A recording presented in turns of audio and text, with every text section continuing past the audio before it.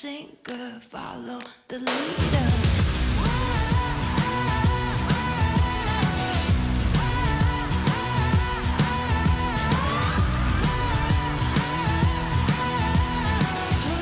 Sinker, follow the leader. Bring you right there to the edge, make you sweat like you can never take the heat, but it's never too hot for me. I walk the walk, talk the talk, you know I'll never stop, cause I'm an animal, I'll just laugh it off.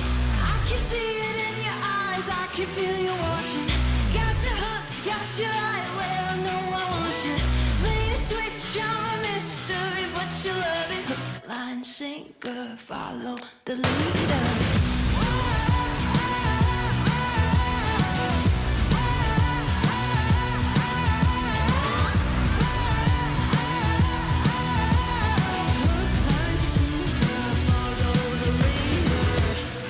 Sitting pretty in the palm of my hand. Got you busy, got you missing me, you can't stand it.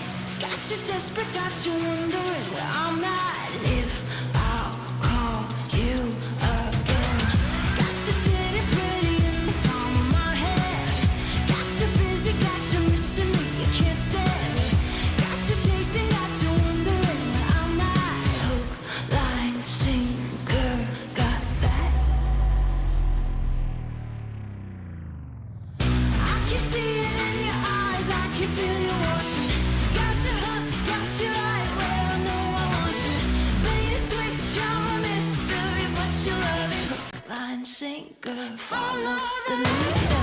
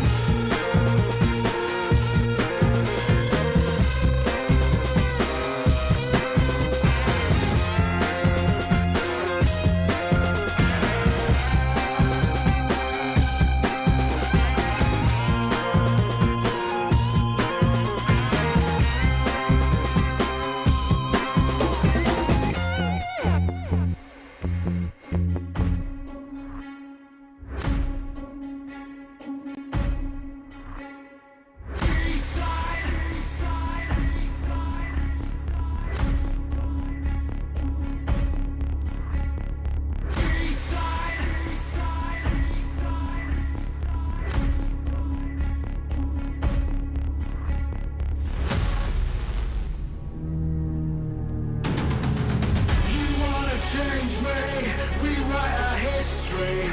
I chose my side, drawn the front line. You want a safe face, came to the wrong place. You raise a white flag, I give the peace sign.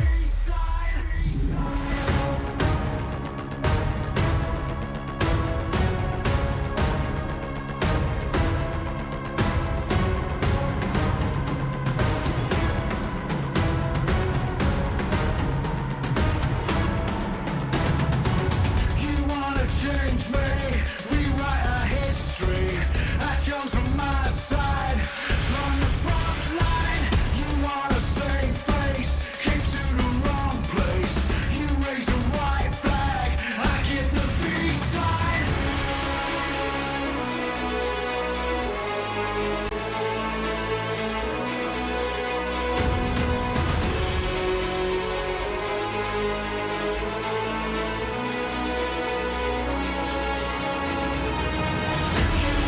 Change me, rewrite our history. I chose my side, drawn the front line. You want a safe face, came to the wrong place.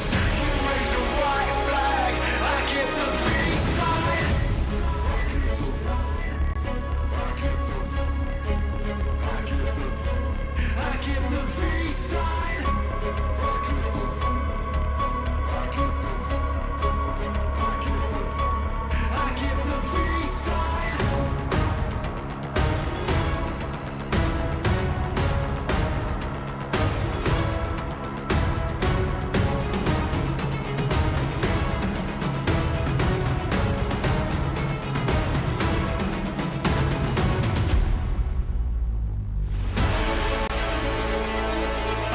the peace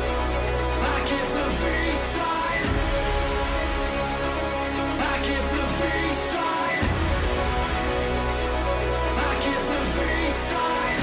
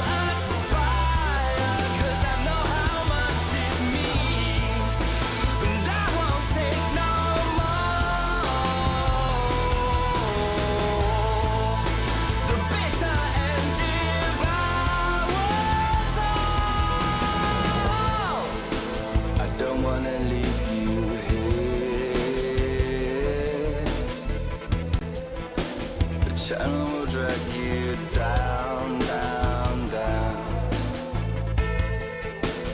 Living with vultures and naysayers.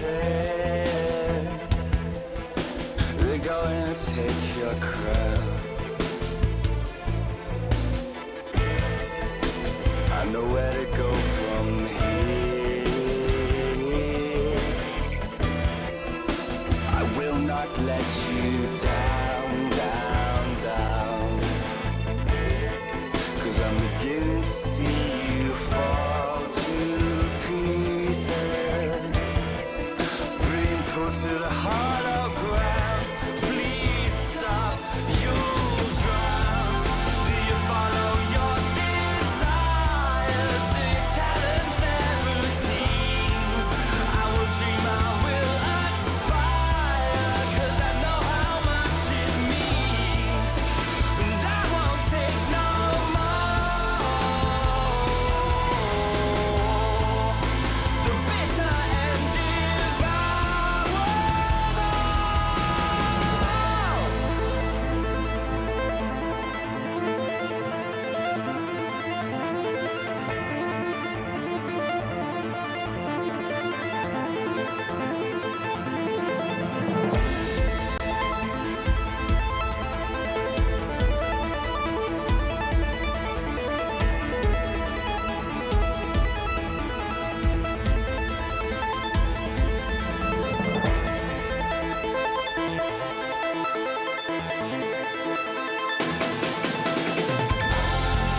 Do you follow your desires? Do you challenge their routines?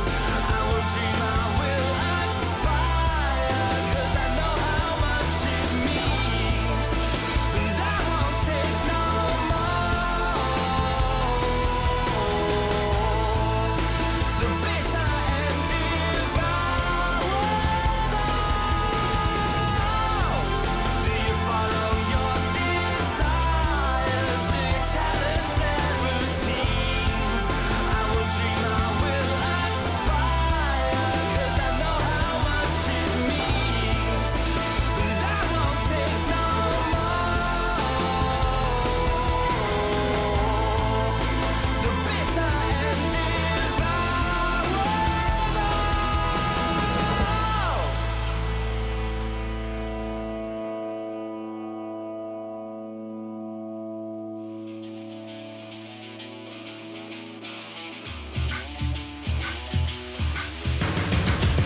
Got a backbone made of steel, make you feel like I'm an animal that you can't control. Walk the walk, talk the talk, I'm the whole deal. Yeah, I'm an animal and I command the show. I can see it in your eyes, I can feel you watching. Got you hooked. Dragging us down, face on the ground, but still we so proud. Just look at the crowd, making some noise, making some sound. We got a choice in hearing us now.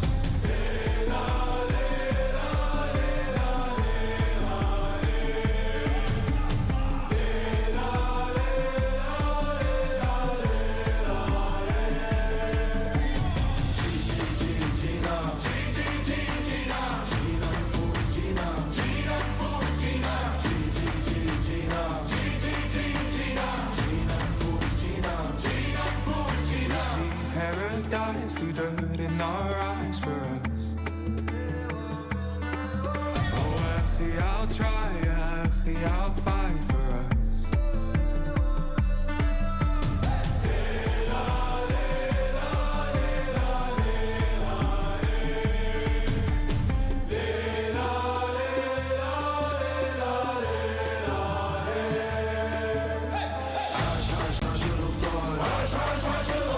Kafu, kafu, ja, op door. Kafu, kafu,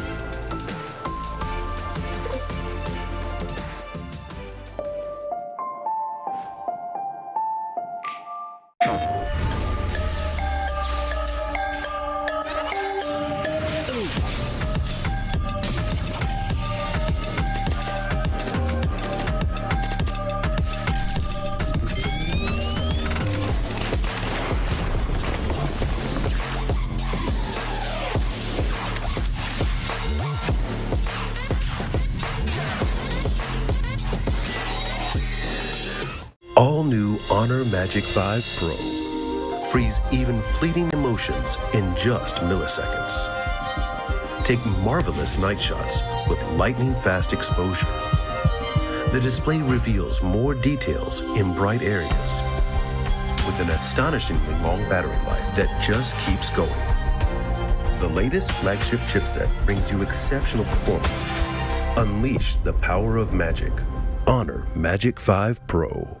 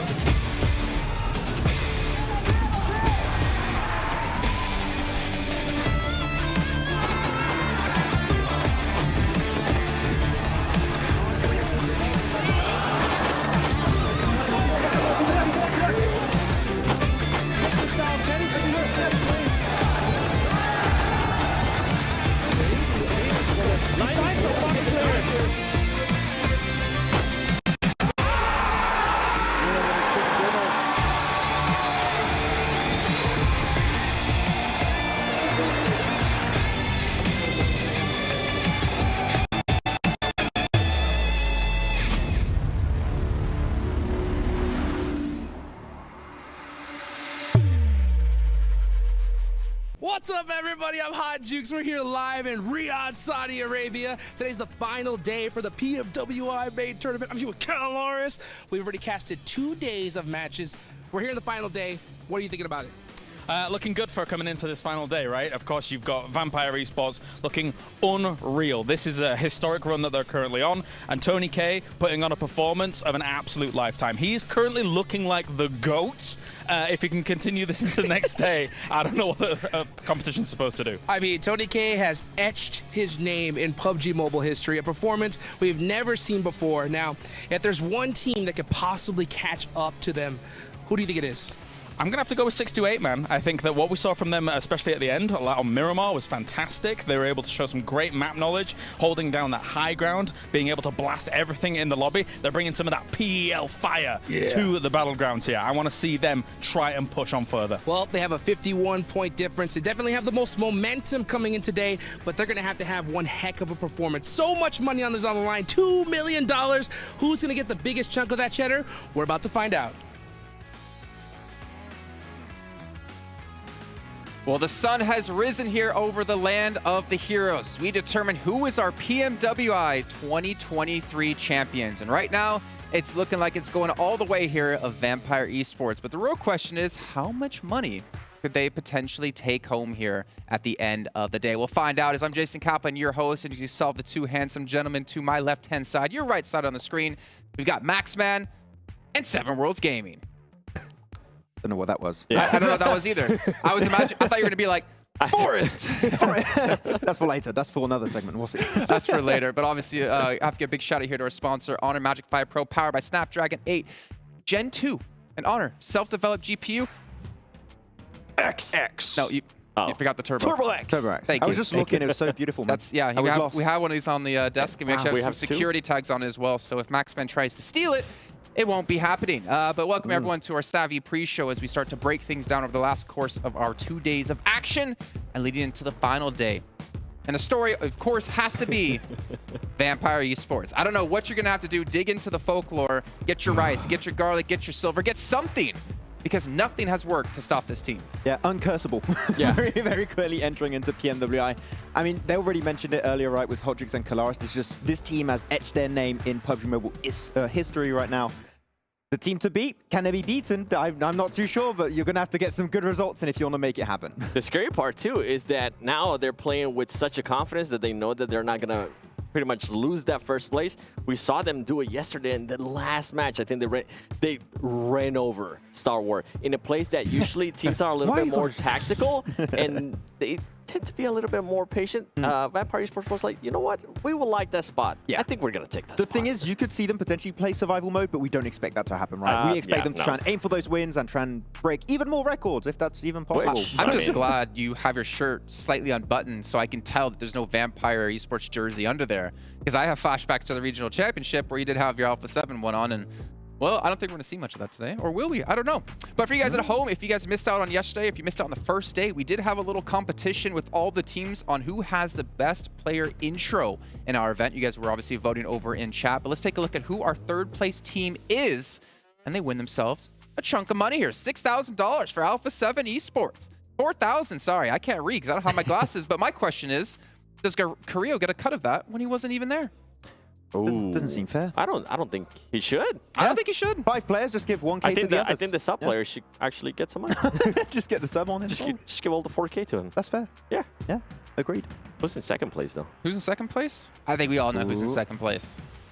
Alter Ego. Actually, Alter Ego. They got the mask on, looking good, win themselves $6,000. The mask was a good investment, and they made that money back. Pretty Yeah, quickly. it's like 30 bucks for the mask, and you make yourself $6 grand. That is the smartest investment plan I've ever seen. But who's first place? We all know who's going to be first place. Oh, wow. Because they're going to just get wins no matter what here in this event, whether it's going to be in the final results or if it's going to be in our record breakers. Did we think any other one was going to win? They were like... Into And then they were Ravenclaw. I thought I was going to be the one shooting you. That's not fair. No. No, I didn't agree to that. Okay. You would wasn't think, ready. Max, after how many years of working with us, that you would know that you would always be the victim. True. No, yeah, actually, We do put you in the middle for a reason. I don't enjoy it, but yeah, true. Yeah, we put you in the middle for a reason, and we all know what happens before we come on air. $2 million for the main tournament here. $400,000 for first place. $200,000 for second. But of course, we have a battle for second if we can get there. But not only do Vampire want to win this tournament, they want to break some records here because they have quite a few of them at the moment. And one of them has already been broken with the most eliminations in the event. We have, I think, 44 right now for Tony K. So he's already broken it by another 7. And he has 6 matches left to go today. Yeah, just trying to make sure it doesn't get caught back up, entering these matches. But this is the reason why I thought that they're not going to play survival mode here, 7. They need to try and get as many eliminations, as many chicken dinners as humanly possible, because if they can get themselves an extra few, they can just break 2 records potentially in the game, potentially also most rescues, and also most podium finishes. So they can make absolute bank again this year in this event. It's mental. I think by the time we come back tomorrow, I mean, not tomorrow, next year, this graphic is just going to be all Vampire Esports. Yeah. So we have 6 top 3 finishes for Vampire. So they just need 3 more and they break that record. Schweppes has 11 rescues, so he needs 4 more to break that record. They've already broken the record when it comes to eliminations. They need one more chicken dinner to beat that record, which was themselves, but they want to be the only team up there, right, as you can see. Yeah, this is getting pretty crazy. I cannot wait to be at PMWI 2027 with PUBG Mobile 2 and Vampire Esports still holding the 24 eliminations in one match record. That would be insane. It's been 84 years. Back in my day, I was having beats on Vampire. Tony K got 44K. Pretty much. We'll have to change the branding to just orange because that's just how it's going to go for Vampire for future events. That'll be next year. Just everything's orange because Vampire will have won it if they do close things out today. But there is still a chance, though it is not a very big one here for teams like 628, Alpha7 Esports, Alter Ego, because Vampire, they basically you have to score more than 10 points they get per match. Yeah. If they score 10 points in a game, guess what? You better have gotten 20 if you want to close in on that lead. The thing is, Jason, do you expect them to have bad games? Well, as you saw yesterday, their bad games are like 13 points, so I don't know. They have to have some really bad games, but it's almost turned into a battle of second place, and we have a couple of teams with that chance for it, right? We've got Alpha7, we got 628 battling for second place, we got a couple of other teams in there as well, Alter Ego maybe. There still is a chance for some teams to really up their prize earnings by like 75, if not $150,000. Yeah, because Vampire Esports took so many of the points to themselves, it's actually relatively close here, 7 for the teams on that first page, except for Vampire Esports, of course. And at DK Esport, not going to lie, I would love to see a chicken dinner. They have been looking a little bit more confident, a little bit more willing to take those aggressive off angles in finishing moments. And a chicken dinner could maybe allow them to not only make it up to third place, but close that gap with 628. You're not talking about chicken dinners. One team that I'm going to be looking at right now that's within this top 5 that doesn't have a chicken dinner, GK Esports. I was talking about. I never knew who you were going to say there. I couldn't guess. They were a team that was able to step it up in a big way. Day 2. Day 1, it was mostly just one player, Satan. And then day 2, we kind of started seeing the whole squad being able to come to life. And I feel like day 3 is going to be their time to shine, being able to get that chicken dinner. And they are within range to get that second place. And I mean, who wouldn't mind $200,000 in your pocket? I don't think anyone would mind that, If you do, then you already have too much. I hope you have a really big pocket to hold $200,000. I'm just trying to imagine how stacked your pockets are. But as we are talking about the battle for second place, why don't we take a look at two teams who are in close contention for it with 628 and Alpha7. Now, the stats you're going to see here are all from day 1. Keep that in mind because we'll be looking at day 2 in just a second.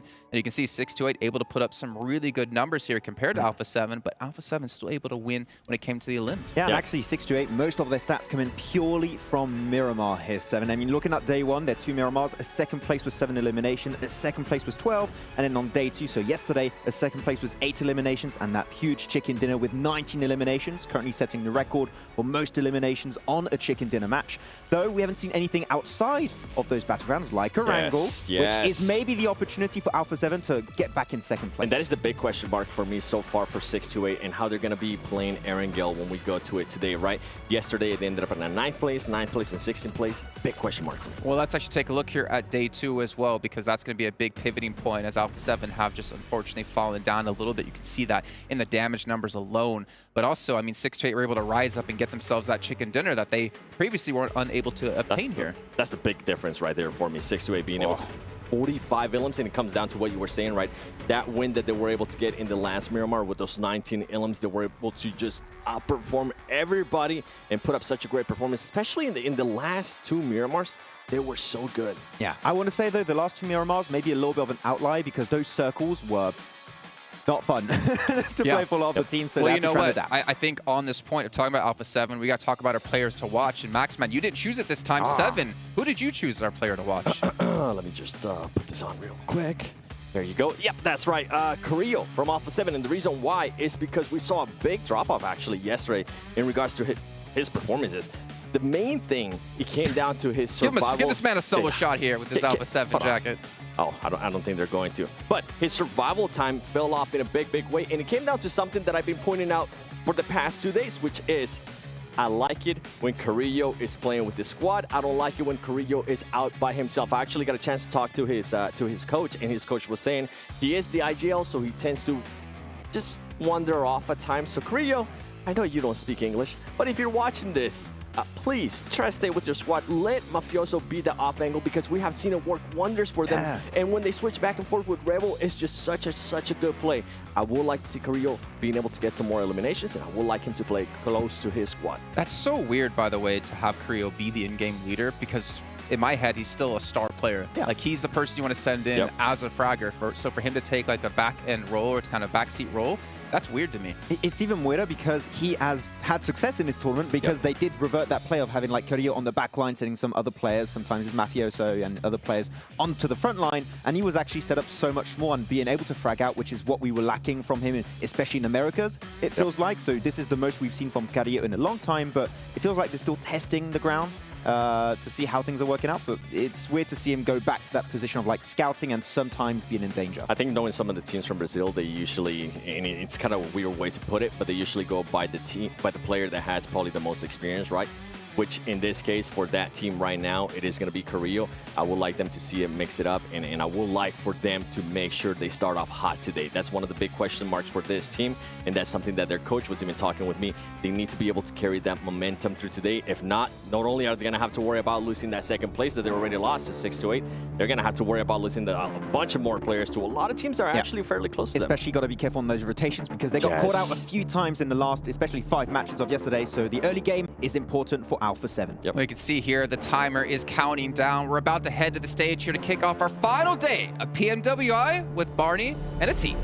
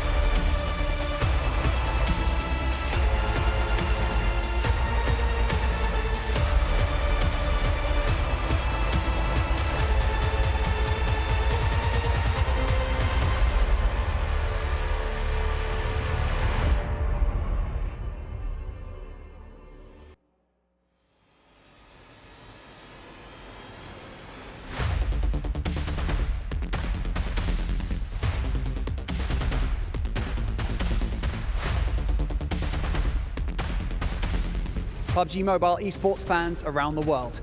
Welcome to the final day of the 2023 PUBG Mobile World Invitational.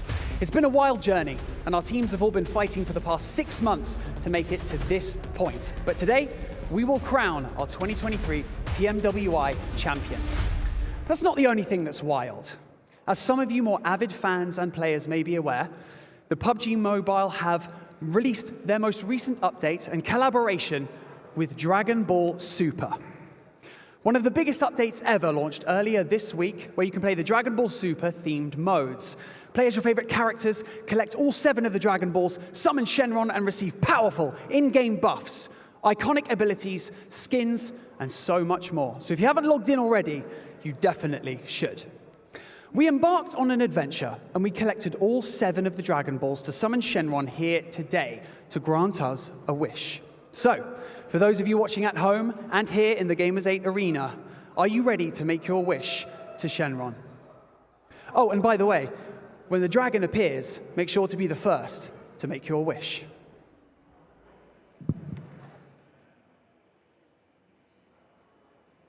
Eternal Shenron, by your name, I summon you forth.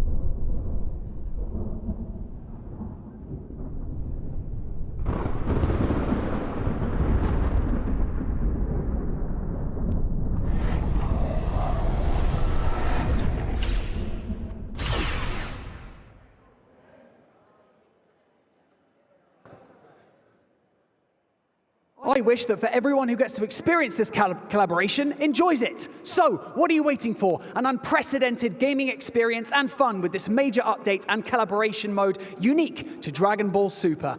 And if you want to experience what it's like to summon Shenron in-game, make sure you check it out in PUBG Mobile today. With that being said, let's head over to the desk to begin Championship Sunday. Well, I think we know who got his wish quickly in there because someone grew a little bit taller. You guys didn't make a wish? Hey, man, I wish for me to be taller. So this is what it feels like, Jason, huh? Yeah. Wow. Yeah. Nice. It must be nice. Hi, Max. I want it to be like you, my boy. I'm actually taller. Nice. This is There's no boxes. All the boxes are gone. now What boxes? This is all him. Yeah. So just what are you talking walk out in front of the camera here in front of the desk. about that. No, about that. We can't do that because we got to talk about the survey. Going to be linked over in chat. Make sure you guys pay attention to that because we want to hear your thoughts about the show and obviously about the event. I'm so jealous, by the way, of Barney getting to summon Shenron. I always wanted to do that. We The tried Dragon to do Balls are it set yesterday. everywhere. You can't go find them. Yeah. We tried to do it yesterday. It didn't happen. Yeah. Oh. We were so one close. short. We were one short, man. Made me sad. I wonder what we would have wished for if we got it. I mean, you can get Ooh. superpowers or loot in game. I got a lot of level 3. I would have wished for skill. I I don't think Shenron can grant that, unfortunately. Let's head back into, obviously, the event with what's at hand here. Talked a lot about 628, talked a lot about Alpha7, but we got a lot of other teams out there, right? We got G Gladiators looking to potentially move themselves up in the leaderboards, hopefully improve on what they've been able to do. I didn't mean to laugh at that in the last 2 days. Alter Ego as well. I think we actually saw them on our way back over here after getting all pretty looking. And I think they're looking good. I think they're looking confident. They seem like there's no pressure on them. Yeah, they're definitely looking confident. Talked with a coach a little bit. Seemed like they're looking good entering this day because they are in a position where they could contest with Alpha7 and 628. Clearly, it's just going to require some really strong games because the game actually they ended up winning was that weird school finish, which could have been really anyone's game at that point. So I want to see like just a strong, dominant presence from them if they do secure chicken dinner.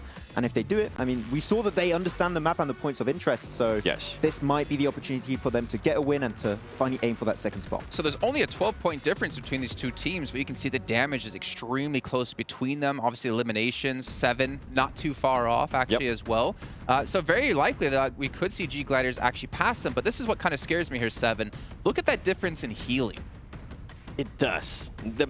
Something I really want to talk about with Alter Ego, though, that I didn't like is how many players they had at the end of every single game, especially the last 3 games. I felt like it was a big issue. Yes, they did end up winning that madness right in the school area. But then when we went to the Miramar matches, I kind of saw the same thing where they ended up with just 2 players alive. That's not going to end up working out, especially if they really want to be able to get that win. It's not... Obviously, you want to be able to have the most players you can have alive there at the end. I'm hoping they're able to keep a little bit more of their players alive towards the end. That way they can have more to work with and they can actually try to get more elims as well. And actually, we saw that in the very first game, right, of the main tournament, where Potato clutched it out and actually secured a second place against Flux and World Esports, Gladiators, Jumbo, etc. So if they do back up that fragging power with just sheer numbers, I do believe there's a very clear chance we could see a winner-winner chicken dinner coming out from them, just a little bit more confident and maybe less messy than that school finish. But I tell you, the potential is there. We just need to see a bit more structure as how they approach that late game. Well, speaking of Dplus KIA, as you guys have mentioned, I was looking back at their numbers. They're currently sitting in 8th place at 65 points, so 1 point behind G Gladiators. But I think for me, the big step up for them is they did have a slow start in this main event. They ended off day 1 with 15 eliminations. They ended off day 2 with 29 eliminations. So a huge increase, almost doubling the amount of limbs they were able to pull off between day 1 and day 2. And they did start to look more confident. We got to see Forrest finally...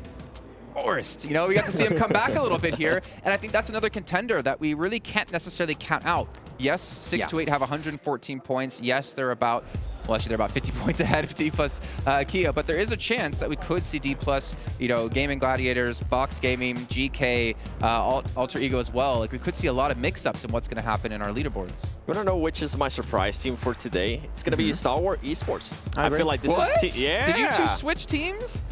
I think we did. Alpha7, let's go! Yeah, I'll give you the jacket.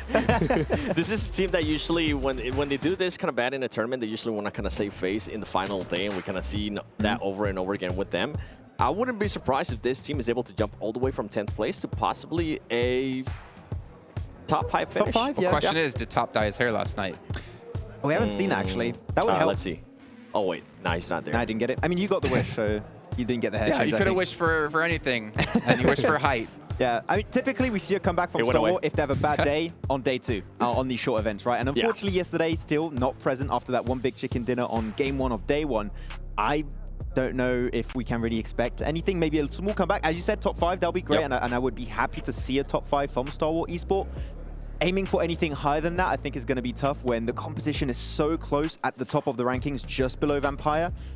We need to see a huge day, but I don't know if we're going to see it. I think what we're kind of painting here is there's technically like 3 mini battles happening, right? There's Vampire hold on to number 1. There is the battle for second, because there is a big discrepancy between second or third and fourth place with 628 Alpha7. And then there's like this big cluster of grouping of points, right? You're looking at Alter Ego at 78 points in fourth place. You go down the list here, you got Fireflux at 56 in 9th place, and realistically, that's not too far of a gap. That can be caught.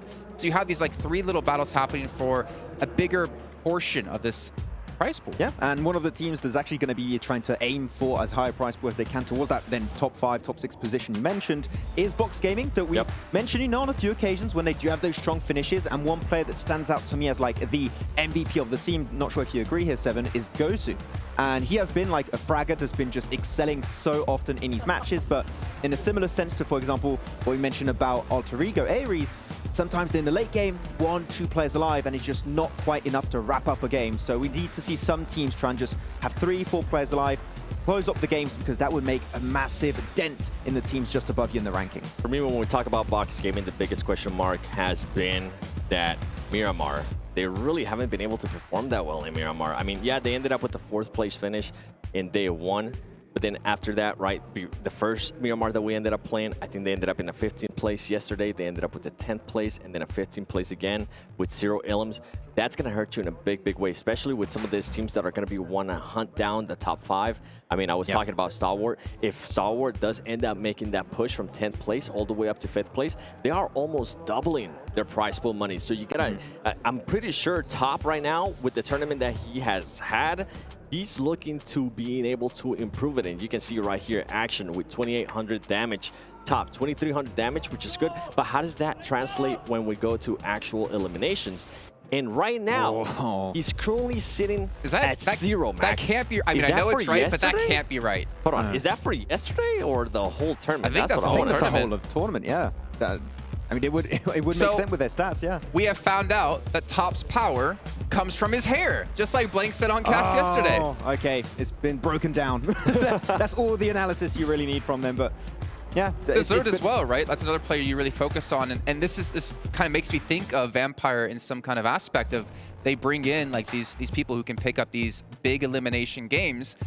But for some reason, the old stars of the team just, well, Top in this case, just is non-existent. I would say the reason why we saw Star Wars Esports be so successful in the past is because they had the same roster that never really changed for so long. It was Top, Action, then you had Pika and Scry. Pika being the IGL / long-range player, and of course Scry being the scouter and off-angle player for the squad, the support mostly. And changing that worked great in their home region of South Asia, in the championship more specifically. Playing outside of their region now in PMWI, they're really putting this new roster to the test. And unfortunately, the test has not been as successful as they really wanted.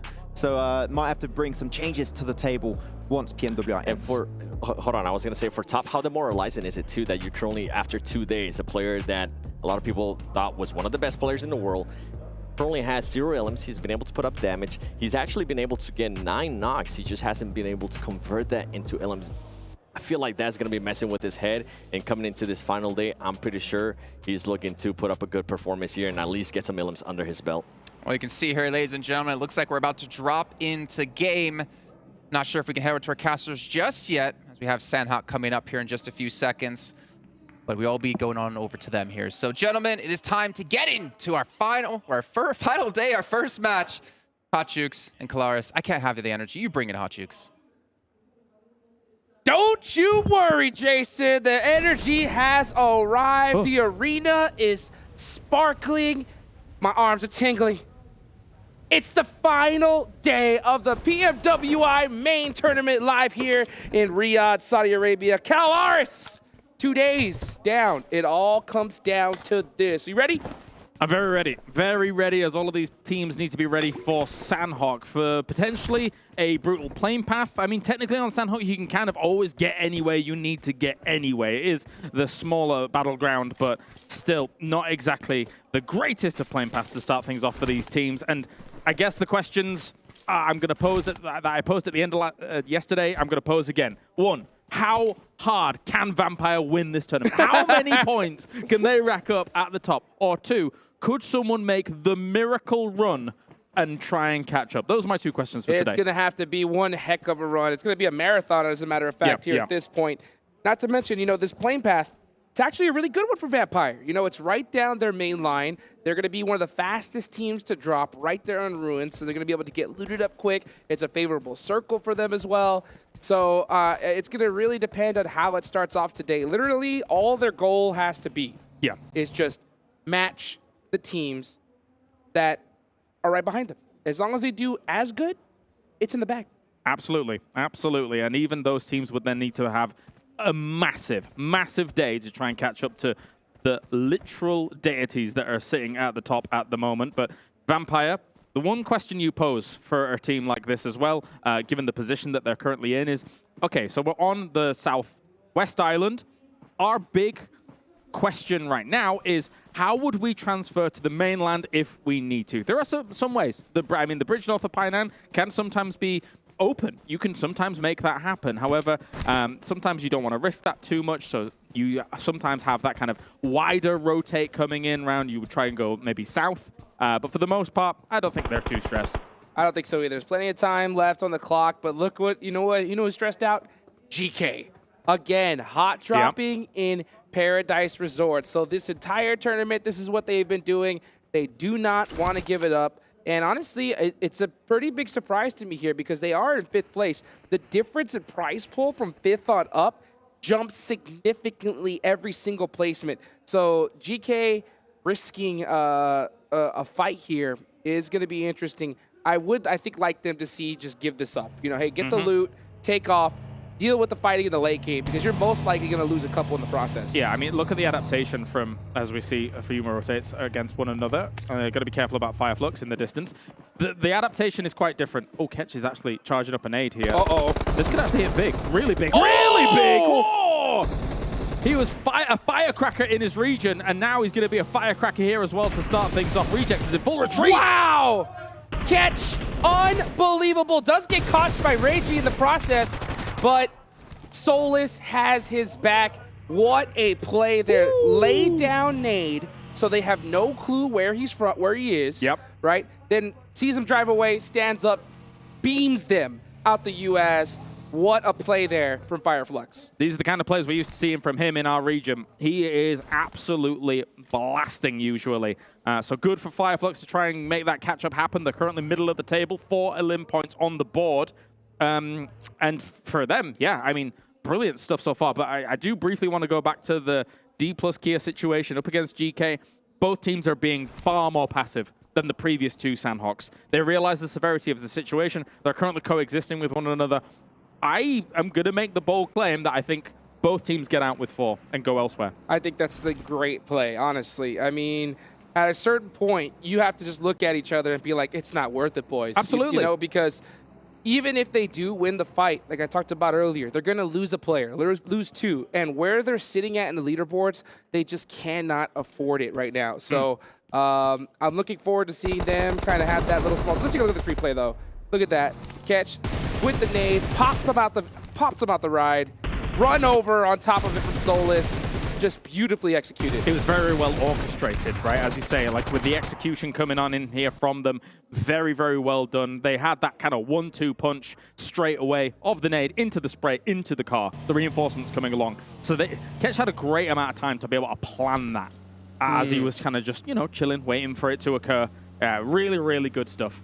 Got to watch out for those snakes in the grass, that's for sure. Yep. Now, let's talk about the whole totality here at the tournament. Remember, guys, there's $2 million here at stake. $400,000 for first place, $200,000 for second, and it goes down from there. Now, just to kind of reiterate the craziness of Vampire's performance, they literally could almost come into today and not play at all. and still win first place. Probably, yes. That's how insane it is. I mean, Stalwart Esports, a team majority of the roster here, picked to win this tournament. They got 50 points in 2 days of play. Yeah. And we'll have to see a team do that here in one. And, that is 6-8. One of the teams that needs to do a performance like that, and they're going to lose 2 players early on. That's a huge, huge pickup for Gladiators. It's a huge deal. If you all want to make a miracle run here from second place to try and get yourself to first, even at all, this is very important for 628 to get out of a situation. But losing people this early, yeah, it slowly crumbles. 100%. Now, Gladiators, they are sitting in 7th place. So if they're going to take out any team, 628 is the one, because catching Vampire, it's not in the cards. But maybe trying to steal a second-place performance with a monster day? Yep. Heck, that's how you started off there. So they are going to start off with 2 eliminations. That's going to definitely help them out. The nerves are going to kick in big time here in that final stage because there's just so much on the line. Next zone, about to pop on over. All right, is it going to center up, and we're going to have to deal with 2 split islands? Will it hard shift? Let's see. Let's indeed. For Gladiators, obviously, up at that trifecta, they've got good transition paths if they need it from that position that they've just fought 628 in. We've seen them time and time again just defend that location, try and scramble for it. It is quite the divide on this. A little bit mainland leaning, but there is still enough of that southwest island in play to cause concern for these teams. 100%. Yeah, I think that a lot of these teams are going to try to get in that Pine-On area so that we can kind of just hedge their bets. Yeah. But this is a tough zone. I mean, you have to really take a gamble. Where do you think the circle's going to go? Is it going to center up again? Hard shift on either side? It could pretty much go anywhere. Meanwhile, we see Vampire, our top team in the lobby, hanging out on the edge like they usually do. They stay so quiet. Wait for teams to kind of get into the mix of things, and then just steal eliminations as they go. I mean, whilst we've been in the back watching the games that we're not casting, you've done a great job of identifying when Vampire can strike out from those edge plays, right? We saw it on Miramar, where, halfway through the game, they're kind of on an edge situation, not really in the middle, not really in the midst of all the fighting, but they know exactly when to make those rotations. We saw it on Miramar yesterday as well, yes, when they were on the west side, and they were moving into those troughs that were kind of alongside those roads. So I can only imagine here. We haven't seen that many Sanhoks, so we have a small sample size to go from here regarding Vampire, but they're very, very adept at being able to know when to transition mostly, as opposed to just kind of going for a crazy send too early or too late. Yeah, and I think they have such a just magnificent understanding of this game and the competitiveness of this lobby, because all these other teams are scrambling to get a really good spot. Meanwhile, they're one of the only ones that are just hanging down the edge to say, you know what? Right. We know that we're so far ahead. All we have to do is just survive. Just put a few points on the board. It's GG, right? You were talking to them, and they're baffled almost at the other teams. Baffled by how well Vampire's been able to cope, right? Yeah, it's just ridiculous. I was having dinner with some of the players, some of the coaches last night, and we were just joking and laughing at how crazy this performance is. Some of them thinking, is it luck? Some of them credit to Tony K's use of the Mini 14. They're saying that, you know what, we're all studying the Mini now because they say, you knock player? Boom! Tony K Mini 14, pop, it's gone. Yeah. It's gone. Yeah. And so he's like, all of our players are not focusing on the Mini 14. But other than that, you know, they said that they had a harder time in the All-Star stage. Yes. Yeah, technically, at the moment, yes, definitely. They were like, they had a harder performance then compared to now, and this lobby's insane. I mean, you make a good point about the Mini and the DMR and how looking at how he's been able to use it so far. One of the absolute critical things about when you pick up a Mini and you're able to get it is having an extended mag on it. If you've only got 10 shots, yeah, okay, you might knock someone, and yeah, you're not really able to follow up with the complete thirst overall, but having 20 shots on it with extended makes all the world of difference. You can very rapidly follow up a knock and then get that confirmation on the elimination. So, yeah, I mean, as long as you've got the right tools for the job, man, like that Mini, the DMR meta, I think it's rapidly approaching for these teams. I think so too. And the thing about their strategy, it seems to always be hanging on the edge, waiting for teams to fight, and they just watch. They stay really quiet. They don't want any attention on them. Then they see a player get knocked, and they have such good sights with that Mini that they just go pop, pop, finish the elimination, and just steal points. I wish we had a counter that could show how many eliminations were with the mini and how many were stolen. And I guarantee you with Vampire, it's going to be through the roof. You think Tony K is just absolutely blasting? I mean, we're already witnessing it. We are witnessing it in motion here. And again, what we've seen so far from them over the last 2 days is nigh on unthinkable. But let's see what they're able to do in day number 3, as their stiffest competition in 6-8 so far is not having a good start here on Sanhok. Bit of a rough one. The circle's already shifted as well. We have mostly mainland now in play. That's going to edge these teams towards that mainland, trying to get themselves a good spot. But quite a lot of room is already taken up by the likes of Flux, by the likes of Box, that have got themselves a decent center compound. And that has a lot to do with this last zone. You know, since it was so split between 2 islands, there was a lot of congestion on either side. But now that it's really shifted towards mainland, all those spots, like you mentioned, they're taken. Meanwhile, we're seeing Team Falcons, Tianba, GK, all on the edge of that circle. They're going to have to push here the next few minutes. I'm keeping an eye on these top teams to see how they handle a circle like this. And GK is one of those teams that we were mentioning from that Paradise Resort situation, right? They've found themselves in boot camp currently. They do have Ragnar forwards here to try and scout things out. Ultimately, it's a very mature decision to not take things absolutely, aggressively in Paradise Resort when this is your last opportunity on Sanhok to get some points. Both of those teams, as we kind of predicted, did get out as a full 4 force. And now, well, Tiamba's going to take some shots over towards 6. Does not quite get him. Gets him a few clipped shots. Oh! But GK will follow it up. Gets the knock. Hope with a nice take right there. You can see him going to go for that finish. And he does most likely get that confirmed. I'll tell you what, getting these confirms right now is so important. I think a lot of these teams did their homework and just saw how dire it is to, a second you get that knock, instantly thirst, because if not, it's going to get stolen. The steals, especially in the later stages of the game. We talked about it in day number 1 where teams, because it's such a high level lobby, are surviving longer into that mid to late game. So steals are far more likely. You need to be voracious about that knock and then eventually the finish, the confirm. Next zone about to pop on over. 40 seconds still left on the clock. You can see the intensity in these players' eyes. They are locked, loaded, and ready to go. Fnatic getting a nice shot there onto Rules OG. Tianba over again, battling it out with GK. They do get their revenge here and get another player. Beautifully done for them. Team Falcons pushing. This is a very interesting play from Dplus KIA. They do get 1 knock. Oso is on the full laydown right now, and meanwhile, Team Falcons are stuck in the blue zone. The QBZ map specifics able to do quite a lot of damage from distance. M16 though from Gosu hitting Falcons once again. Falcons is really bleeding out here, and for the most part, Dplus KIA might be able to hold them out completely. And I believe those were steals as well. Done. So yeah, I mean, Dplus KIA getting stolen a couple by Box Gaming, and that is the nature of the beast. They did end up getting 2 of those eliminations though. Meanwhile, this is a huge battle. This is 6-8 versus Vampire. The first place team versus the second. 6-8 needs to stop them now if they want to have a chance of going for that championship title. Yeah, because 6-8 lost people earlier, their rotations have been disrupted quite a bit, and that has kind of dragged them into the Vampire situation, who are happy to play edge.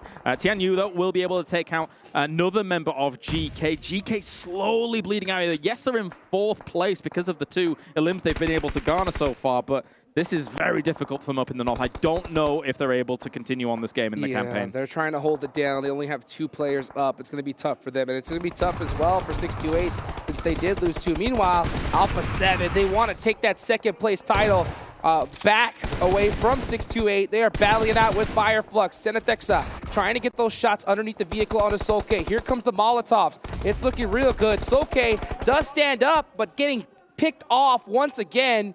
Meanwhile, Senethexa from the back line. He's going to throw the nade. Does he connect? He does. It's an important fight for an important location here, and it will be Alpha7 taking out Flux quite quickly on all of this. Now that Alpha7 here has got to bunker down and try and hold on, because there's the potential other teams come up on this. If you're thinking about Infinity IQ, they're currently on the east side of them. Sending it up this hill from the compound that they're in is kind of important, being on the edge that they are. I think Alpha7's got to weather the storm and ready up for the next one to come. Yeah, you saw them instantly throwing out those smokes towards Infinity IQ, just trying to buy some time for themselves to get those reses, and they do get them. So they are going to have 4 players up. Meanwhile, we see GK getting picked apart. Gladiators on the job of gatekeeping the rest of these teams. You can see Tixi up front, keeping an eye on Tianba. Oh, okay, Tian Yu tried to get the finish, and I believe he did. He did get it under Ragnar, but he's going to go out in the process with only 3 eliminations. Can't get out of that Northern situation there when you're outside the circle. Another push on here. DRS trying to deal with Alter Ego. DBS in hand. Delta able to do quite a bit of damage against Potato. He will go down, but at the same time, Fnatic coming in here to try and go for the trade, but they're going to be eliminated here. Killer on the reses. DRS with some points on the board. Beautiful shutdown there, and they keep everyone alive. That is what's so important. Meanwhile, we see Gladiators getting beat up by Papa Blue as they're starting to creep into this next circle. They do make it in on time. Next zone gonna pop, most likely gonna head towards that mainland. Yeah. Where exactly does it go? Okay, all the way up in the north. You know, Box Gaming, Alpha7 are really happy about this. This is fortunate for Gladiators as well. Generally, unless it's a circle that's on that northwest island, they're very slow about approaching circles on Sanhok. Obviously, you can't be slow if you're on the northwest island. That's where you drop, you know, that's how it goes. But with this, Gladiators is very used to this. They've just got to be mindful, though, of the potential that 628 might try and sneak in behind them, and then they should be sitting pretty. Yeah, 100%. In a zone like this, Gladiators need to be focusing on their backs. Everybody that is in that edge of that circle need to clear that backside before it pops on over to the next zone, because there's going to be a lot of teams creeping it in. And one of those squads, Twisted Minds, other, DRS, even Vampire Esports about to go ahead and pop into this next circle. I'm going to be honest, in Painan, Twisted Minds is way too spread thin. Like, they're going to be encroached on very, very quickly here by Vampire, and I don't think you can hold that kind of split this late into a game when this many teams are still alive. So I think Vampire's got the potential of really, really punishing Twisted Minds here. Well, you know, speaking of getting punished, DRS, Infinity IQ, about to get punished by the blue zone as it is creeping in on them. Alpha7 are waiting, so they're going to battle that out between each other, and I think this is definitely the play. You want to get those eliminations because you're going to need those points, because trying to battle Alpha7 in their position, good luck with that. Meanwhile, Mafioso, you can see him, yeah, just waiting for them to come towards him. Vampire getting the worst end of this here, as they were also shot from STE on the other side. And Rollkiss will be able to take a big fight against them. The S12K trying to work on out, but Fluke will go down. And Vampire absolutely dunked on the west side of Painan. Excuse me, Twisted Minds dealt with it all right. Hey, 0 points for Vampire, a very rare occurrence here at the start of the final day. Meanwhile, Alpha7 starting to heat things up. Carrillo getting caught by Ferrari. That's going to make it tough. He tries to get another shot, but it's going to be Box Gaming that are going to take him out. So a big help there on the side of Alpha7. Meanwhile, Mafioso busting out the DBS. Oh, what an angle! Are you kidding me? Very nicely done here. Mafioso really racking it up here for the team. 7 limbs on the board here for Alpha7. They have a great opportunity here to catch up to 628, as right now, just going to be moving on up very nicely. Yes, 628 and Vampire are already eliminated. This is Alpha7's time to shine. 9 eliminations. They have the zone. They could not ask for anything more. They need nothing less than a chicken dinner with more than double-digit eliminations, and the chance is here. It's on a silver platter. Yeah. Fun fact, actually, up until one of those got confirmed down the line, this was going to be Vampire's only 0-point game of the main tournament. However, it is still, with only 1 point, their lowest scoring game of the main tournament. So there is an opportunity. It's a slim one, but you know what? If that continues, maybe. I wouldn't say that the door has been opened just yet. Yes. But there's a hand on the knob. I get you. You know what I'm saying? I know exactly what you're saying. It's on the knob. You know, is it too hot and you can take it off, or are they going to turn it? We'll see here. It really depends on how Alpha7 finishes this off. Meanwhile, you're going to have them with the high ground in a perfect position. Ooh. This is where they thrive. Meanwhile, every other team is struggling trying to get into this next circle. Mafioso's popping off on the other side. Alpha7 is having a right run of this game at the moment here. They're taking fights in long range against Box, against Twisted Minds. They're holding them up on the left-hand side as well here, but looks like Stalwart trying to make a move up here as well. Against the teams on this west side, they're holding out Gladiators, as well as looking at how we're seeing Dplus KIA trying to hold it. It's not going to be for them, though, but this could be Stalwarts to win. 100%. Let's see who's going to take it. Oh, Stalwart do get the circle as well. So circle blessed right at the perfect moment. Meanwhile, Mafioso is putting a lot of pressure onto them. They do lose 1 player. So now Alpha7 will have the player advantage going into the rest of this match, but they do not have the circle. One thing that they do have, though, is that high ground. How are they going to use it? Meanwhile, Gladiators trying to continue to put some points on the board. They want a big chunk of that prize pool, but it's Box Gaming trying to hold them down. Kitsune up in the front line, getting a beautiful knock there, and it's just Duck left, and he's wide in the open, and he's out of there. Yeah, no way he was able to weather that, as now Box is done here. Meanwhile, actually a really decent angle for Stalwart against what we're seeing from Alpha7, but that being said, they still have a little bit of a ridge line that they can play with some of these rocks, etc., with some of these trees, but as the circle's going to bear on down, I don't know how you solve the Stalwart problem. Oh my goodness, Alpha7 is heating up, 14 eliminations. They don't have the zone, nothing they can do there, but they do go out with one heck of a performance. Now it's Stalwart's time to shine. It's 3 versus 1. Can Kitsune pull off a miracle? He's a great player, but I think Stalwart might have had the bee's nest kicked coming into day number 3. They had obviously a very rough time in the previous. Goes for the nade, tries to connect, does a bit of damage. Oh, and now with the off angle, Kitsune, nothing he could do. Beautifully done from Stalwart there. Great teamwork to get the chicken dinner when they need it, and that is a good, solid finish. Yeah, a nice start here for Stalwart for day number 3, considering there was a few question marks around them.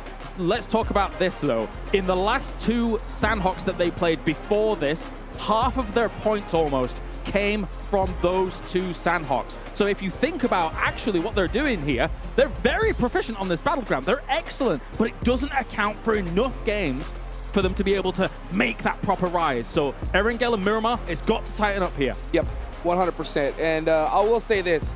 If there was one map where they had a chance to possibly catch up on these leaders, it was going to be Sanhok, right? Perfect scenario for those teams 3rd place on down.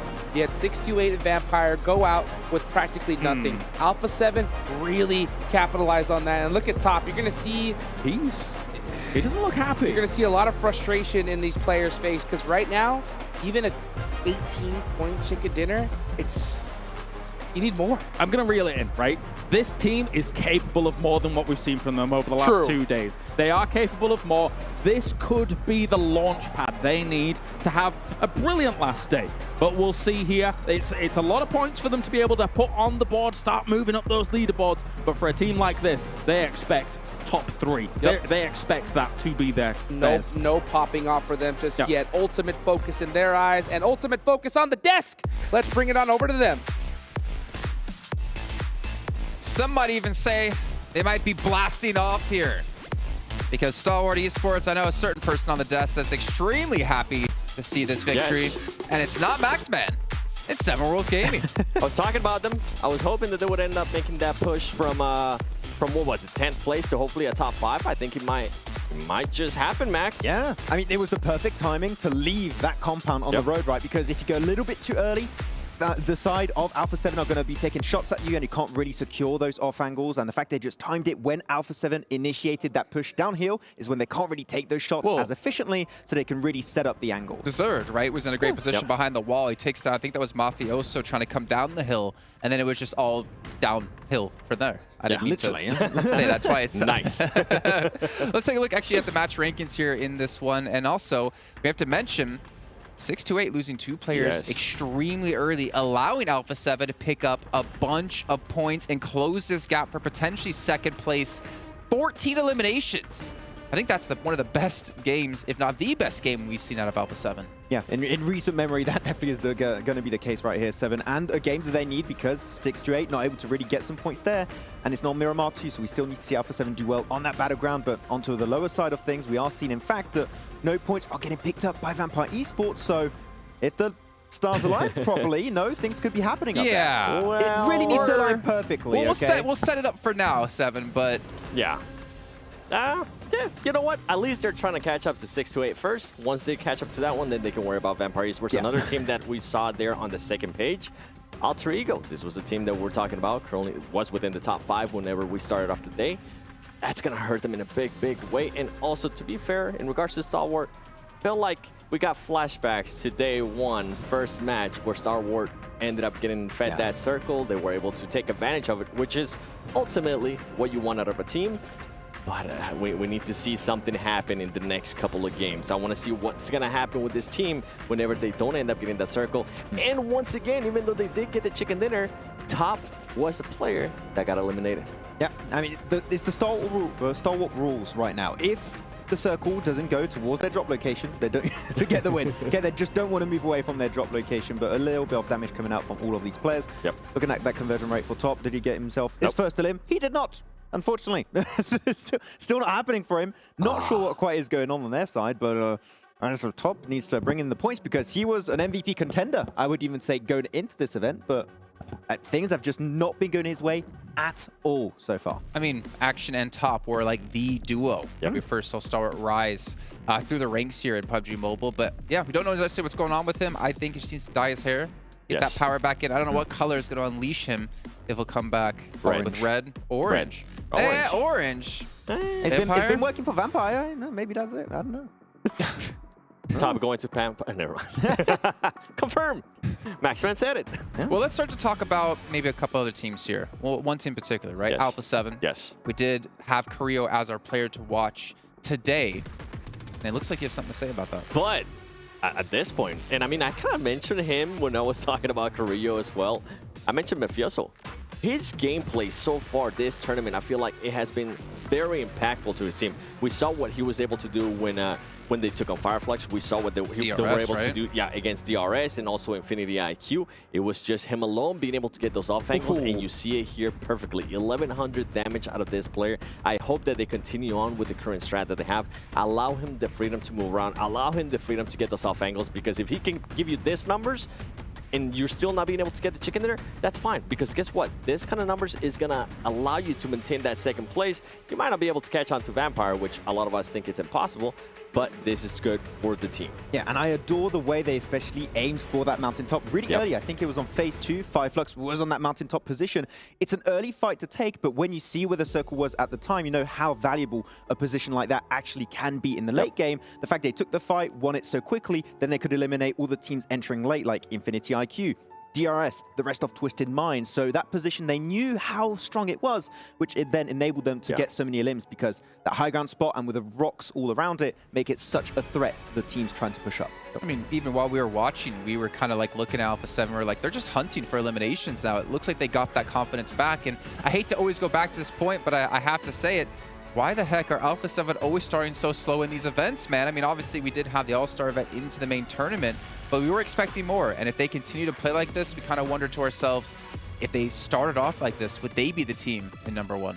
You know what it is now? I feel like I need to start seeing a little bit more consistency out of Alpha7. It's not even being able to start slow, because they did have a great day one. Yesterday, they started off pretty good, and then it slowed down in a big way. This team needs to just find a way to be able to be consistent.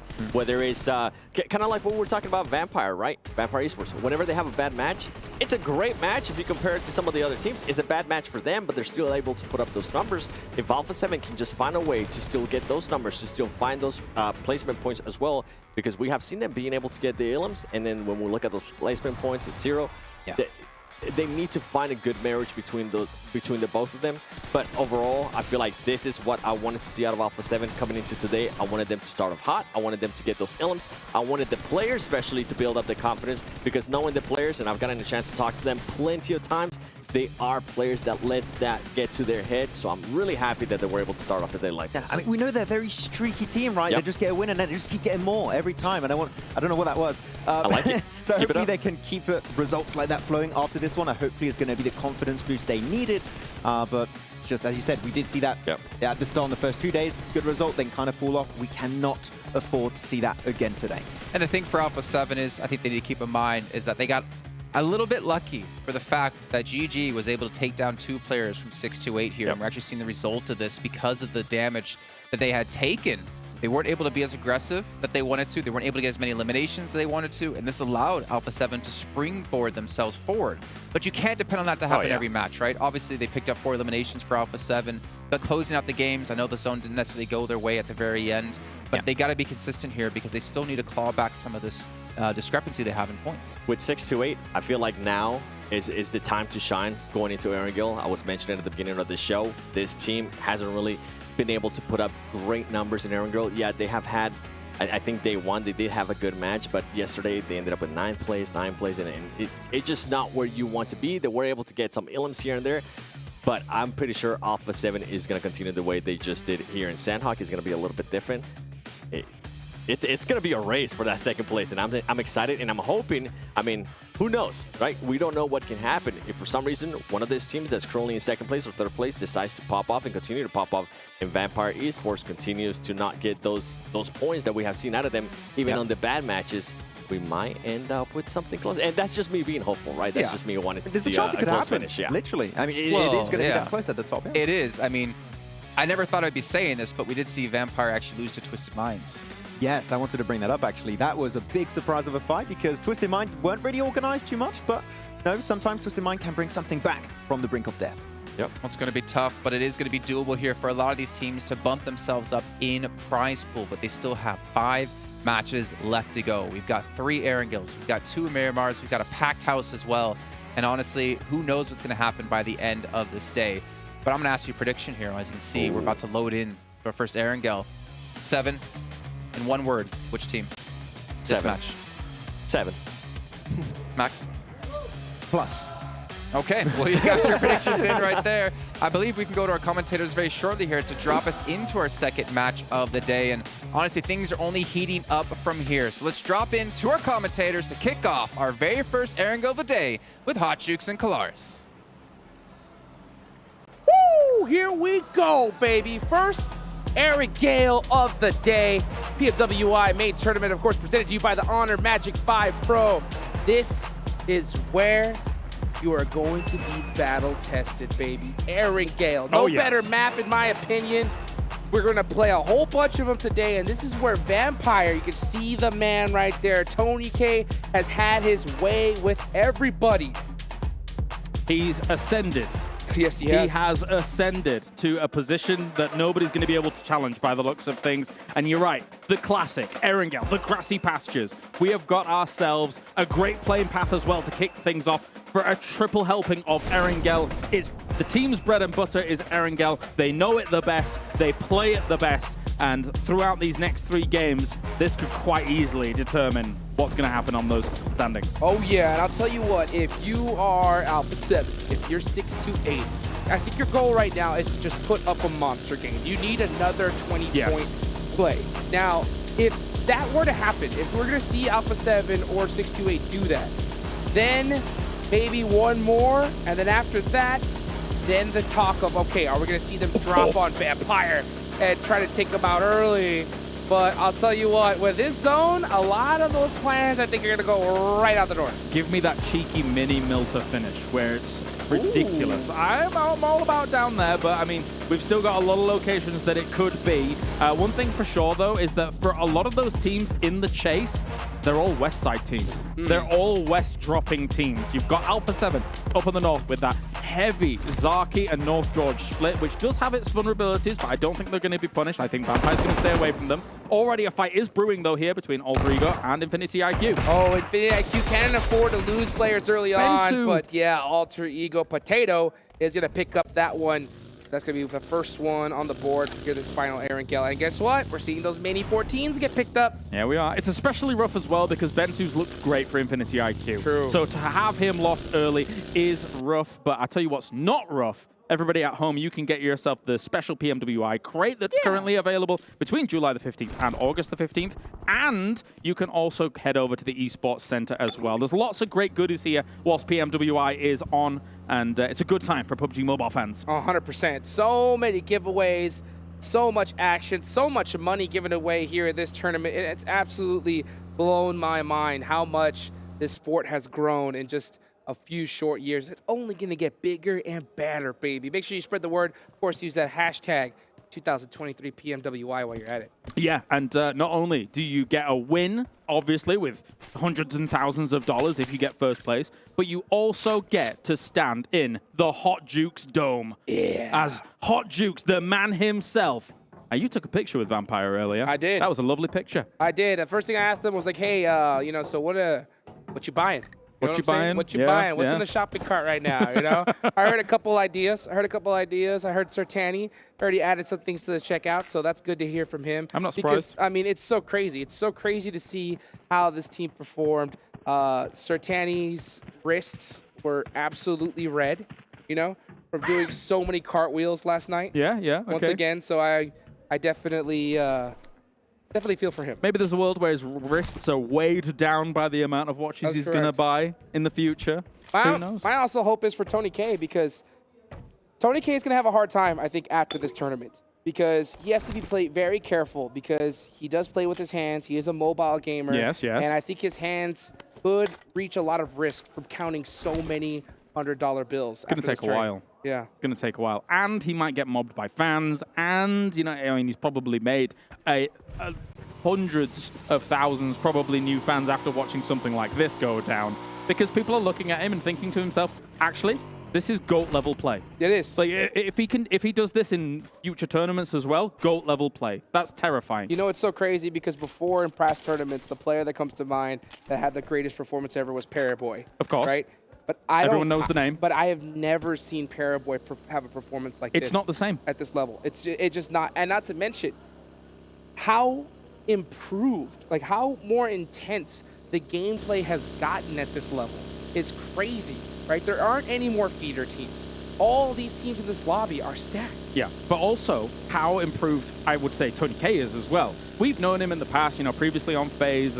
We've seen him, you know, do decently, you know, it's exciting and stuff like that. But what seems to be clear here is that, and it is not just a one-man show, it's the enabling of the rest of the team around him for it to actually occur, actually happen. And yeah, so far, every piece is slotted together. It goes in the square hole. Yes, it does. So we keep Yes, it does. saying in the square hole, yes. Yeah, for these guys, it's been looking fantastic. It's crazy. Yeah, I was when I got to the hotel last night, I saw a lot of the players, coaches having dinner. I said, everybody stop eating, right? Stop now, stop. now. Everyone. Find out what Tony K is eating, right? Eat the same, Yeah. right? Whatever he's drinking, same drink, same amount of water, right? Because it's crazy. It's crazy. But you know what? We can go on about, you know, Tony K and Vampire's performance thus far, but this tournament's not over yet. I mean, yeah, the lead is still insane. I do like that we saw some life, though, from Alpha7.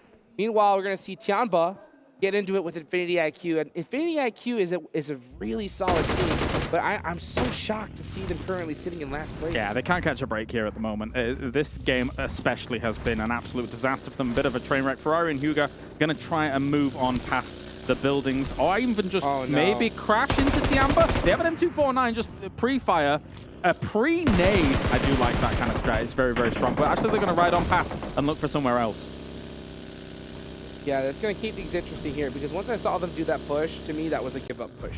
That was a push just saying, like, well, we're at the bottom of the leaderboards, just so you. Yeah. But, I mean, it's so crazy, because, again, even if you're in AIQ's place, last place, that's some good chunk of change, and it's only going to get bigger and bigger as it goes up. A good couple of performances, I mean, these guys could jump all the way to 10th or higher. Yeah, you get a win, and then you're right up there.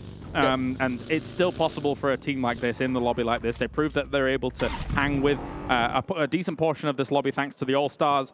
And now they've found themselves a decent compound here along the road between Milta, running all the way over to Milta Power.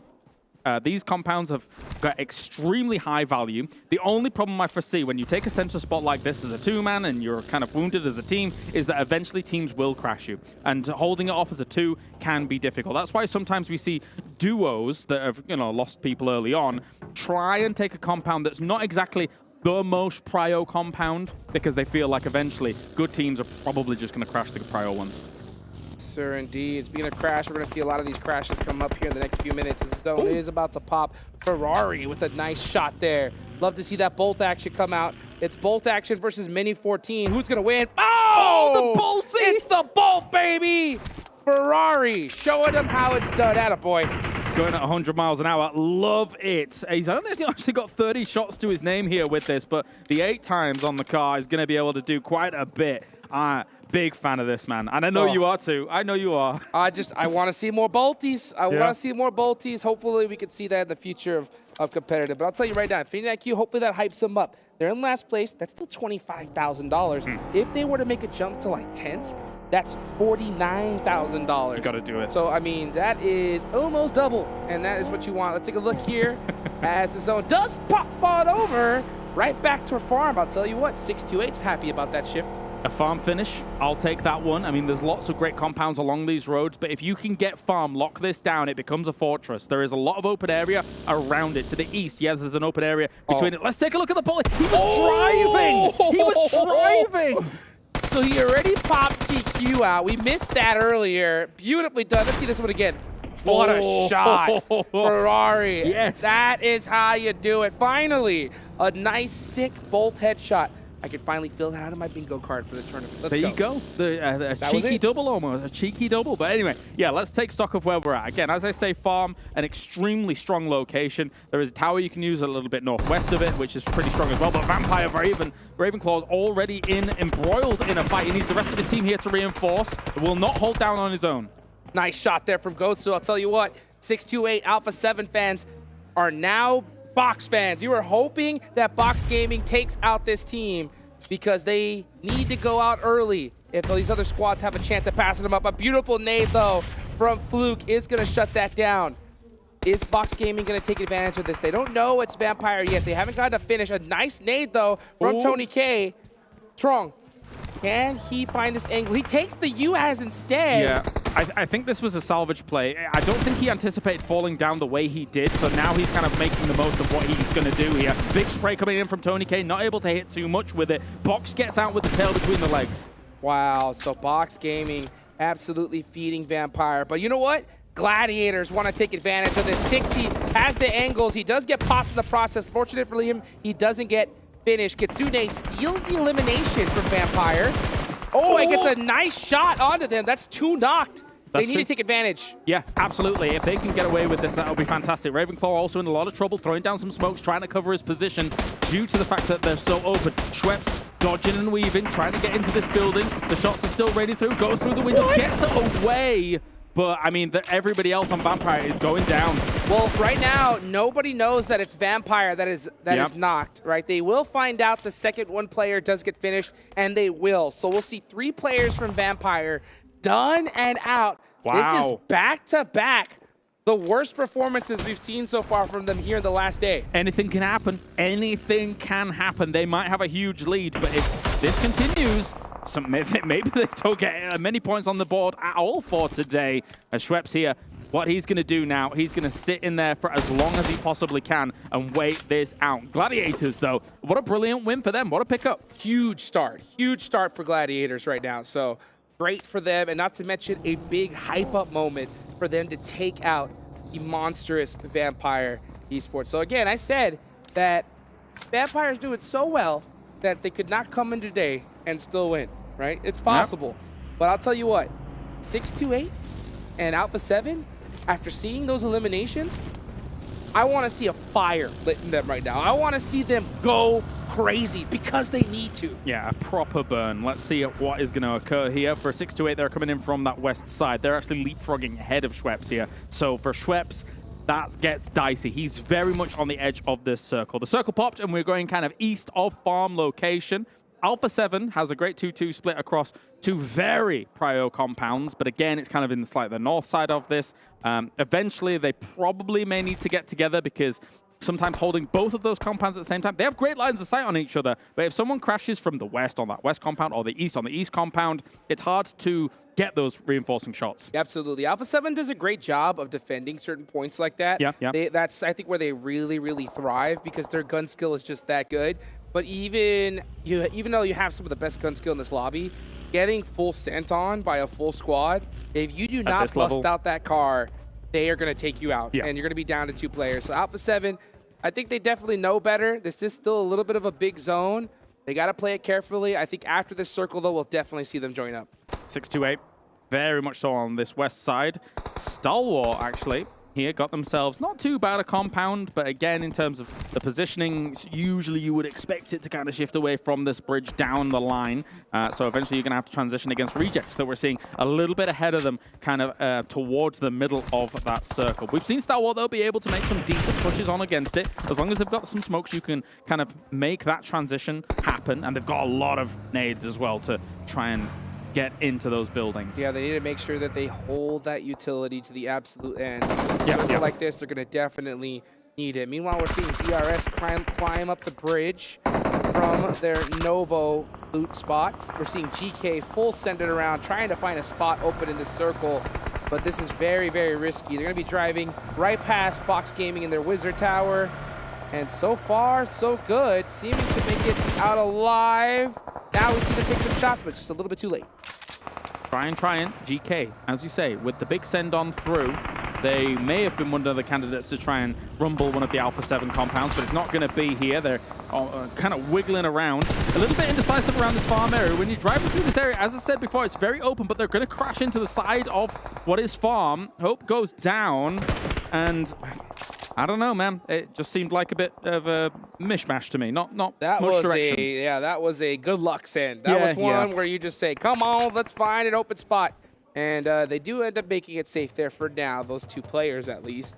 Let's see where this next circle is going to pop, though. It's going to go to farm. No, it hits on over to Milta. Okay, we have a nice little Milta finish here. Now I think we're going to see Alpha7 definitely get on the road. But it does look like Matic is a little bit ahead of the game on them. Not many teams actually committing to Milta earlier in this game here, so there is still room for teams to actually crash into that. Usually if teams are in there, but at the same time, Satan here trying to hold on off Dplus KIA, but it's not going to be it. GK will go down. But, I mean, there is room for these teams to crash into Milta, get themselves a spot. Just depends on if the circle's going to end there. Yeah, we'll find out where that zone decides to go. It does look like we are going to have a party at Milta, though. Meanwhile, Fireflux still up, full squad away.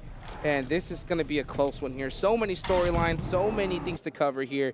You got Gladiators really putting off a nice performance. But before that, let's talk about Twisted Minds with a beautiful nade onto Tianba. That's going to be a nice knock as well.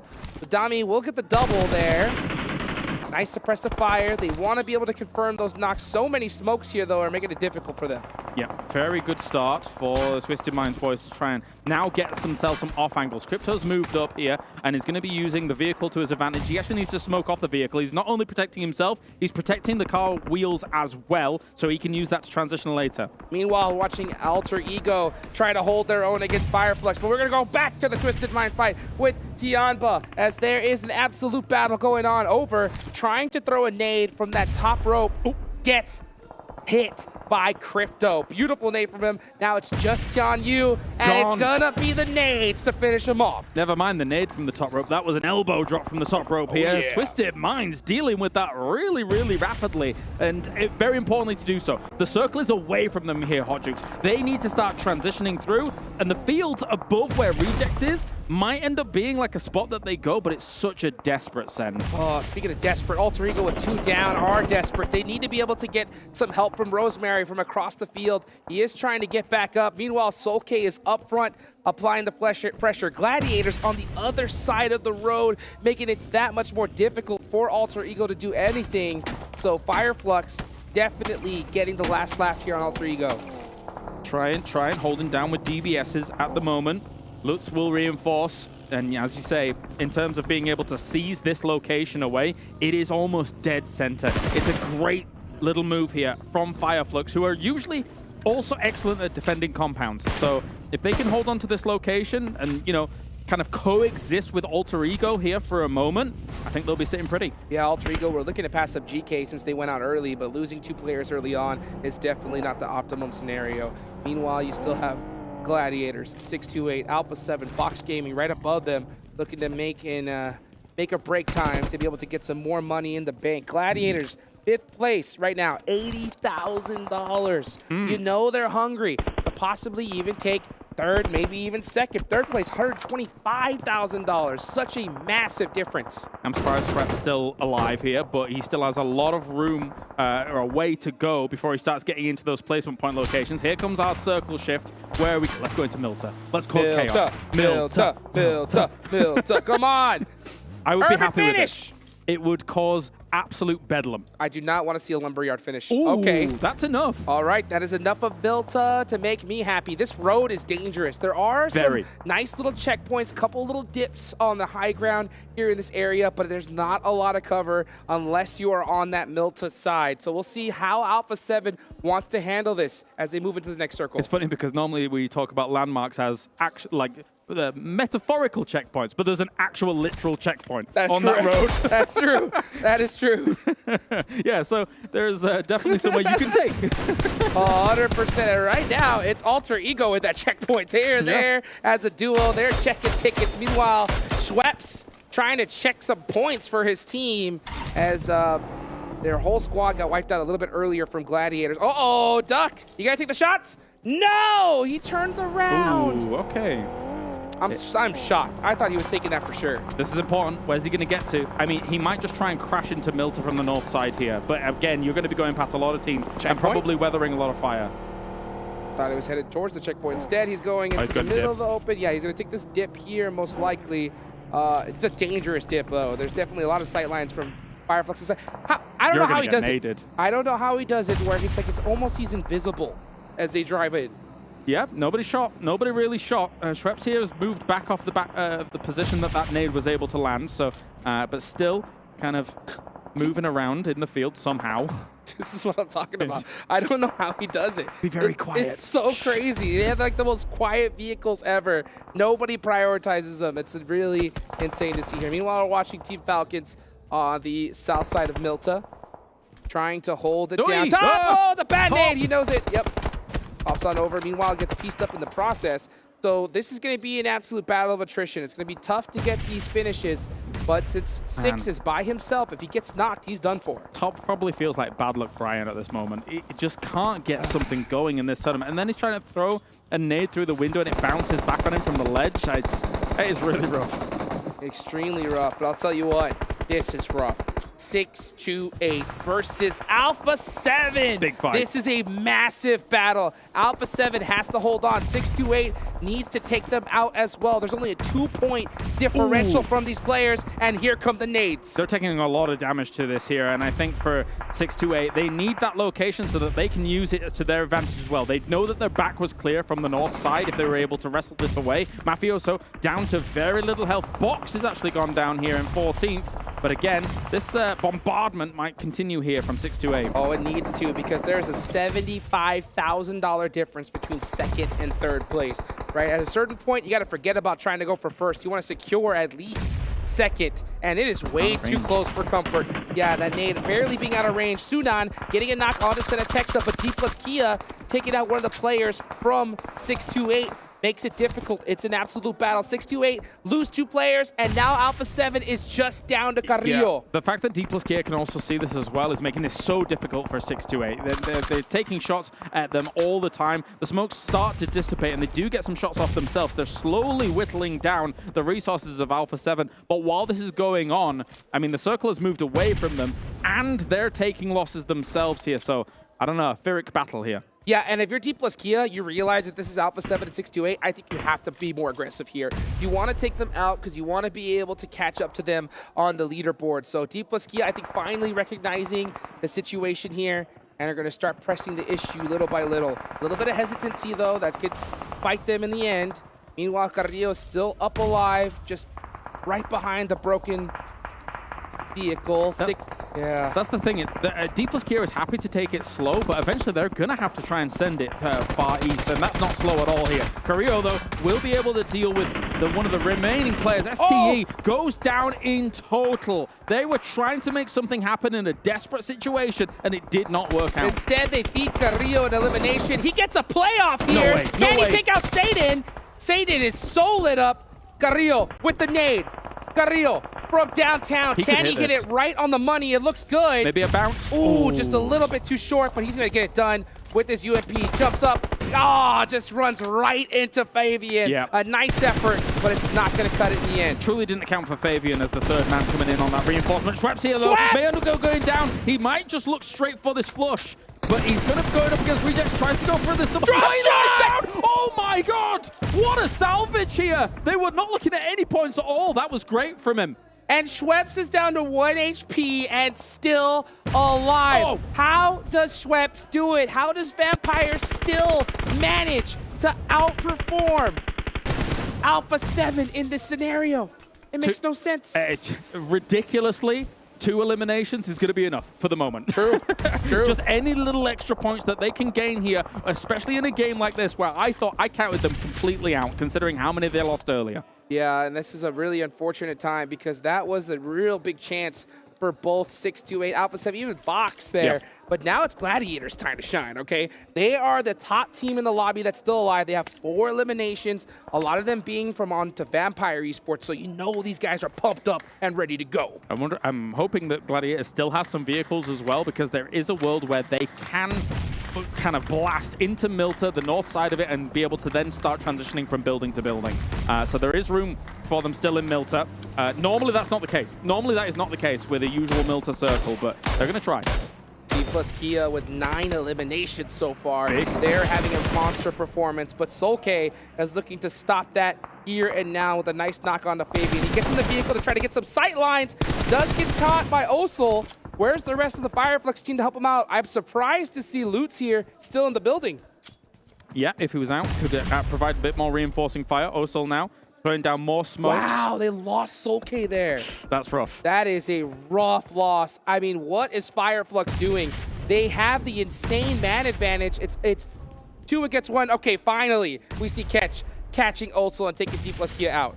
Gonna be on Ketch and Lutz to try and do something here. Here comes Gladiators to start now making a dent in Alter Ego, and then beyond that, try and start making a move into Milta. They don't necessarily need to finish this fight if they wanted to move into Milta, but because Alter Ego is so wounded, but they do want the elimination points, and they see it as an easy pickup.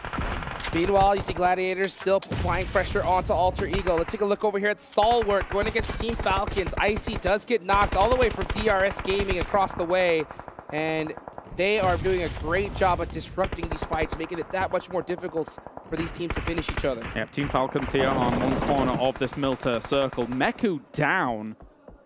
They need him up here because Matic's going to move across and will actually clean up the rest of Alter Ego, so that's a good dislodging. But this took a little longer than expected, and Fireflux is actually going to kind of try and punish the position that they find themselves in. Matic, I thought, did a great job there of making sure that he was able to finish that fight and not get knocked, but Fireflux was waiting for this. So now, Cow's Gladiators going to be able to take care of this. You see Tixie with those smokes, drives across.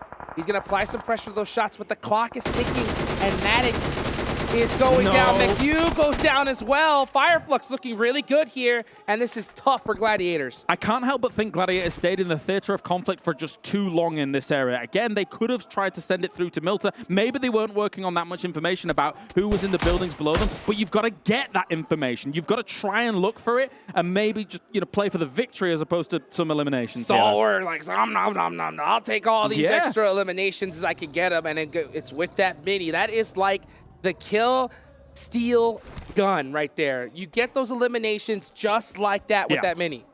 Yeah, especially when you've got things like roofs and stuff like that. Wait, Top has 3. Top has 3 eliminations.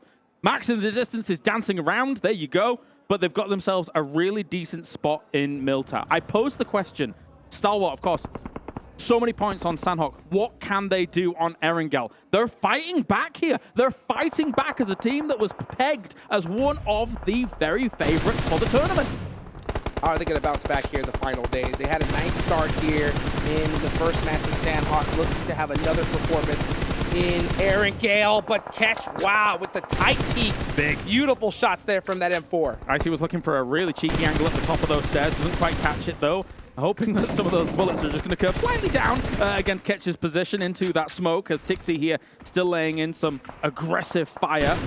Gladiators is still alive. I mean, of course, I've been a little bit harsh on them about moving down into Milta, but they are still alive. But now, this location where they could have sent to is taken and in a war zone. Well, it's a war zone right now. This is a perfect opportunity for them to come down and third party this. Maybe. Because DRS is going against Infinity IQ, but Gladiators a little bit slow to this fight. They want to take their time here. We'll see if that ends up being the right play. Rules OG. Looking to press the stairs. On the Huiga. He sees him. Oh, Easy. wow. Easy elimination. the mind boggles for me because the warehouse is still available in Milta as well. Nobody's been able to scout this out at all, and that is a very important location in these next coming circles. But at the same time, everybody's kind of holding each other from every angle, so nobody's really wanting to make this move happen. Well, they're going to have to. Gladiators I think realize Gladiators it. Yeah, they have to. 6 Stalwart made it that much more difficult for them to press up, but they took too much time. Now DRS Gaming has the full focus on them, and these are easy eliminations. Even Lutz is going to go ahead and steal that one in the process, and Gladiators out of there, just like that. Some big points for Fireflux here, getting themselves at least a top 3, but at the same time, how, as Fireflux, do you make a transition against this? DRS has completely taken the warehouse now. Very important location for this circle. How's Stalwart going to respond? Ooh, a peek around the corner, and Top, another knock here on the board. Top finally started to turn things up here in the final day. Meanwhile, Fireflux have just been annoying all these squads. This duo has been so deadly, just taking their time, waiting for teams to fight, and then just picking them off little by little with that beautiful off angle. Here comes Stalwart, throwing the smokes out. This is circle number 9. This zone is about to go to nothing. And here it comes. Yes, and DRS right now with the warehouse looking lovely. How is this? The thing is that this zone goes down to the road. So eventually, everybody's going to be pushed out into the open, and you can see the smokes already blooming here to try and take advantage of it. Killer YT with the full lay down here, trying to catch the angles. I think DRS have the advantage with this hill being so close to the center of the zone. Not to mention, Stalwart trying to creep from the buildings little by little, but they have beautiful sight lines from Fireflux. So Fireflux are going to make it that much more difficult for Stalwart. And it looks like, yeah, Stalwart is the team that everyone is looking at. DRS Gaming applying that pressure. And Icy going down. It looks like it's all DRS to win this chicken dinner. It does look that way here. Stuck on those walls at the moment. DRS has to be effectively the one that moves last. You can see Top now being pushed by the blue. All you have to do, hold this angle, pre-fire the wall. He's hitting the wall with a pan because why on earth not? DRS with a big win here. And I think he was trying to go out to the blue zone, deny the point. You see him panning the wall there. But DRS actually hit a beautiful nade to take that last HP and take the elimination there. So a big, big win here for DRS, and it's only match number 2. Yeah. Still so much action left to go. In terms of them trying to move up the leaderboards, yes, a big win here. But for the most part, I mean, they were sat in Milta for a long time. They didn't have to scrap with too many of these teams, so kind of just waited things out. And again, kind of when we're seeing them move through that north side of Milta, the way they were moving from building to building, very calm, very calculated. And that's kind of what you have to do when you've got a situation where it is kind of this urban finish. As much as not many teams are even in there, a lot of teams are still thinking to themselves, but do we commit to Milta? But do we commit to Milta? It gave them a bit more room than a normal urban ending. I think so, for sure. There's still so many areas where you can go in that spot. Milta, always a fun zone to be able to see towards the end. We definitely got what we wanted, but I'll tell you what, 2 teams that I know didn't, 628 and Alpha7. You know, they saw Vampire get punished so early on, and it just so happens they had to go against each other and got cleaned up in the process from Fireflux. Man, that definitely, I think, is going to hurt them. One team in particular that I really thought kind of missed the mark a little bit was Gladiators. They had a great, solid finish there, but if they would have recognized that fight between DRS and full sent it, I think we could have definitely seen a nice performance. Yeah, you've got to get yourself into Milta at least. And I mean, you could wrestle away the north side of Milta, which became eventually the winning location. Yep, well, we got a lot more action, guys. Don't go nowhere. We'll go to a nice break.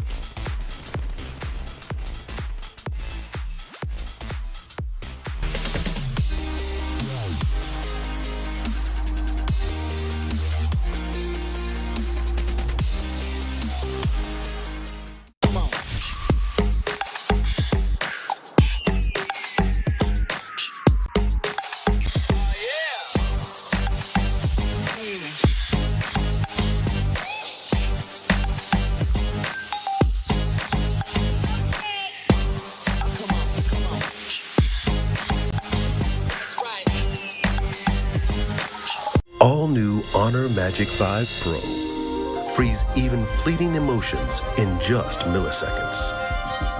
Take marvelous night shots with lightning-fast exposure.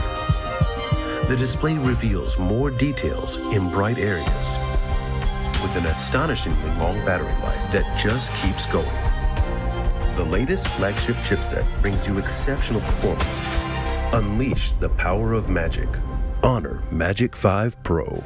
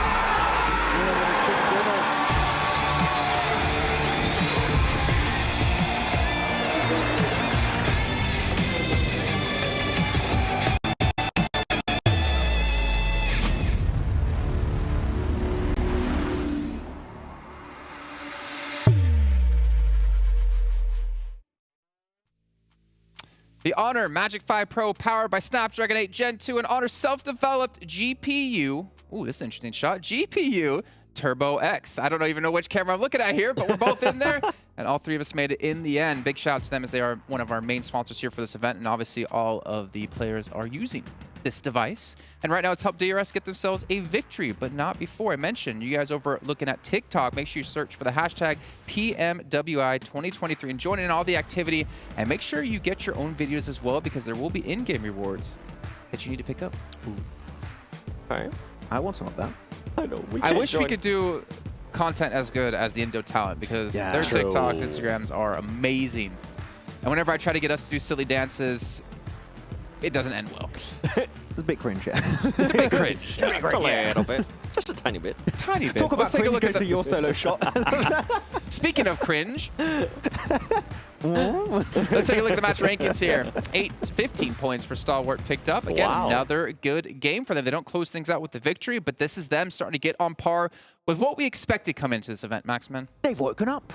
I love to see more of that, please, from Stalwart Esports. Yeah, I mean, this game pretty much melted down to like the bare minimum. 7 is the winning team from the west side of the road, the winning team of the southern eastern side of the road, and the winning team of the northeastern side of the road. And then it ended right on top of it, which I'm not going to lie, 7, I didn't really expect, but one team that came out on top then was DRS, who was just able to clear all the teams in Milta in strong fashion. Not as many limbs as I initially expected from a finish like that, but at least a lot more aggressive, in a similar way to what we saw from them in All-Stars. Yep, and I enjoyed the patience that they showcased early on. I think at one point we saw a nice 4-man split that they have in Malta, and then they decided to put it together. Once they saw the chance, they decided. I think maybe they had like 8 we had like 8 teams left.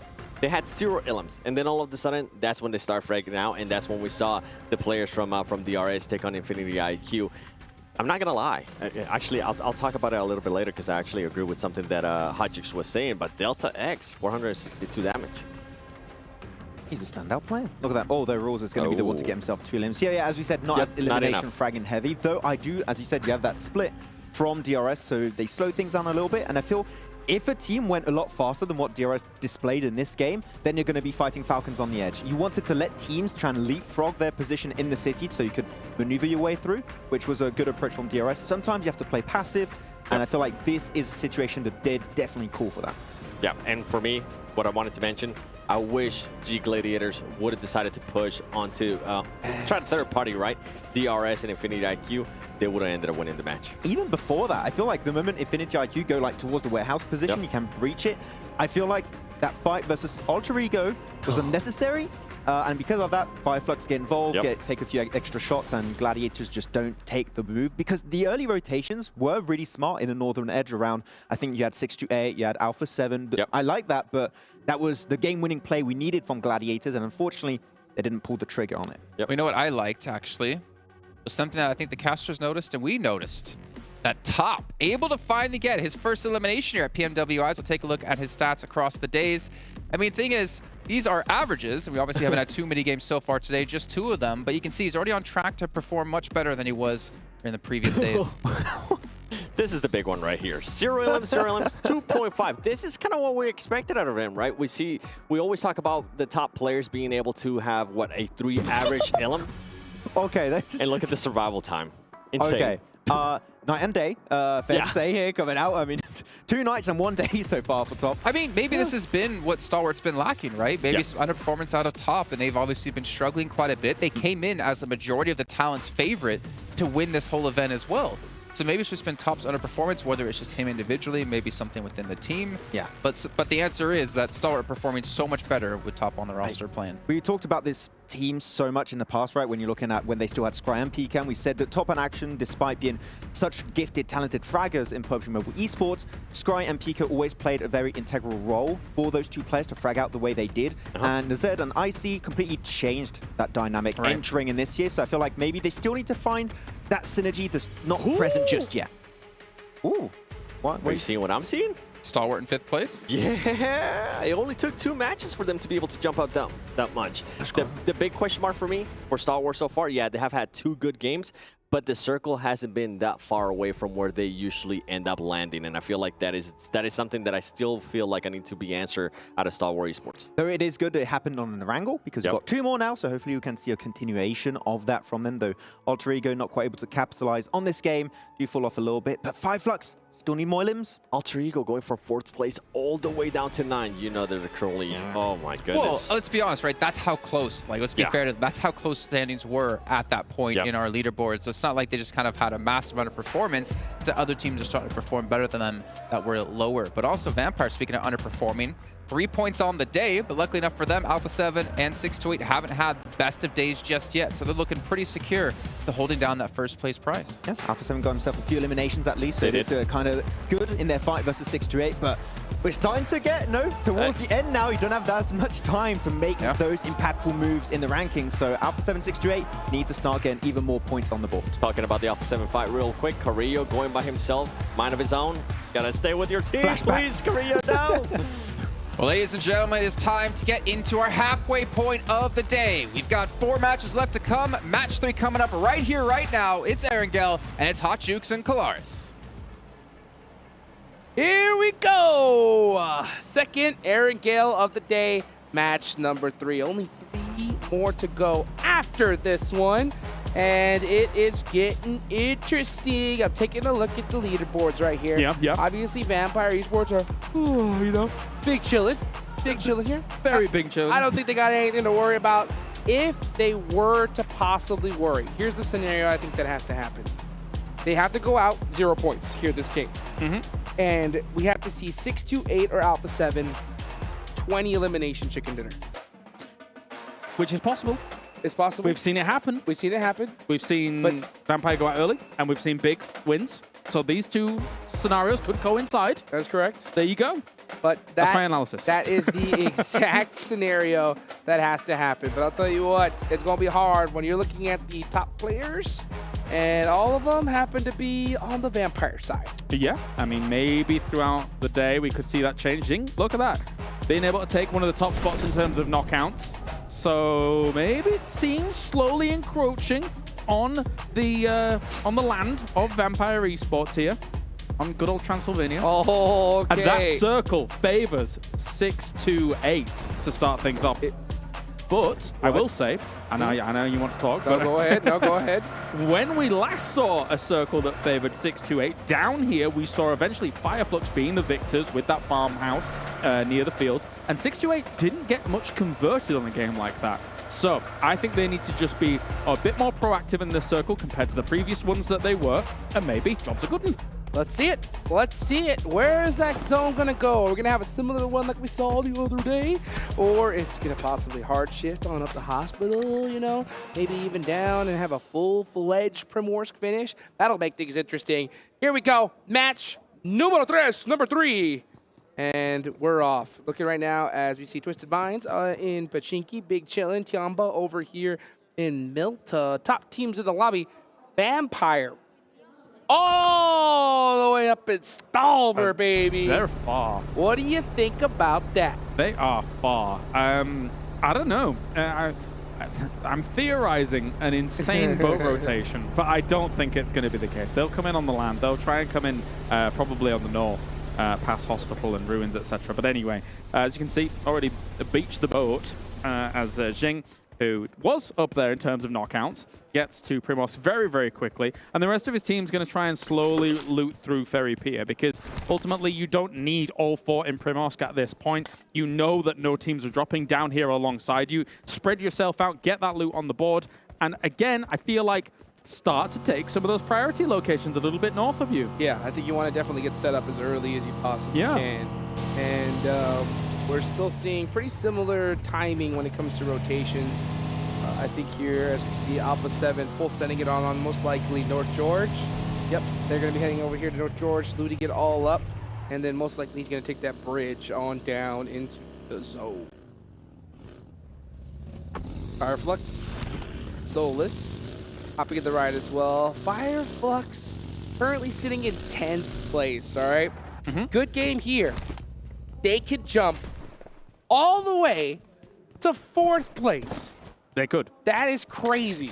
It's honestly nuts. We haven't really talked about that, how nuts the difference in points from pretty much 10th all the way to 4th place is. So usually I describe that as how big the mid pack is, right? If you think about it. So yeah, as you say, 88 points, 4th place, Gladiators, down to, as you say, Fireflux, 10th place, 72 points. So the difference in 6-7 spots is only about 15 points. Jeez. So huge moves could quite easily make a seismic shift in how much money you're walking away with out there. It's really, really down to the wire for a lot of these guys who know at this point they're probably out the running for #1, but there is so much more for them to play for. 100%. So much more to play for indeed. Let's see how it's all going to work out here, because, you know, when you have such an amazing prize pool that we see here, it really just incentivizes teams to just give it their all. Every game. Even those squads at the bottom. Looking at it right now, so we're talking about that difference, right? From 4th place, just $100,000. It's all right. You know, just $100,000. Pretty good, I'm going to be real. No big deal, you know? Yep. 10th place, 49,000. Okay. Okay, that's a big difference. And anybody in that range could easily jump and leap and attack that 4th place location, is what you're saying. Yeah, 100%. And you know what? I will say, $100,000, not bad for today's work. I'm gonna go. I'm gonna say that's pretty good. Pretty good. Pretty good. Pretty good indeed, right? It's absolute insanity here. As okay, we're seeing some nice, interesting rotations from Dplus KIA. I've got 5 on them, showing that as a replay later on. They like showing their car flips and things like that. So, you know what they really do? They always seem to kind of like a nice little flip over. Yeah. Meanwhile, we're watching Tianba rotate over here. Next, this zone, man. Oh, we're seeing a nice migration come from the top. I am not shocked to see Vampire coming into this circle ultra late. I think they're just looking to play it just safe as possible, put a couple points on the board, just take the bag home. There's some teams that could easily hold them out. I'm hearing some cheering going on as well. Yeah. As the fans in the crowd at the moment here, looking hopefully for some of their favorites to be able to make a splash here, and it's getting to midnight. It's getting to those later hours, not literally, but in terms of the tournament as a whole, it's getting towards the very end by which you can start racking up those points. So it's a slow start here for this one, basically because for a lot of these teams, the playing path was just very far away from this circle, so nobody really wants to have to fight one another. They just want to get to the circle first, then we can figure out those tussles. Okay, so for this match in particular, I think this is a massive match for Gladiators and Stalwart. Yeah. Okay, because obviously those guys want to at least take away that second place prize pool. They're so close to each other, but there is a nice little gap between third and fourth. So I think this is the one where if you want to make sure you try to get that second place prize pool, you need a good performance here and now, more than ever. I would say so. I mean, looking at how much they've been able to, well, Stalwart's been able to rack up so far throughout the day, there's an opportunity for a huge leap for them, considering where they started. And for Gladiators, they did enough in the previous game. I did want to see them be a bit more gung-ho about trying to get towards some of the winning circle situations. I think the fight against Alter Ego, yeah, again, it's guaranteed 2 points, but then you suddenly open yourself up to Fireflux quite quickly, and then it really hampers and slows down your potential move in towards Milter and things like that. But I mean, regardless, they're coming in late alongside Vampire. They are up at the top here.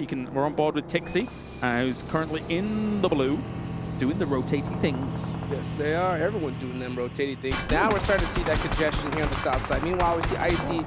He does have that Car 98 in hand, but he's about to blow up. He knows it. Hops out the ride, blows it up himself. The Roadster completely taken out. Icy stuck in a really bad spot. And you can see Ren there. Yep, catching some toes.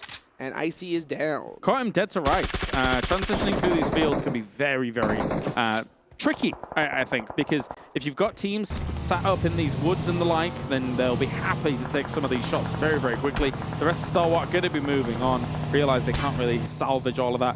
Okay, so it's relatively similar of a circle as what we had when we saw that Fireflux win come down, but the difference here is so many teams are center compared to that previous scenario already.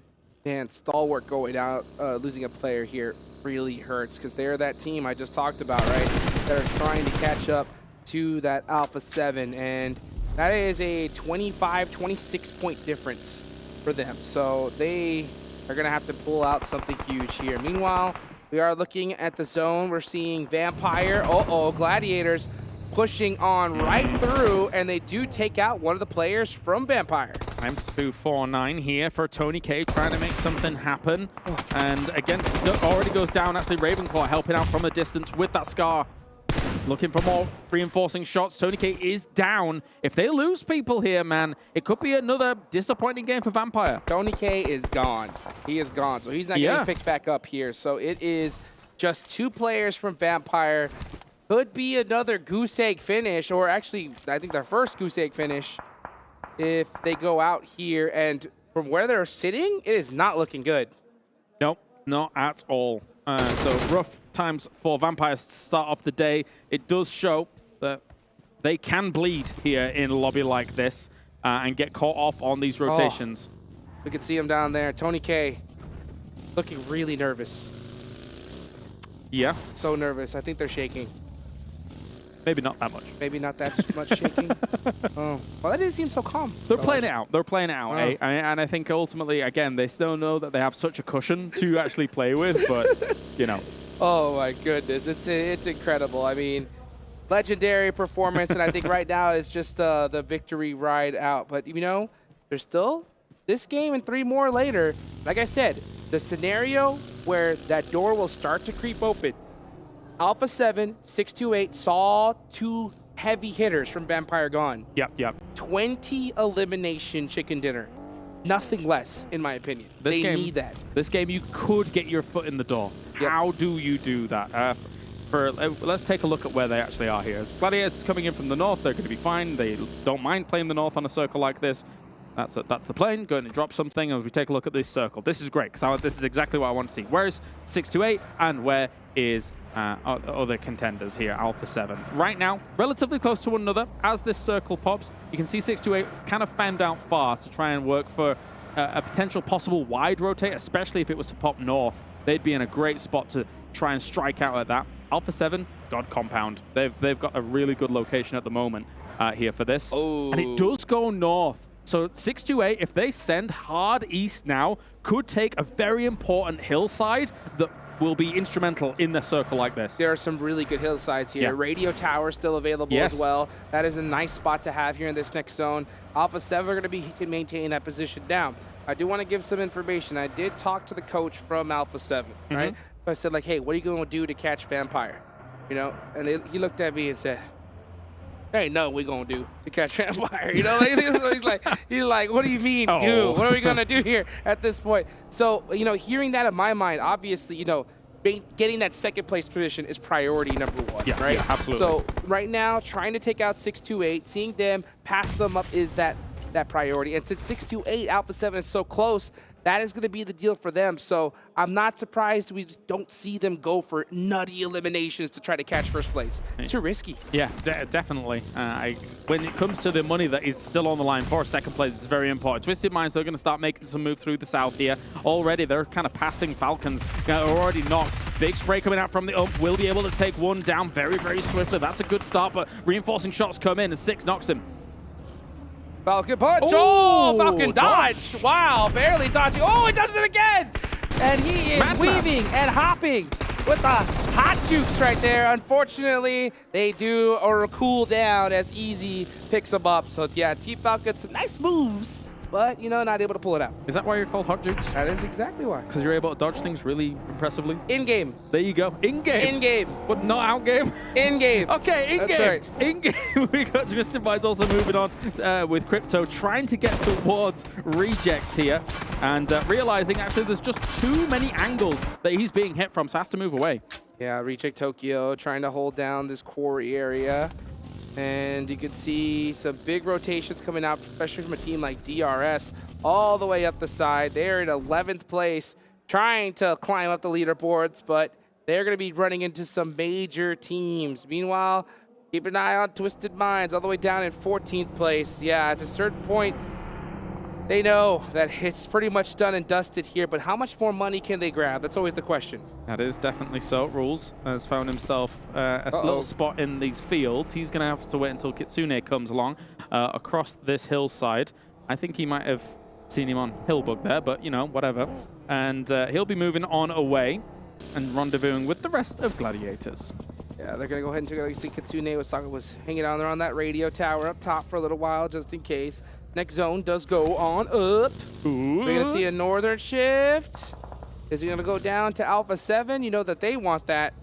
Meanwhile, we're taking a look here as Vampire down to 2 players. Okay. It does center up. I'm very surprised that 628 hasn't taken or at least scouted out the hillside east of them that I was talking about earlier. Nobody's there at the moment, though there is Infinity IQ south of it, but that location overlooking the field south of Gatka is extremely strong. So strong. I'm surprised nobody's there, Hot Jukes. I am double surprised. I think they think it's already taken. We're seeing Reject Tokyo with the full send, and they are going to be able to secure it for free. Meanwhile, Infinity IQ are just a little bit further south by that, right by the Wizard Tower, which is a good spot, but I honestly, Reject Tokyo's hill is the place to be. You'll see how well it does for them because it looks like Vampire have the same idea. I set on it here, but look at Ravenclaw's on such low health, and also his car is smoking. You got to get out of there, move away fast, blow it up yourself, use it as cover, and get healed up, man. But yeah, so Vampire, it's all salvage here for Ravenclaw. He can exist down here for a little while, but it depends on the angles. He's a Vampire player. Those guys, they're invisible. Those guys turn invisible. It's so crazy, and I will not be surprised if we see Ravenclaw survive for a ridiculous amount of time here. But we'll see though. Let's see. He's throwing down smoke, so he's really kind of drawing attention to exactly his position. Yep. That is basically a hello, I'm right over here. Throw the nade Throw here. the nade here, please. As we see this next zone about to pop. Where's the zone going to go? That's going to be the question. Alpha7, you can see them right there on the bottom left of your map. Going to be creeping in here in a second, but it's a big battle right here between Gladiators and Box Gaming. Two teams very close together on the leaderboards. Charging up the nades across this little ridge that they both find themselves on. Box taking a bit of damage against it. Doesn't go quite far enough. Just a little bit overcooks that nade. As Kitsune's going to lob another one as well. The Boxers, the rest of them have fanned out. They realized that they were way too vulnerable to nades, so they did take alternate angles and alternate locations. Very important. Good one to start things off against Matic. Duck with a beautiful nade on the Matic. That's going to open up the fight. Are we going to see some pressure being applied from Box Gaming? I think we will, especially as if a knock does come down. McHugh, though, with that huge off angle, picks up 2 players for Box Gaming. Gladiators with a big comeback. Oh, the drive up, Kitsune. Does spot him out. Oh, Duck's in trouble. Duck. Goose, baby. He's gone. He's gone. Meku, man, he put in a shift and a half there. As Fox is still here, though. Meku's going to have to run away for a moment. Meku Shark goes down to Duck, and now he's going to get thirsted as well. Good job. Confirm that point. Kitsune coming for the run, and he's going to go ahead and hop on out. He does get hit in the process. Got to hit these shots against Meku. Cannot make a mistake here. Great shots. Beautifully done for Kitsune, but man, Gladiators lose 2 in the process. Yeah, I'm surprised. I mean, as much as Meku's already had 4 eliminations this game, surprised he committed as hard as he did for that complete send forwards without the reinforcements of his boys here, trying to move it forward. Twisted Minds, though, meanwhile, going to smoke up the road down towards the south. Circle's going to be popping pretty soon, and this will give us a really decent indication of how this is going to go. Either it prioritizes a lot of the fields on the east, which is deadly, or we get the hill still in play. If it goes towards Alter Ego, this is going to be a disgusting finish. It's a really strong compound. That is... Oh my it's the gosh. fields. It's literally could not be more dead center fields. Folks, right there where Ravenclaw is on down, it is nothing but wide open field. It is going to be a crazy battle, but let's see who's going to win this one. As Top with a nice bounce nade. The bank is open onto Fabian. Forrest trying to catch some angles with Top. Is it done yet? Is he going to be able to get this first nade off? It's going to be close. He's going to be able to get it off at the last second. And he's, actually, no! The Papa Blue kicks in just a little too hard. Tough, and that action's going to run away from this. It cannot save Top. He has to now go to probably a hay bale, maybe try and play for placement, but there are still a lot of angles that teams will have into these fields, especially eventually with teams actually crest that hill from that west side. 628 still alive. Looking to put some big points on the board. 628 with 2 eliminations, Alpha7 with 1. Again, like I said, action going down. That is Stalwart Esports eliminated. That's going to give a lot of breathing room for those teams above them. But like I mentioned, for those teams, if they even want to have a chance of catching that man right there on the bottom right, 20 elimination chicken dinner. It needs to start right now. Yes, it does. Yes, it does. I like what we just saw also from Fireflux. Here's a replay of the Box versus Gladiator situation. But let me talk about the Fireflux moment there that they crash into action. If you see one buggy in the field and you are just 2 guys in a buggy rolling on forwards, generally, it's just going to be one dude laid down, especially if you were able to see it happen. So the fact that you do that, you set yourself up a little bit of an extra car fort to dislodge them the way you do here. Fireflux played that well and understands the situation in the middle. Yeah, 628 though, man. Oh, they're understanding that they're going to have to do this with 3 players because Steez goes down. That's a tough loss for them. This is that Wizard Tower I was talking about a little bit earlier as Infinity IQ is having to defend it against Twisted Minds. They did kind of a split push here. Not a full commit from Twisted Mind. I'm surprised to see that. And because of that, they're going to get picked apart little by little. Oh, but here comes Alpha7 with the third party. Cresting the hill here. Very important now as they understand that this fight is in the thick of things. And so many people are knocked here from Infinity IQ. It could be an easy cleanup. They really want to thread the needle when it comes to some of these explosives. Will already take out the guys outside, but didn't quite put the pressure on against them inside. 628 is pushing on this position. Carrillo. Alpha7 with 2 eliminations, 628 pressing up on here. Gladiators going out here. That's going to be a tough loss for them. Let's see if Carrillo can hit this nade. It looks good. Meanwhile, Infinity IQ still surviving it. Third parties, though, here they come. DRS with some nice knocks onto. Oh, what a nade from Twisted Minds on a Carrillo. DRS crashing on down here against Rejects. They had this hillside for a little bit of time, but they took the valley and will get absolutely obliterated by the S12Ks of DRS. Very, very nice dislodging there by DRS. They need to either take the high ground or think about what's in the fields. Man, Huiga is doing work right now for his team, trying to keep Infinity IQ alive. Meanwhile, 628 Sudan with this angle, that nade, it looks real good, and it eliminates Alpha7 off the board. Goodbye. That's really, really important for these two teams going head-to-head. Meanwhile, the circle did shift south. There is still a little bit of that high ground in play for some of these teams to try and work with, wrestle with. But beyond that, it's all field, Hot Jukes. All field indeed, with 628 only getting 4 limbs and 1 player up. Oh, Vampire is jumping for joy. Meanwhile, we still have a team like Alter Ego with 80 points on the board. This is their chance to even jump up to 4th place and dislodge Gladiators. And in that compound, I don't know if they have vehicles still available to them, but there is great positions to cover vehicles in that compound. So there is very high likelihood, we haven't looked at them for a while, that they do still have vehicles. They could set up a car fort in the middle of these fields and play it slow. Tough to see Reject Tokyo getting to this place early and losing out so bad. One of their top damage dealers was one of their players, but they ended up getting wiped by DRS. Yep, they're going to go ahead and start looting those boxes once again. Meanwhile, Dplus KIA out of here. They are eliminated in 9th place. 8 teams still remaining. Infinity IQ, man, they have done a great job of holding this Wizard Tower with 2 players. Yeah, Ket's actually trying to flex out a little bit from the 2 boogies that they had and throwing down this smoke. Maybe he got himself a hay bale or something like that. Just trying to separate up the 1-1, but already knocked by Infinity IQ. So they still have a great line of sight on where Fireflux is. It's okay. Last one up for Fireflux.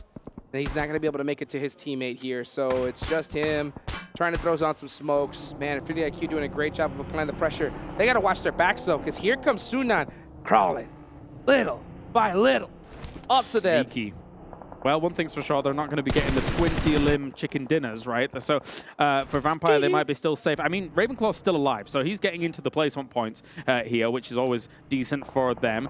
The big fight that's brewing for me is Alter Ego and eventually Tiamba. Even though they're split 1-3 right now, Tiamba's been popping off, man. They've got themselves 8 eliminations to their name, and it's about time they've been pop off. Well, Alter Ego needs to pop off here because this is their chance, right? They can make one of the biggest jumps on this leaderboard that we have seen all tournament, from 8th place to 4th, if they can finish this strong. So they are currently sitting with 3 players up. One is knocked. Sunan still creeping and crawling. I think he is opting to just kind of play it a little bit safe as he hides behind this buggy. Does he spot one of the players from DRS? I think he saw something. Uh-oh, Yante actually caught him out. And that is gonna hurt. Sunan has to be real careful. This buggy's about to explode. Yeah, he's gotta run. Oh. He gets to the rock. Wow. Okay, so actually this might tip off Infinity IQ that he was there. Up until the point where they start shooting in this direction, I don't think Infinity IQ realized Sunan was up here. They were looking all the way into the fields, kind of not really scared about their backs, but now they might be a little bit. Oh, Rules, he tries to roll up to Ravenclaw, and somehow Vampire still puts up points, and it's on to DRS. Yeah, he's still keeping an eye squarely on DRS. All you have to do is watch them here for the moment. There are teams that eventually may end up shooting you from the back here. The circle shifts towards Twisted Minds and Vampire. Infinity IQ has an opportunity to also transition down, but DRS now is taking casualties in the field. Alter Ego very much so wanting to dislodge them and try and eventually maybe rotate down from there. Ravenclaw getting more points on the board. I told you, this guy can flip the invisibility button and just survive. It is unprecedented, the skill that this team has. DRS got to be aware they're still open from this angle here. Yeah, to the monster that is Ravenclaw. Yes. And doing a lot for the team, despite usually being the scout, usually kind of the eyes in the sky, as it were. The rest would usually being the fraggers. But here comes Tiamba, now moving up slowly, trying to get themselves still more car coverage wherever they can. Okay, Infinity IQ looking to put some points on the board, trying to launch themselves out of last place. This is probably one of the best games I've seen from them, and they're doing it with 2 players. Uh-oh, over. He's got the car 98. Oh, yes. He's got his eyes on. You do not want to peek this man. He's going to hit something, I promise you. Oh, he's got a suppressor as well. Lovely sound, Bust it lovely back sound. out. Bust it back out. Over. Oh, don't peek, Kai. You don't want to peek for too long because Over is looking right over in this direction. Nice shots. Nice. Ket actually being able to get back together here with Soul K. Very important here for them to try and still get this going. They are outside the circle, so eventually they're going to have to try and crawl in, which might mean their demise once they actually have to go for that. Why do I have a feeling Vampire is going to win this? No. There's...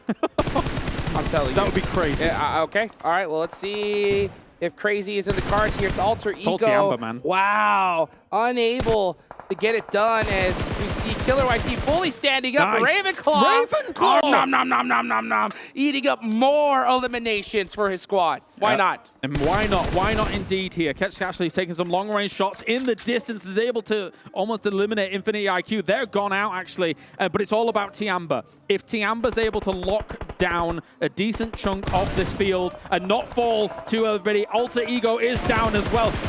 Flux has done such a great job of being able to lock down their portion of these fields. Yes, they have. And we're going to see Ravenclaw throw out all the nades he's got. 1, 2. Here comes a offensive smoke as well. Another nade. He threw out all the utility to try and dislodge Tiamba. And YDD does peek it out and finally takes out Ravenclaw. So who is going to be your winners? Tiamba or Fireflux? Tiamba looking unstoppable here. Definitely, because they have the room completely. They can stand up in these fields. They know they're up only against 1 or 2 players, as one has already gone down, and this way they can take all the angles they want. It is free pickings here for Tiamba. Let's see what Tiamba could do as they are pressing up now. Here comes the vehicle. They're about to run over Soul K, barely missing him. There comes the pop out at Tiamba with a beautiful chicken dinner. Impressive stuff to be able to get that. They were actually in a complete battle on this eastern side here.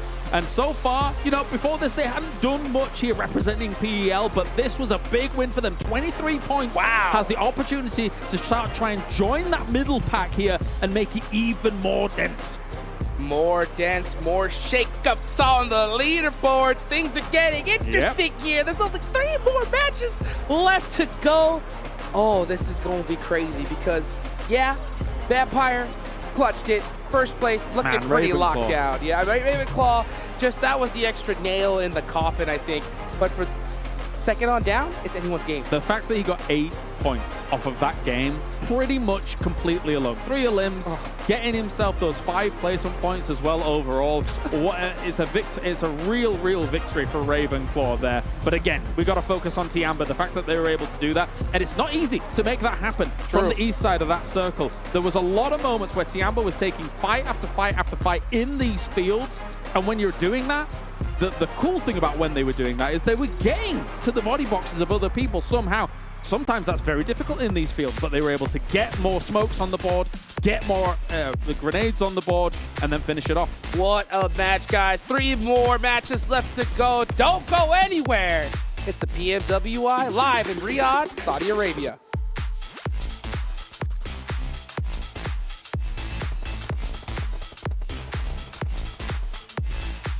All new Honor Magic 5 Pro.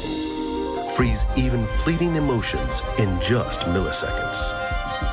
Take marvelous night shots with lightning-fast exposure. The display reveals more details in bright areas with an astonishingly long battery life that just keeps going. The latest flagship chipset brings you exceptional performance. Unleash the power of magic. Honor Magic 5 Pro.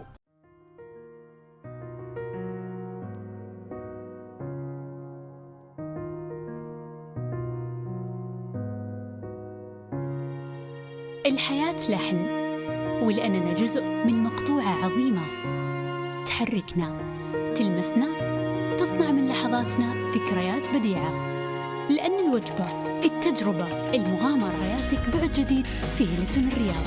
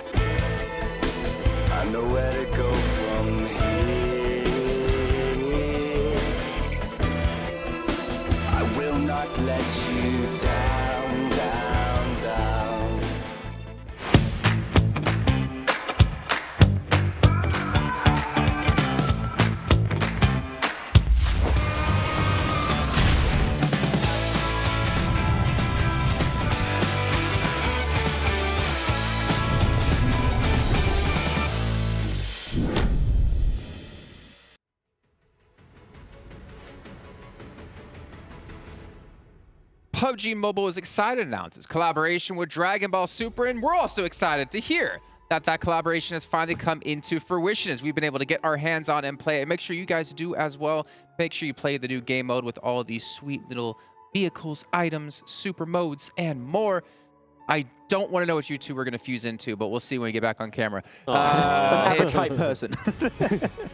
I'll be taller. Average height person with... Never mind. Not nice. I mean, I have good hair. You knew exactly where I was going with that.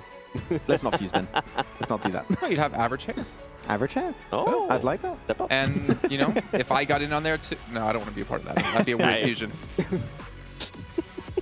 Let's move on. Yeah, let's move on. Match ranking. Let's take a look at how the teams did here in this match, because a couple of teams could have pushed themselves up extremely high in our leaderboards, considering how close things still are. But first of all, Tiamba, 23 points. We finally get to see the team coming in from PEL, coming in from China, finally have a good match. Yeah, they were in 14th position at the start of the day, and definitely not something I had today, 7, on my PMWI bingo card, Jamba Chicken Dinner, but not just breach, actually sending it to smart positions on the south, then the west of the fields, a few little nice ridges to play from, and then they just took full control and sent it in the car to make sure they secured the win. So this is the best mechanical display we've seen from this team, so hopefully a little bit more to come. Yeah, talking about improvements there in 14th place, Star Wars Esports, 0 points, which doesn't, man, it doesn't really reflect at some of the great improvements that we saw out of them in this game. Because remember, I was talking about, I wanted to see what this team could do when the circle is not close to their drop zone. Well, got a chance to see it, ended up at 0 points. But something that we do need to point out, Max, is that they were rotating a lot faster out of Noble. Yeah. I felt like they did end up getting away a little bit with their first push into the middle of the circle. I don't know.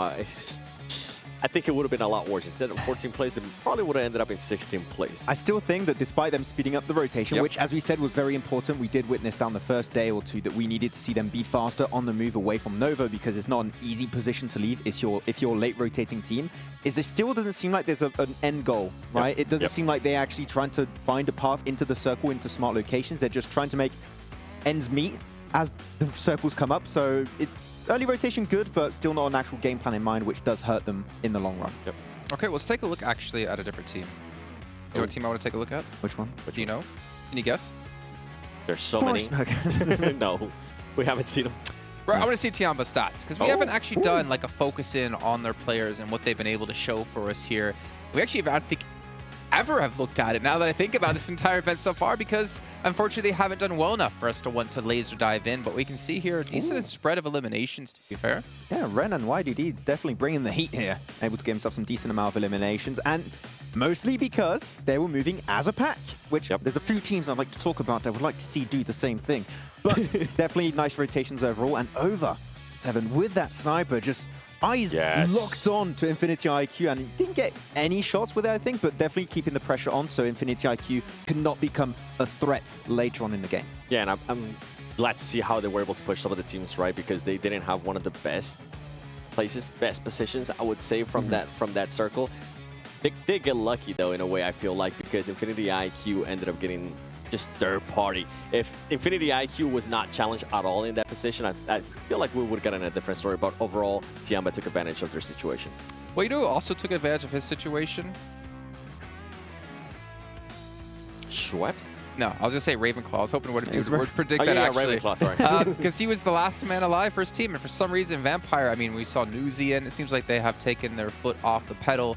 You can see here his average stats across each individual day, currently sitting at 254 for the first day, his best day, at least in terms of damage. But again, he hasn't really necessarily needed to be the stand-up player on the team, because when you have people like Tony K on the roster, and you have people like Stoned on the roster, Schweppes, he doesn't need to perform well. He just needs to do his role well, and his team will succeed. But when I feel like when he gets in a position like what we just saw, he showcases why he is in Vampire Esports, why he is capable to be in Vampire Esports. Overall, though, I think that the way he was able to just control himself there with so many teams trying to crash him, I think at one point DRS also decided to crash on him. He was able to defend that, and then he ended up with a little bit more cover. I was with Jukes. I was kind of hoping he would just clutch it up. He would win it. It would have been possible, but having to cross from his position across into the field, you have that little dirt road, which it's fair to say it's pretty much impossible to cross over with the amount of control Tiamba displayed in that game. But yeah, Ravenclaw just not purely a support, can also frag out from time to time. Maybe he had an agreement with his team. It's like, okay, guys, you had your moments.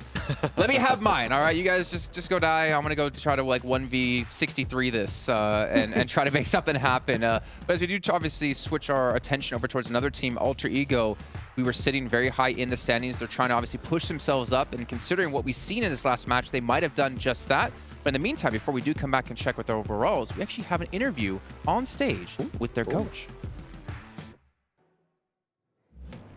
Welcome back to the main stage. We're joined by Defiant, the coach from Alter Ego Aries. You know, coming into this competition, coming into day 3, your team sitting in the top 5, a very competitive area of, you know, the leaderboard right now. So coming into today, how are the team feeling, and, you know, what are they looking to improve? They're feeling okay, not really different from day 1, but like the competition has been tough. And then we are trying to improve from the late game, because we managed to get the late game, but always like only 1 or 2 players. So we're trying to improve like survivability of the player. سألنا مدرب ألتا إيجو معنا ديفاينت، قلنا له أن صحيح أن فريقكم متقدم بشكل جدا ممتاز وما زلتوا معنا في التوب 5 في الليدر بورد زي ما شفناهم مادين بشكل جدا ممتاز، بس كيف جونا في اليوم الأخير وكيف راح يعوضونا في النهائيات، وشون شلون حتى برضو يقدرون ياخذون الصدارة. فذكر أن صحيح أن جو بثقة برا بثقة عالية في هذه المنافسة وعندهم القدرة أنهم يحققون النصر. قالوا صحيح أنهم واجهوا شوية صعوبات في هذه المنافسة ما بين اللعيبة، لكن ثقتهم عالية وباقي الجولات لسه ما بعد حسبت. Defiant, I want to talk to you about your role as coach, because, you know, it's a high-stakes situation right now. It's day 3. There's a lot of money on the line. You know, how do you calm down the players? How do you keep them focused as a coach? To calm down the player, I usually use like breathing technique, like 4 seconds up and then 4 seconds out, something like that, just to calm them down, you know, lower their adrenaline and everything. It's basically that. سألنا مدرب ألتا إيجو أن صحيح أن الفريق جو في النهائيات أكيد تحت ضغط عالي، أكيد تحت ضغط برضو جدا منافس حتى برضو في البطولة هنا معنا. في كيف تقدر تخلي اللعيبة عندك مرتاحين ويلعبون بثقة عالية؟ قال أنه يعطيهم تكنيكات في التنفس، يعطيهم خليهم شوي يتنفسون مدة 4 ثواني شهيق و4 ثواني زفير. هذا اللي شفناه منهم، وفعلا دخلوا بشكل أريح وقدروا ينافسون بشكل جدا ممتاز. So let's talk about today. You know, we want to talk about results, expectations. It's kind of a little bit difficult to think about catching up with Vampire at this point. You know, they've created a significant lead. But you know what? From 4th to 9th place right now on the leaderboard, it's something like 8 to 9 points. So what are the goals today for Alter Ego Aries? Of course, we are trying to do our best, but like realistically, top 2 is like still reachable with like 3 games left. Like 3 incredible games can get to the second, so like that's what we are trying to do. سألنا المدرب أنه صحيح ممكن خلينا نقول وصولكم للمركز الأول صار جدا صعب لأن الفامبايرز مرة بعيدين بالنقاط، لكن شلون تقدروا تدخلون وتنافسون وإيش تركيزكم في هذه المرة؟ قال إنه صحيح أن المركز الأول بعيد مرة، لكن المركز الثاني ما هي مستحيلة وممكنة، خصوصا أن باقي 3 مباريات راح تحدد من هو الأبطال هذه المرة. بيقول أن هذه ثقتهم وهذه منافستهم بإذن الله راح ينافسون على المركز الثاني الحين. Well, we have faith that you guys can do it. Congratulations so far. Thank you so much for joining us here on the main stage, and we look forward to seeing what you guys can bring over the next few maps that remain in the day in this competition. I can't believe it. Let's go over back to not to the main stage. We're on the main stage. We're going to go back to the studio. Thank you so much, guys.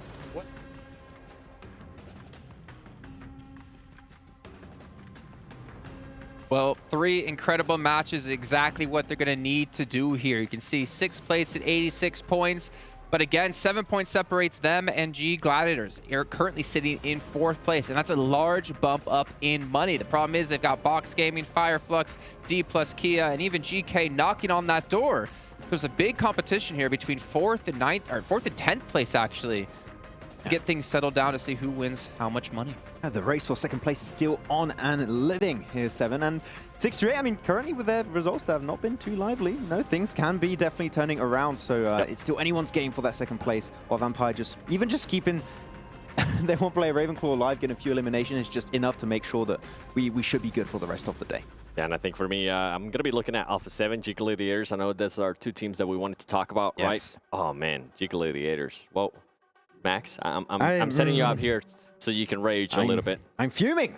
I'm absolutely mad right now. Yeah, taking unnecessary fights, taking that 5 versus box gaming, not necessary. Push alter ego, maybe you win. Who knows? Yeah, and with Alpha7, I mean, when they decided to push into Infinity IQ, I thought they had the right idea, but they were, for some reason, a little bit too slow. They could have fully, full send it. Come on, Alpha7. What happened to the aggressivity? I mean, because aggressivity, very important. Because they're not fighting fast enough. Yeah. Twisted Minds come in, third party. So and on top of that, I mean, they also had 628. The solo from 628 also pushing up and finished them off. Something you guys mentioned while we were watching the games, that stuff like this doesn't work here in an international competition of this kind of scale. But then the problem is, it works in their own regions. So for G Gliders in particular, you were saying, Max, that they're just going to go back and do the same stuff they've been doing. They're quote-unquote sweeping, and it'll work. And it's like positive. What's the term? It's like it's not positive reinforcement. It's like if something works, doesn't mean necessarily right to do if you want to win events. Yeah, get the idea. So I can't remember the term. You know it's going to happen. A false positive? Kind of like that. Kinda. I mean, it might work in your region, but the region hasn't won any big international events in a very long time. I mean, if Gladiators want to be known as a team that dominates, you're out of pocket again. Not really necessary. No, I already raged once at them. I will not do it again. Yeah. I mean, for Gladiators, for Gladiators on a more serious note, if you want to be known as a team that dominates Europe, I think that this is enough. But do you really want to be the team that just dominates your region and then you do pretty much nothing reaching PMWI, reaching PMGC?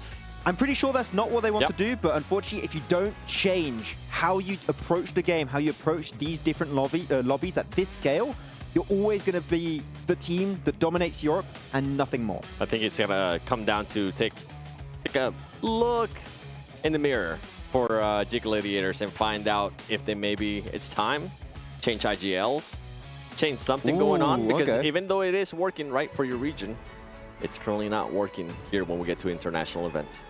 Yeah, and obviously that's what you want to be winning. You want to be winning big events here. You want to be like Nova. You want to be like S2G then, back in December, January. Hold up a second. Maybe not now. Actually, that's something we can talk about, right? Yeah. Fireflux.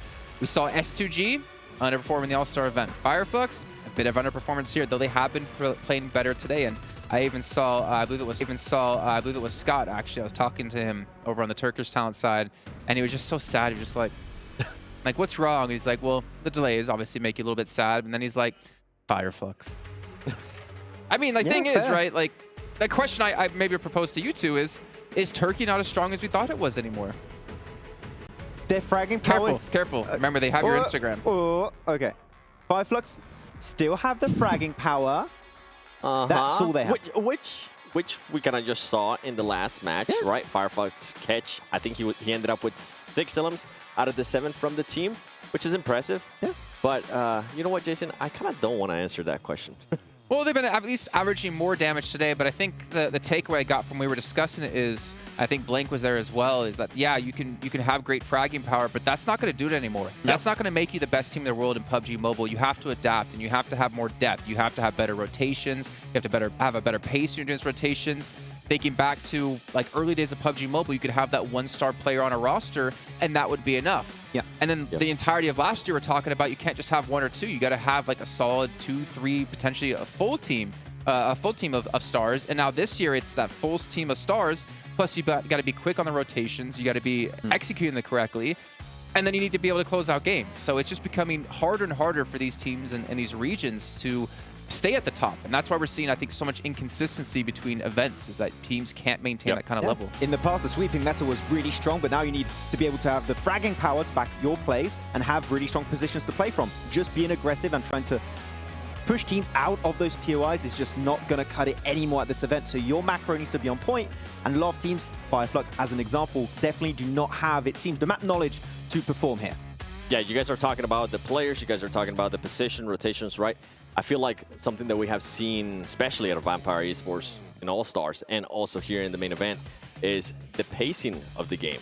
Whenever they decide to push a team, whenever they decide to actually allow all the other teams to take care of themselves, and then they decide to position themselves, then they decide to attack. And I feel like that's something that we've been seeing out of Vampire Esports. We have started to see it a little bit too for some matches here from Alpha7 and also 628 in times. if we're going to be going into the future, right, like we're talking about Turkey, I feel like we need to start seeing that a little bit more out of those teams. If they do end up with that fragging power, like we know they're capable, like we have seen for Fireflux, it needs to come down to that pacing of the game. When you take a fight, where you position, obviously, with the rotations, but when you're willing to actually take a fight or maybe just back away from a fight. And I really hope that we're going to have Fireflux and S2G coming back to then for the full season back in Turkey and potentially championship if they qualify, and bring those learnings back to the home region where fragging power is not going to cut it, and you're going to have a few teams stand out from the rest of the region by getting to those central positions, by being just so fast on the rotate, similar to what we saw from Vampire. I want to see some macro improvements from the whole region, not just Fireflux and S2G, and maybe because of that, we'll see new star teams being born in that region throughout the end of the year and maybe next year. I'm glad you mentioned that, for the whole region, not just for these teams, because the whole region, pretty much like Brazil, they're known for being so aggressive, right, that it doesn't allow some of the other teams to try out some of the new strats that they might have been able to see here at PMWI. So yeah, it comes down to the whole region being able to adapt to. Yeah, you got to have two different skill sets to be able to win in what it takes in your region and be able to win what it takes in a national event. But I love how you brought up Brazil, because luckily for us, Hotjukes, he was done casting. You know what he did? Went straight over to talk to us about Alpha7. So let's listen in. When we come back, we'll hopefully have our fourth match of the day ready. Now, of course, how can we start this tournament off without talking about one of the most decorated teams in PUBG Mobile history, Alpha7 Esports. This squad coming straight from Brazil has absolutely dominated the scene.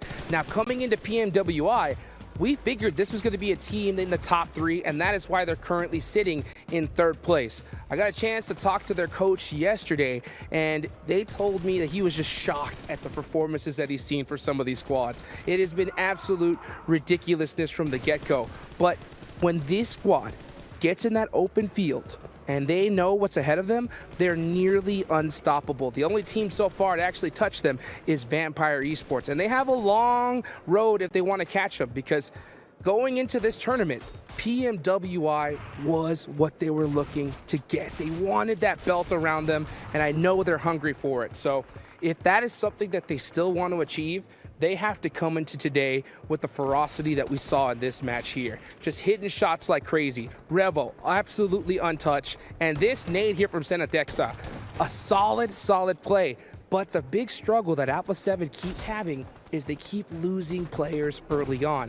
If they can kind of hold on to all 4 towards the end, find a position where they just see everybody ahead of them, this is definitely a team that can compete.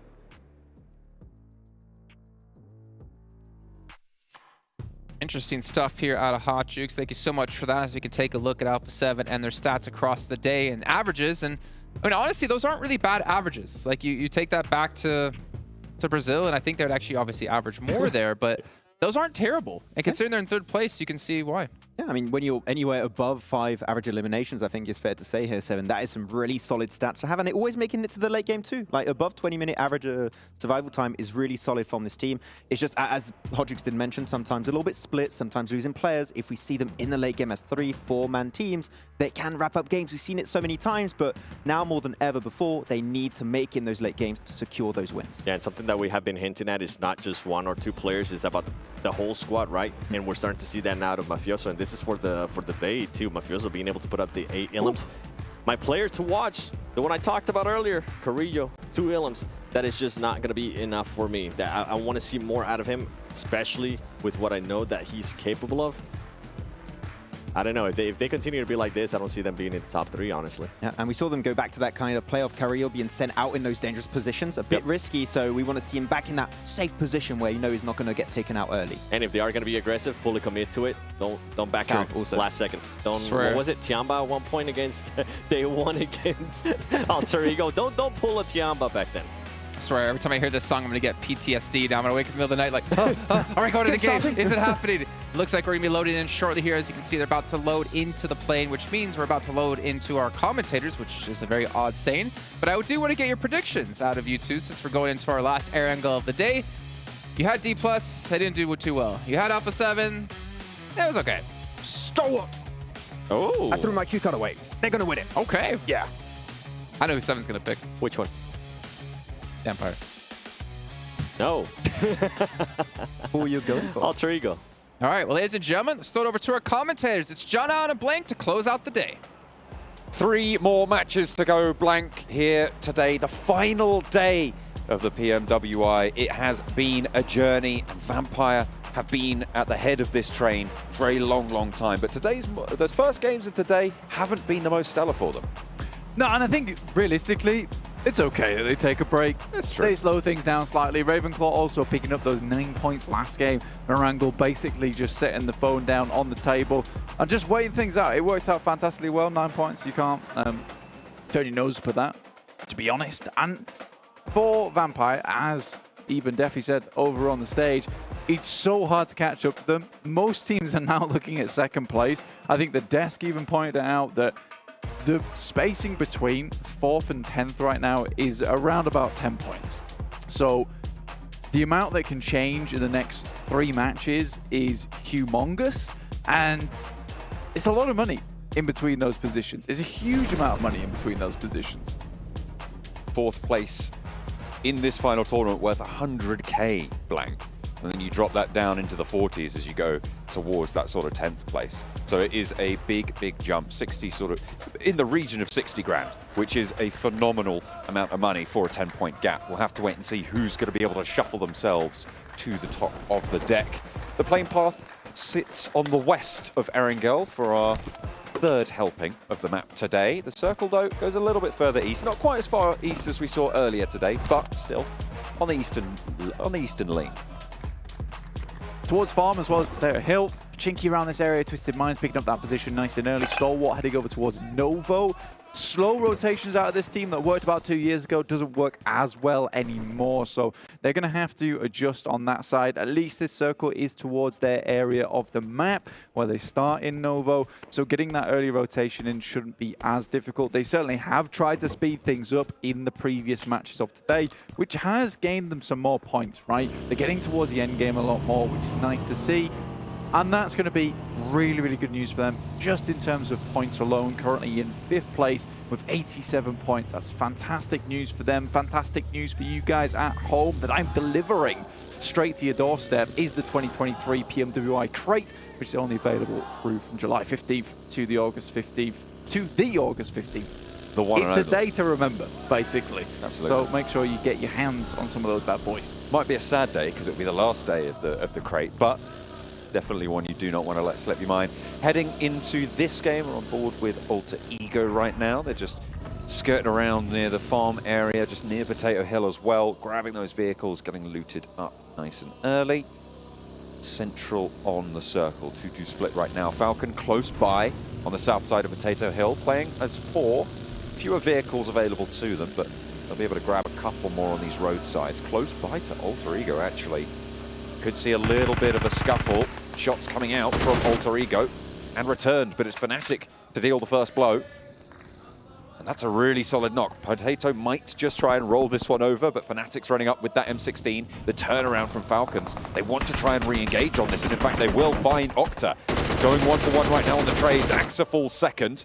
But they are, again, trading back and forth between these two rosters. Falcons have lost a 3rd. There's the first flush coming through, and Rosemary's moving up to the buggy, looking for this res potentially onto Fnatic to get them back into fighting form. Rosemary, though, he's a greedy player. This guy will immediately go for a little bit more action. Potato will run down King, confirm that one with only a micro Uzi as well as a pistol. Rosemary will confirm it. After all, the Infinity IQ underneath them just rock up. Looks like Rosemary, again, is going to go for some more eliminations. He does not care about the rescues whatsoever. This guy's all about the frags. The Ferrari's behind.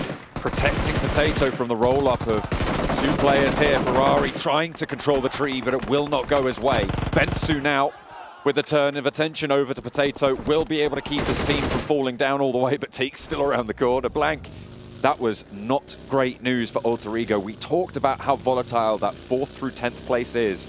And if you're going down early like this, in the 16th match of an 18-match set, it is very, very bad news. Those teams around you will eat up that gap. Yeah, there's certainly a chance there for a reset on the engagement to go for some of those reses. Unfortunately, Rosemary was just way too fixated on getting those eliminations. And he did look very slick in the process. Very, very cool, pulling on the sunglasses and then just rotating 360 unleashing bullets everywhere, getting a fair few knocks in the process. I don't think Infinity IQ expected such a defense coming out from that team there. Alpha7 though on your screen, 5 average eliminations. As Max said on the desk there, if you are averaging 5 eliminations, you are just good, right? That is a brilliant place to be. Anything above 5 eliminations is kind of like that outlier stage of things where you have absolutely blasted out of your mind in this tournament. And Alpha7 are looking to regain that second place spot. Very unlikely now at match 4 they'll be able to catch up towards Vampires without some unbelievable matches ahead of us. But they certainly would like to go home with a second place. So many people were thinking Alpha7 coming into this tournament were just going to take everything away from how they've been playing throughout the year, which has been, quite honestly, terrifying. We did have our doubts, though, about Alpha7 after watching them in the All-Stars stage. They didn't really have the power that we'd come to expect from them. They did step up towards the end of it, and even coming into the start of the main tournament days, right? They didn't have maybe the impact that they wanted to, but they absolutely have proved themselves over the course of this set of matches and done so well. As you say, definitely that Alpha7 that we've wanted to see, that we were missing before. We are delighted to have them here vying for that second place spot against STE 628.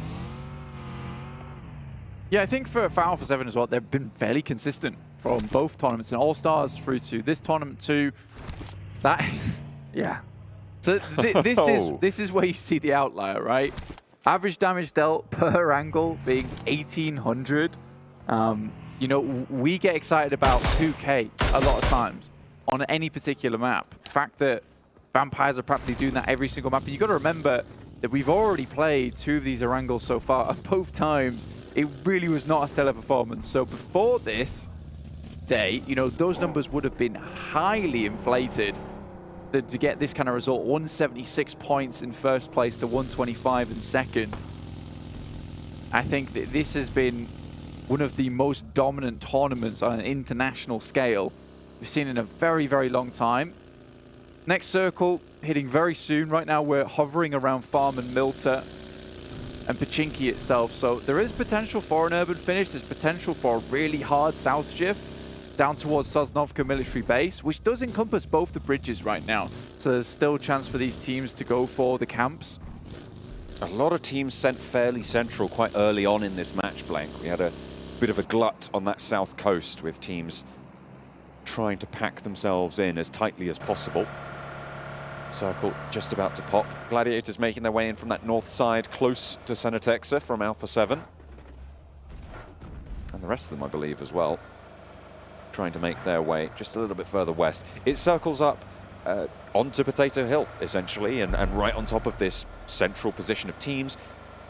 Stalwart from the east side of Novo, going to have to move up that bridge. They've already started doing that. DRS as well, having to leave that. But the decision can be made now, which is the good news for them.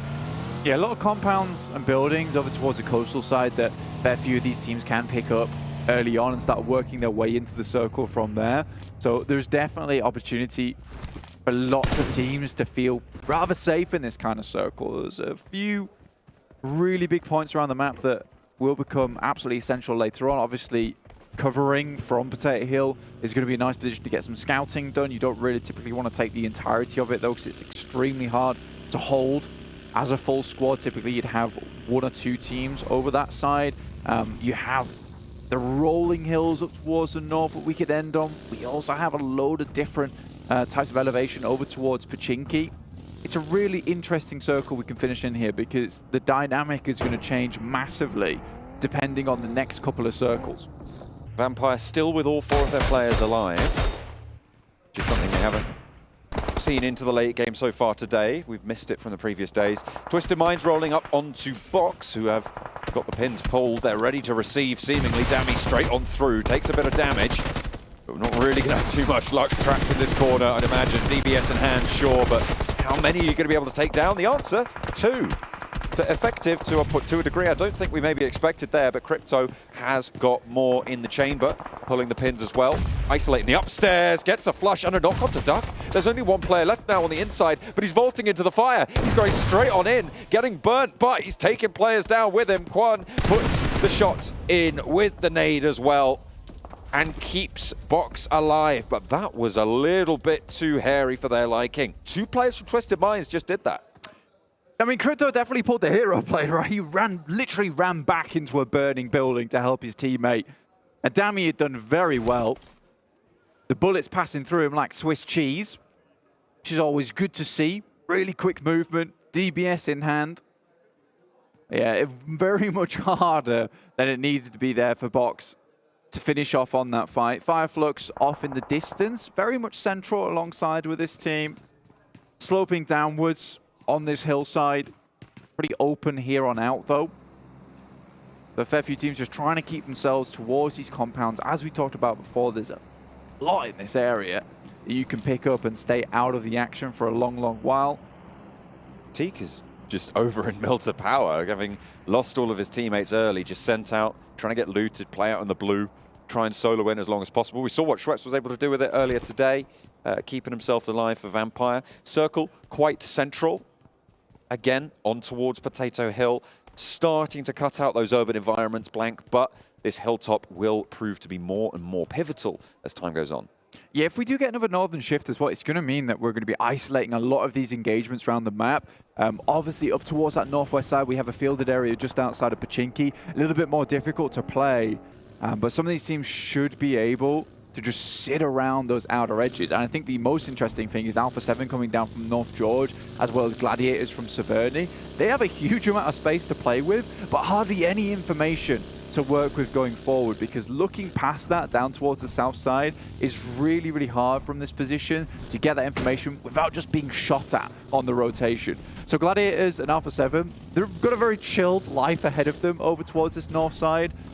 And they're most likely just going to have to wait for a lot of these teams on the south to move up.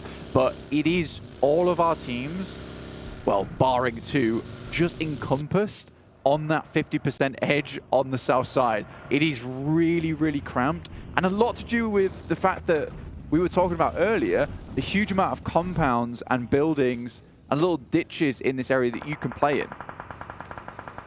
628, a team in a pivotal position, looking to hold on to second place against Alpha7. But they are in much hotter water right now, Blank, on that southwest side. You talked about that split. 628 right on the edge of it. And they're going to have to try and force their way through, or break far out to the west side and try and swing all the way up north and actually take on Alpha7 themselves. Those are really the early options. And it looks like they are going to break out a little bit further, try and get around the back of DRS. Yeah, honestly, that there is a good play to make here, which is a really, really wide wrap up towards Church and Pachinki and go through that way. Unfortunately for them, getting caught up in the action versus DRS should make a very quick stop to this. Leaps on through on the back of the buggy. Will look for more as well. He rolls up, tries to stop those races. It will go well, but his teammate are falling to bits right now, and it's not good news for 628 and for that second place hold. 10 points ahead right now is the buffer between them and Alpha7. Going down here fully would be that opening that Alpha7 would have looked for, and given Alpha7's position on that north side of the circle, they can get into this one late relatively simply. It's massively bad there for 628, and I think it's sort of unfortunate because 628 has made these interesting plays in the past where they go for these wide wraps. DRS is the exact same team in that sense of things. I think they were looking to go for something similar on a wide wrap down towards the south side, which is interesting, but they just get caught up over towards that hill on the west side of Pachinki. And 628 just immediately ripped to pieces. Ooh. Circle over towards that western side, though. And now Vampires have a very strong compound looking over towards the east, over the field. So if this circle does move further towards the eastern side, yes, Vampires will have to leave, but they are in a lot of safety for the time being. We are going to see a lot of teams start to go down now because we are moving away from a lot of the compounds. And again, we're filtering teams in past Potato Hill on that northeast side. This really assuages some of the power and staying ability of Alpha7 and Gladiators on that north side. With the shift as it is, everybody's going to be moving onto that east side, which is their main target of rotation as well. It means that they're going to have to fold back into the fray with the rest of them and try and keep on going. Rules is down in the face of 33Z, and he's looking for more to Killer. He's not going to let up, is he? But Gamers8 finally puts a stop to the nonsense on the southwest side. Finally dispatches 628, 125 the mark now for Alpha7 to try and leapfrog. Infinity IQ taking on Stalwarts. At the moment, Action's doing bits, but how much more has he got in the tank here? Trying to burn out the enemy, and he will be able to, but will get knocked in the process. Nerzed gets the final shot over towards Infinity IQ. That was great from Action. That is the action of the pass, though. That's what you want to see. Really, really amazing hold over towards Infinity IQ. Came blasting towards him. Teak from Falcons. This is one hell of a rocket ship send over towards this side. And will find himself pretty safe in the chopsticks outside of Pachinki. But again, like we said before, these buildings for Vampires have a little bit of elevation that just looks directly down over this fielded region. Teams are going to struggle to get close to them. They have a split that looks down towards the south as well, because I think they're pretty conscious about teams rotating in through that south side. They assume that there will be a squad that will have taken the eastern compound. That currently is both Tiamba and mainly Geeke here, who will be covering that northeast side. So I think for Vampires, they're covering mainly the areas that are going to be the biggest pain points from them in particular. It's quite smart at this stage in the game. A lot of teams starting to line the edge of the circle blank as well. You've got Box all the way out to the east, Fireflux south of them, just on the southeast point. Reject Tokyo and DRS also trying to just eke their way closer and closer into this circle. But we've got quite a hard shell on this next phase. Yeah, Box Gaming as well as Fireflux are in two really strong compounds. If this circle was shifted much further towards that eastern side, and I think it's not necessarily bad right now that they sit here, but at some point they will have to get moving. Fireflux has been really slow this tournament, quite sluggish. I think that they need to get themselves a little bit of energy on board and get moving sooner or later. Dplus KIA comes up against Alpha7 as Mafioso takes a tumble. Far from ideal. Mafioso going down, being a standout player for them today, gets flushed away, and Alpha7 almost, completely gone. They had their chance. 628 going out so early left them an opening, but that has been firmly shut in their face by Dplus KIA. Gladiators looking to try and third party onto it, but basically no damage was done in response to Dplus KIA. Yeah, it was a really big opportunity there for Alpha7 to get ahead of things. And thrown away, realistically. Circle centers up towards Geeke's compound on the eastern side of the field. Vampires with their outpost down towards the south should start to be able to move towards Tiamba and maybe rotate through on that center side. Dplus KIA realize this as well, move over to one of the smaller areas of safety on the northern edge of the field. But yeah, around about 50% of this circle completely unplayable, which means we'll be crunching in a lot of teams on that eastern edge. And Gladiators have a very good oversight on Potato Hill currently towards that position. Fireflux, Box Gaming, as we said before, on that eastern side, relatively out of the way. They'll have to get moving soon. This scrap on our screens right now would dictate who's going to have to push past the Vampires and Tianba line on the south side of Pachinki Fields east. And at the moment, DRS are down 1, Reject Tokyo are down 2. With the res being enacted for DRS, the numbers are better for them. 2 players to face off against them, with Killer back on his feet in just a second. Sara's close by, wanting to put him back down on the dirt here, but Rules evades the damage from the nade. Duello rotates up on high on top of the hill, and Delta's looking for the flushes. Takes down Sara in the process, and now it is just Duello. Killer breaks out wide, DBS to DBS, muzzle to muzzle. And it is the Japanese team to take the dip there. Killer finds the final shot. He's been phenomenal from DRS so far.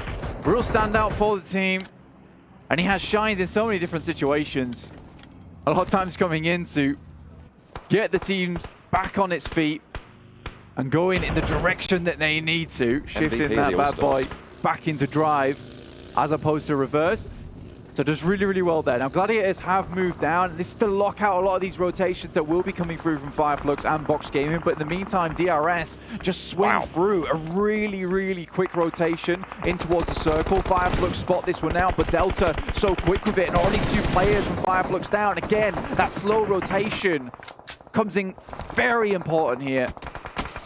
Shots raining in from Gladiators from up on high. Their high ground angle doing so much work against both Flux and DRS. A fast maneuver from DRS gets 2 of them through. Rules and Killer have managed to make it.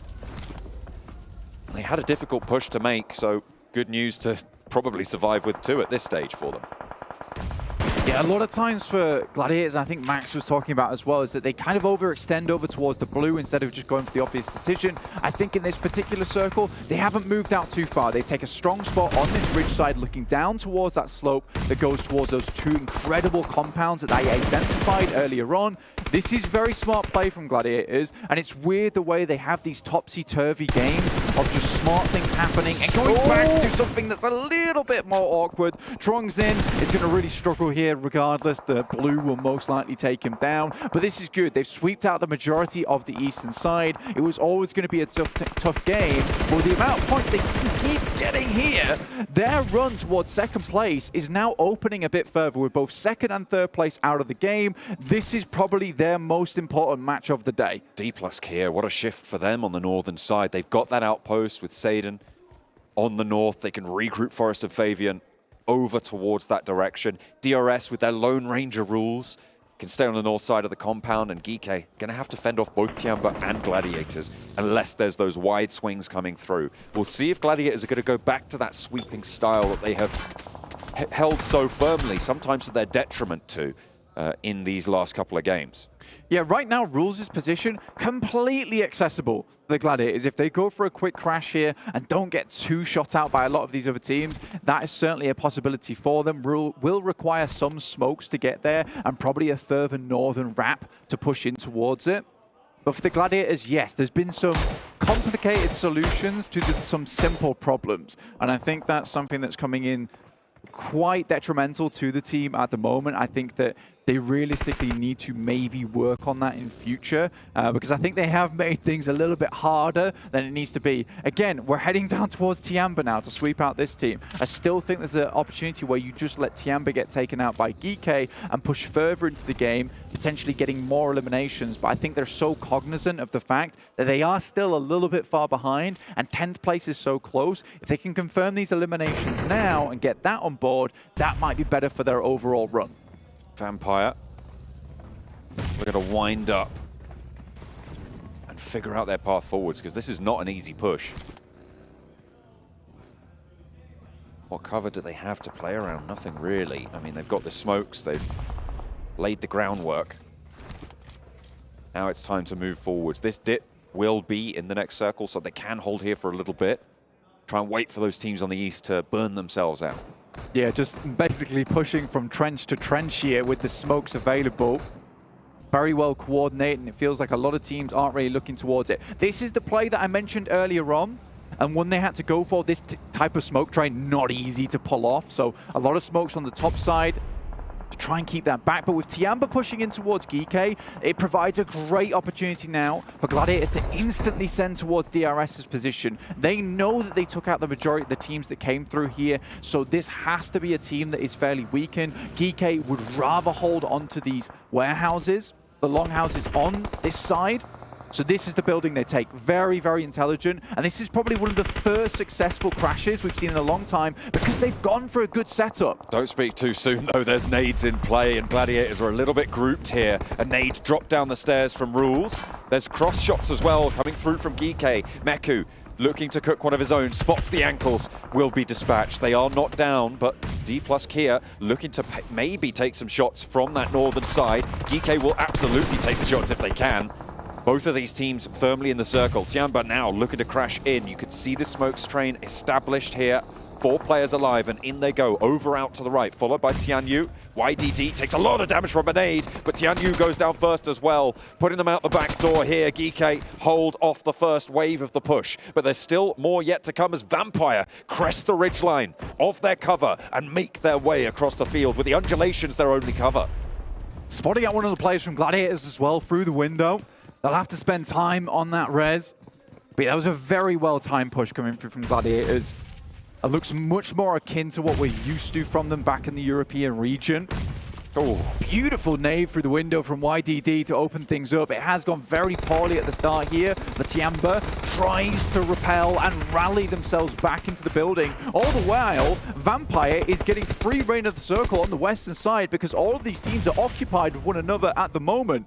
You can see the minute ridges in those fields that they're going to have to be playing around here. Blank smokes will be their only cover. Vehicles if they're lucky. Shots from Tianba moving them back on in, and Satan trapped in the corner, burning behind the fire.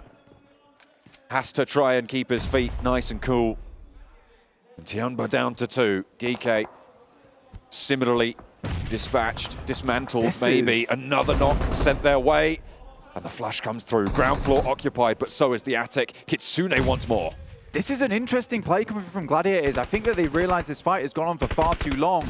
So it must be just dregs of teams remaining. In the meantime, Fathians actually managed to send a scout of himself down towards the south side on the north edge of Gladiators' compound, which Dplus KIA could most likely return to later on if they can't actually deal with Vampires, who are ripping them to pieces on the top side, and it's Ravenclaw to do that. These rocks, these hay bales, lifelines in the field, out in the open for Vampire, but everybody on the inside's preoccupied. Ragnar certainly is. A suppressed PP Bison this late in the game. Let's see how effective it could be. Certainly good for one. Not going to be able to get the flush just yet. Gladiators do not want to risk it. Hope hopping around through the window. Can't quite land the shots. Ragnar looks for more, and he goes down, but not before dispatching Tian, but GK stay alive, and Hope lives.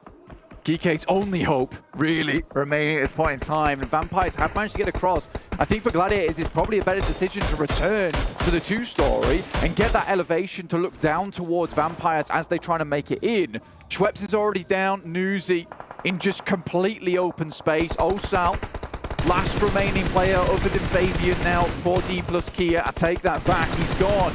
But the Vampires are still going, and from what was a really difficult position, timing and really well-coordinated pushes from them have taken them further in this game than they have any right to. And with the circle moving over towards the west and the reses coming through, perhaps this game actually can go back in the favor of Vampire. They have the opportunity now. They've established the firing line. The smokes were burnt through on that train that we saw from Gladiators earlier. It's going to be hard to find those resources. A lot of crates should be littered around them. Hopefully they can find something. Hope has squeaked out a window, and he's been spotted. And Vampire will not let that one go. Picking up another point there. 5 eliminations. Remember, Vampire right on the cusp of breaking the chicken dinner record here as well. If they're able to get just this one more. It's been a crazy game here for Vampire because they have essentially tried to remain as patient as possible while still just taking some stabs here and there at the teams in the building, leaving them wounded and bleeding, which is the main thing for them. So they could never really retaliate onto this position, and both Kitsune and Tixie are both down, just 2 players remaining. Matic opens with 1 over towards Vampires, but right now it's not looking like enough. Crossfire from Ravenclaw out wide to try and slow Matic's roll. The bullets are landing, the shots are hitting, and Vampire shut the jaws on the camp that they've been able to find themselves. They move over the top in over-contested territory, through the fields, through the fire. And Matic now the last barrier to their victory, to breaking the record here at PMWI. And the roll down is there, but not going to be able to land it just this time around. It will be good for a second. The spray is good. And Vampire return to form with a massive, dominant play over the fields of Pachinki. That's got to be the most casual, most dangerous looking win I've seen from a team in a long time. In the fields, just pushing across here and there, just taking some swipes at the guys inside the buildings. So preoccupied with one another, they forgot about the Vampires over on the western side. And it was the cloak to envelop them all. They were left blinded at the end to the real threat out in the field. Nobody else tried to move through Pachinki or past them. They were just able to sit there and wait it out, force the fights, and strike when the moment was right. They did exactly what they needed to do, all 4 of them surviving to the end, controlling the ground. And this is the team that we haven't seen in the first 3 matches of today. They have broken that record that they set for themselves last year. But the big setup here for us is the Gladiators with 628 as well as Alpha7 out very early in that game. That was a really good opportunity for them to pick up some more additional points. Getting in second place is great. Yes, it's not a first, but they got a lot of eliminations in that match, and that should bring them further towards what they needed. Phenomenal. Vampire take home a chicken dinner. A record-breaking performance from the roster. And let's head to a break. We'll come back with the desk.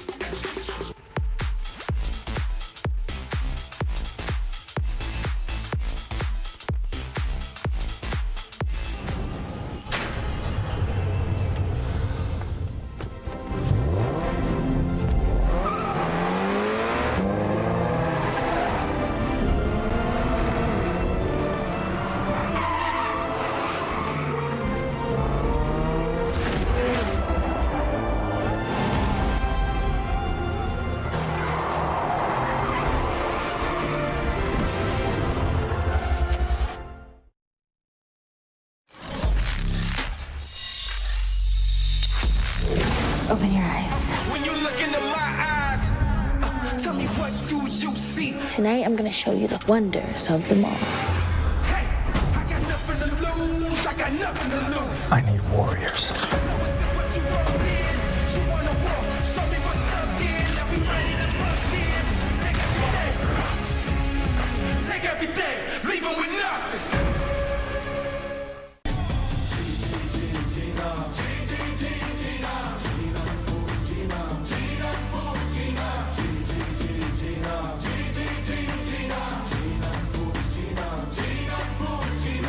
Paradise through dirt and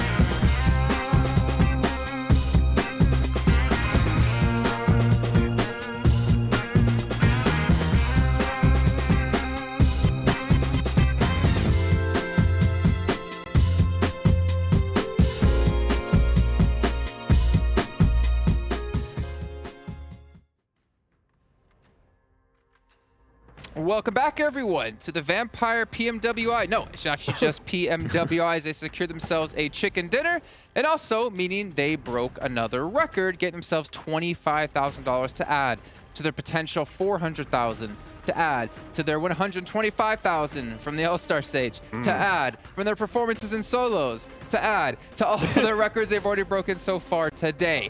Welcome back to the show, everyone, as we still have 2 matches left to go. But before we actually break things down here, I'm going to talk about our Honor Magic 5 Pro, powered by Snapdragon 8 Gen 2 and Honor self-developed GPU Turbo X. Not giving you a chance to do it this time because you guys have sucked. Last time I did it, you guys missed the turbo. You just said X, and I'm like, that's the most important part. that is the most important part. Thank you so much. Able to pull that off, though. What a match yet again. It almost looked too easy. It's like they're not even trying, and they can still pick up victories. Take a look at the match rank and see how many points they got and how much further they lengthened their lead against other teams. Yeah, I like how Blank mentioned it at the end of that game. The most chill, aggressive, scary game on Vampire Esports. I mean, it seemed like a walk in the park, Seven, a walk in the field, and securing another 20 points, which pretty much just secures their first place. 100%, no point to contest it away. Now it's truly a fight for second position, but those angles at the end, impossible to take it away from Vampire Esports. It really was, and we got to keep in mind too, something that we really haven't pointed out as much, especially here on the desk, is that Newsy is playing. He's currently replacing Stone, and for them to still be able to get this chicken dinners, that's definitely impressive. One thing we got to keep in mind too, second place and third place, when we're talking about Alpha7, 6-8, currently with those 0 points, which is going to allow some of the other teams, right? Even though we have already seen, what was it, 4th place all the way down to 10th place being so close, it's going to allow second place and third place to be even closer too. So even though we, in a way, kind of have the champion already set with Vampire Esports, a lot of these teams are going to be looking to have good performances here in the next couple matches, and Alter Ego, I believe I might have cursed them, Max. I feel like you have, actually. Yeah, I think I did. That's your fault. Sorry, Alter What's been going on? I mean, they were in a position to contest with top 3. Has not been working out, though. Gladiators, it's too late, maybe, to bring these big changes to the table, but they're still able to compete for one of those top 3 positions, potentially. They regrouped, they pushed away Box, pushed away 5 Flux. I am very happy. Do more of that, please. You still got 2 more games to give them more points. It only took them 5 days. Well, yes. Yeah, because they did All-Stars too, so it's even worse. Yeah. You guys have a lot of hand movements right now. I am quite jealous because I've got... No. No. Save that for later. Save that for the other show. We have one more of those later. Come on, guys. Let's take a look, though, at GK, though, up against Tiamba, because there was a crash, as GK, as we saw, holding on to that compound. Very center zone, very dominant compound to be in. But I want to take a look at their head-to-head here in this last match, because we had Tiamba won't get a victory in the match before. So we can see the damage going to favor GK, as they were able to survive out against that. But I wanted to take a look at these two just to see how the fight kind of broke out. How it ended off, I should say. I just want to say, GK has actually disappointed me so far today. I mean, I was talking about how first day, Satan, right? Second day, it seemed like the whole team was actually able to start stepping it up. And then here on the final day, I mean, they started off with 13th place, 16th place, 15th place. That's just not the stats that you want to see out of a team that was actually being able to hunt within at least the top 3, I thought, at one point. Yeah, definitely a little bit disappointing throughout today, though. Tiamba, a team that has impressed me a little bit more. Not just like the C position, maybe 3, we don't know, just fully breach, and if it works well, unfortunately, we're dead. There's a lot more thought behind those breaches, especially, I mean, their chicken dinner earlier on Erangel just before this match. There was really smart execution, and here they understood the value of GK's spot, fully breached it. It didn't quite work out, but at least there was an idea behind the breach, which I can always appreciate. Not even that, just more decisiveness too. Whenever they were actually going to go for the breach, they did. Now they actually go for it. They're not like, oh, you know what, we got hit once, let's just back away. Dplus, wow, okay. So I have a challenge for you, Seven. I don't know where the issue came from. I remember the other day, yesterday, when Hotchooks was the voice and I was the visual. And I was just mouthing to what he was saying. I'm going to issue you the challenge. I'm going to put a solo shot on you here, and I'm going to see how well you can do before we hop into our next game. Okay. Are you ready? Yes. Do you have any idea what's coming? No idea. Okay. Well, let's get the solo shot on him and see how we can handle this. Seven, no pressure. Here we go. The Psychophage crate available now with series new PDP set. And we are excited to announce that the crate contains an advanced supplies selection pack, so you can get it to choose one of 3 mummy-themed sets. Also, the crate won't give any duplicate mythic and ultimate sets until they are collected. Enjoy great designs from PDP creators. Yeah, not bad. Not bad. Max, the judge here, what do you got? Yeah, pretty decent. I was just counting to 100. Oh, not as good as Jason, so I'll have to give it a solid no, 6.5. You couldn't even give him the on-brand result. Okay. I did it on purpose, not giving you the 7. No. Not bad. I like the way you think, Max, but we are getting moments away here from our 5th match, which means we're also transitioning over to Miramar. Are you thinking what I'm thinking? Are you thinking what? I don't know. I'm thinking quesadillas. You are thinking what I'm thinking. 6-8. You didn't hear what I said, did you? No. Good. We'll move on. Go ahead, 6-8. Let's talk about him. Yeah, if they keep doing well, Alpha7 could be losing potentially their top position to contend for that 2nd place. So they need to bring the heat right now heading on to Miramar. Otherwise, 6-8 might just be solidifying their position in top 2. Yeah, and I mean, if we were to look at the stats from both teams in Miramar, I feel like 6-8 has been able to edge them out. Both of the teams do have a chicken dinner in Miramar. It's going to come down to who's going to let the pressure get to them and who's not. And these are the stats from Miramar. This is what I was talking about. almost double the damage of what Alpha7's been able to do. And I want to see how that translates into Hillams, and you can see it perfectly right there. Definitely more than double. And the fact also that yesterday's games on Miramar were just so horrendous circles, I think it's fair to say. One over to the eastern coast, one over to the western coast.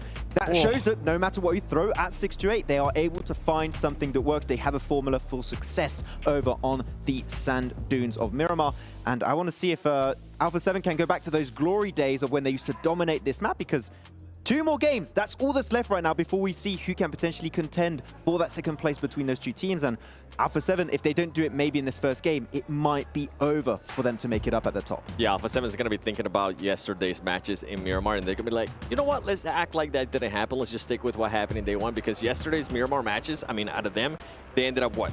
13th place, 16th place, and they weren't able to back it up with those elims. I think they only ended up with just 4 elims for this team. So it comes down to the circle too. It comes down to how they're going to be rotating. And yesterday, especially in Miramar, is when I saw Korea starting to be a little bit too confident and a little bit too loose from the team, and that's just not going to fly just right now. Be careful. Especially if they're going to try to push for that second place, if they want to get to that second place. Just got to be careful on the early drops and how you're going to be rotating on your phase 1, phase 2 circles, because that's what caused their demise. If they go out early, might be GG, game over. Yep. Looks like we're about to load into our penultimate match here of the PUBG Mobile World Invitational 2023 live from Riyadh, Saudi Arabia. And I believe it's time to head over to our commentators once again with John Allen and Blake. The desert awaits us, Blank. We are ready to go. We're staying nice and cool. We're staying hydrated because you need everything on your side for the treacherous terrain of Miramar. Certainly this deep into the tournament, the race for second place seemingly now all but locked in. But the 2 teams that were vying for it before have reduced the buffer that they had behind them. Plenty more at nipping at their heels. Yeah, Gladiators are sweating, essentially, today. And I think we had Kitsune over on the stage yesterday. If you didn't catch it, he had an interview with the beautiful Barney, who was saying, you know, actually, look, we're not a day 1 team. We're not even a day 2 team. We're a day 3 team. They always come in clutch right at the end. And yes, they stress me out because it is always very last minute. But they're here now. And the last minute Andes, they're bringing it through. That's the main thing. But the question is, and I mean, they talked about it on the desk, is that good enough? You know, is that good enough for a second place? Sure. Sure. I mean, maybe for a second place, sure. But you're looking at coming from those PMPL regions where you're playing those longer form tournaments. You have that time to gain momentum. You need more power out of the gates in order to be considered a contender, especially when you've got someone like Vampire just sort of shrouding the rest of the lobby, right? It's kind of unfair at this stage to judge them against a Vampire, but still, you do need a little bit more speed out the gate, I think. And so there's definitely things to work on there. Good news that they have managed to find a little bit of speed here towards the end of day 3. Yeah, it's really important. I mean, you can pop off day 1, you can pop off day 3. It's just a bit more stressful on day 3, but maybe that's what they like. Maybe they love the stress so much, which I cannot imagine. Goodness me, I would be very, very unhappy with that. The adrenaline pumping through my veins. I might need some of Defian's breathing techniques to help me out in that situation, 100%. Keep it going, mate. From that last game, by the way, not only did Vampire break their total winner-winner chicken dinner record of 3, bringing them up to 4 now in this tournament, which earned them 25k USD, but they have now tied the record for top 3 finishes, which is a further 15k. Blank. 1 more top 3 finish from Vampire, and they just add to their prize pool. Are they going to win literally the entire thing? They won the most exciting walkout as well for another 10k there. They've got most eliminations. They're sweeping the whole board here. Yeah, Vampire are just taking it all home, and I think it is fairly unbelievable the rate at which they've picked up these prizes and these rewards, as you can also pick up those prizes and rewards from the 2023 PMWI crate. You've heard me harp on it enough by now, so we'll get straight back into the game, because this is our penultimate match before we will finish things off over on the final Miramar of the day on match 6. It is practically confirmed at this point that Vampires will be your champions of PMWI once again. But still, that second place is a huge amount of money, John, a huge amount of money. Yeah. 200K. The second jump place. up is large, right? So I think these three teams at the top, Gladiators, A7, and 628, three very, very good teams from different regions. You know, they're all vying for it. And I think that if you were to ask people at home, you know, who do you think you should win? I think there'd be very divided decisions there, because I think there's a lot of fans of Gladiators, a huge amount of fans of A7. There should be some really big fans over the PEL for 6282. So I think that it's really anyone's to take at this point, and Gladiators currently are on pace. But as the desk was saying, 628, they shine the brightest, blindingly bright over here on Miramar. But then again, so do Alpha7. And in fact, the last time there was a final circle with Alpha7 against 628, we know who won. It was Alpha7, right? They were able to claim that one. But only one game, and it's still, you know, you could argue either way, but I still think Alpha7 do have the chops for it. The time has long gone where Gladiators were considered, I would say, massively dominant when you consider this tournament on Miramar. They have had previous showings here where they just absolutely swept the board, so hopefully they can channel that as well. Yeah, I think that when you look at that team, they are making some better decisions. Not the best decisions, but better than what we've seen before from them, which is a case of just those speedier rotates in that end game, just picking up the obvious spot a lot of times and fighting for it. You know, the smoke trains were a really good sign to me last game. They were looking for something more, even though it was just one player. The fact they were able to think to themselves, you know, let's challenge this. I think we have to if we want a really good placing in this game. They do go for it. It's slightly difficult for them here on Miramar because the distances are a lot longer. They have to make much more rotates, much more micro rotates on this map as well. So towards that end game, they might still feel a little bit of that, just still feel quite uncomfortable making those endgame rotates where it feels maybe just a little bit too scary to go for them. Maybe they're not confident in that crash to make that one happen. But if they want that second place, they want that big jump up in cash, they have to go for it now. Similarly, 628, they just need to keep doing what they're doing here on Miramar, which is absolutely blasting off with just 3 players, of course. They do need those 3 players. The 3-player buff is real. Hopefully able to enact that here. Miramar stats for Vampire on the left-hand side of your screen. I think, what was that, 7 point something average elimination. So we talked about the prowess of 628, of Alpha7, of Gladiators as well. Vampire have just been chilling. To be fair, it's sort of similar story just across the whole of this tournament, right? Yeah. So it's kind of, as we said before, a little bit unfair to measure them up like that. Yeah, and I mean, I'm going to be even more unfair and do some more measuring because they have 46 total limbs on Miramar.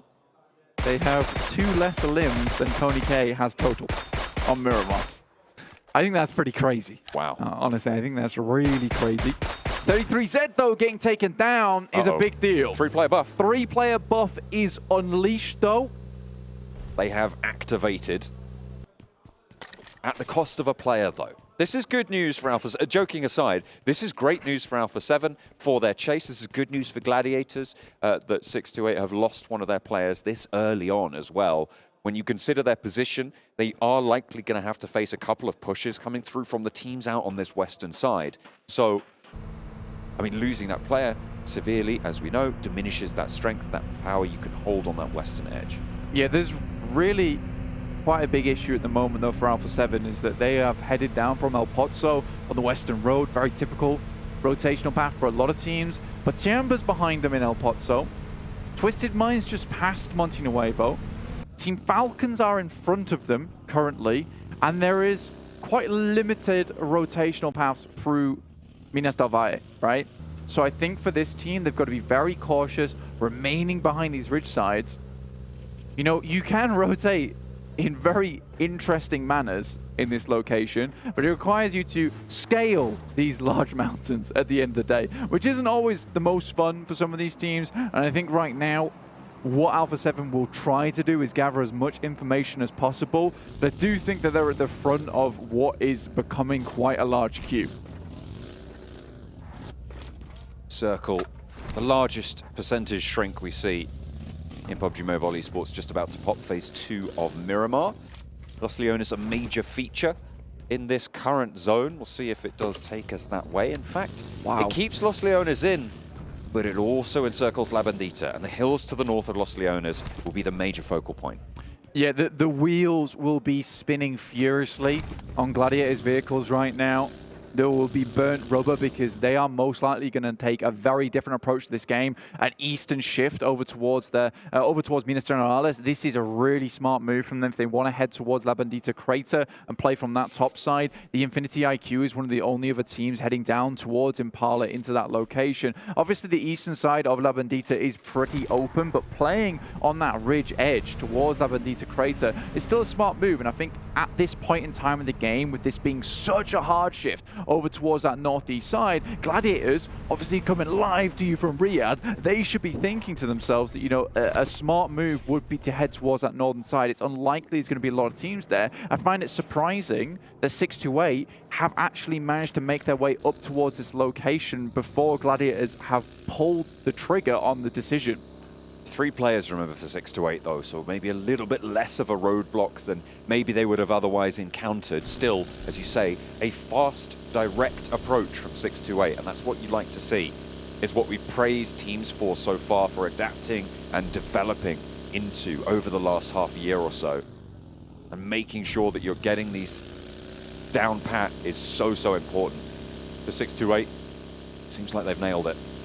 Yeah, I think for Alpha7, they're pretty happy about this one because you can see on your screen at the moment, Twisted Minds and above them, Tiamba, both had the exact same reaction that I did to this circle, which is break east, quickly, just turn the vehicle around, let's make over towards this location. So Alpha7, who took a very rickety approach over to Macera, feels unnecessary for them at this point in time, but it has removed a lot of teams that would be pushing them forward at the end of the day and bustling up against them. Down towards that south side, we do have Fireflux. Solke jumps over to the other side of the party bus, will take shots, and that's one down for Team Falcon straight away, who are ahead of them on the rotate, but losing one player like that will weaken them significantly. Fireflux are in the main peloton of teams in these crucially placed spots, right? The points so close, separating between them. 3 points for Fireflux. Well, actually only 1 point now when you add in the eliminations, behind Dplus KIA. 6th to 5th place, blank. That's a $15,000 jump. So that's 1 point separates them right now. Every single team in that peloton is so primed and ready to go. They've only got 2 more entries to make themselves known, though. Only 2 more shots in the chamber. And you've got to hit as close to the mark as possible if you want to challenge off against some of the top teams in the world here at the PMWI. Ooh, I do not enjoy this circle. I think a lot of the teams won't enjoy this circle either. Over towards our eastern side, we have pretty open ground. It is playable to an extent. You most likely will want to just stick on the edges, though. For Gladiators, they'll have a comfortable time over towards the north side on La Bandita because they can play on these ridge sides and peek over the top. In the meantime, Vampire, Ravenclaw looking for a little bit more here. See, what's happened here is they made the mistake of going near Tony K and have taken a knock for their trouble. Sarah does get rezzed, however, for Reject Tokyo. Stalwart catch some bullets, stray across the way.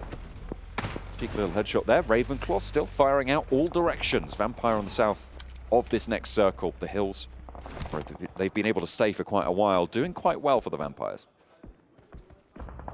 Yeah, they are in a position that is surrounded on all edges by teams looking to break the 200-point mark during this game, which is pretty unbelievable to me. And I think with the point sponge they've been, it's what has created this ridiculous amount of points that splits 10th place up towards 3rd place at this point in time. It allows anyone to just have a really good game and immediately jump themselves up by $75,000. Team Falcons, however, go down in 16th here on the 5th game. Here on Miramar, Rosemary on the roof gets taken shots at here by Regiosio. Back to the garden. Rosemary drops off the top of the roof there. Will not get knocked, though. Stay safe. Box Gaming, however, not so lucky. Duck, Truong, both taking the knee on the far side of the road from backup as well. Really, really hard to go for these reses, with Forest peppering through as well. You've got to imagine that you're just going to have to let your team be cut in half here for Box. A difficult position for them to be in the defilade they hold currently. Luckily, there's no players up in the buildings to their back, but that's more than likely going to change very soon. Yamba tucked away towards the compound on the western side of La Vendita. Most teams will struggle with La Vendita with the fact that they allow teams to get a little bit too close. It has been what has caused a lot of problems in the past. Right now, Gladiators are looking to take as much space on the northern side as possible. Before Dplus KIA takes a nade over that side, and Fabian goes down, but 2 DBSs crest the ridge side. Just Quan G takes another nade, and it pops just a bit too short there.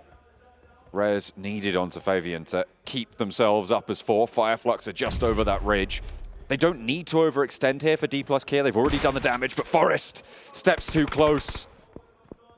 And Gosu recalls his teammate. The slowdown is good. It forces Dplus KIA to take their time to regather, and that means that Gosu can get back on his feet. They can have 2 nades getting cooked at the same time and try and instant burst someone. Catch now. Fireflux spots Gosu. Quan G as well with the DBS. Immediately tries to get into cover, but I think Ketch already spotted him before. Pulls the pin on the grenade and looks to end Quan G's life. Reject Tokyo chiming in with the third party onto Dplus KIA as well, but Fireflux in the dominant position on this fight. Box will be eliminated. 15th place on the match. 4 eliminations now on the cards for Fireflux. They are in that peloton too. They will look to try and push towards the top. Dplus KIA, a pretty big opportunity now for Fireflux with the knocks that come through. They need to be a little bit quicker with this. Maybe push up. If they can find one of these knocks on the cross, it'll be absolutely massive for them because Dplus KIA is directly in their path towards a circle. Not finding that and now allowing Dplus KIA to reset has really slowed Fireflux down because all the heals will be coming through. All Solus can do is try and get further up the road here. That's the smartest decision whilst Dplus KIA go for the reset. Ketch gets a little bit closer and will start unleashing smokes towards these windows. Fireflux want to push for more. Get through into this circle. Dplus KIA's sightlines getting systematically denied. Solus from the high ground will be able to spot out Osal's window for Dplus KIA. And Vampire do have some cheeky little off angles. We've seen Reject Tokyo also chime in onto this position. So potential for this to get very messy.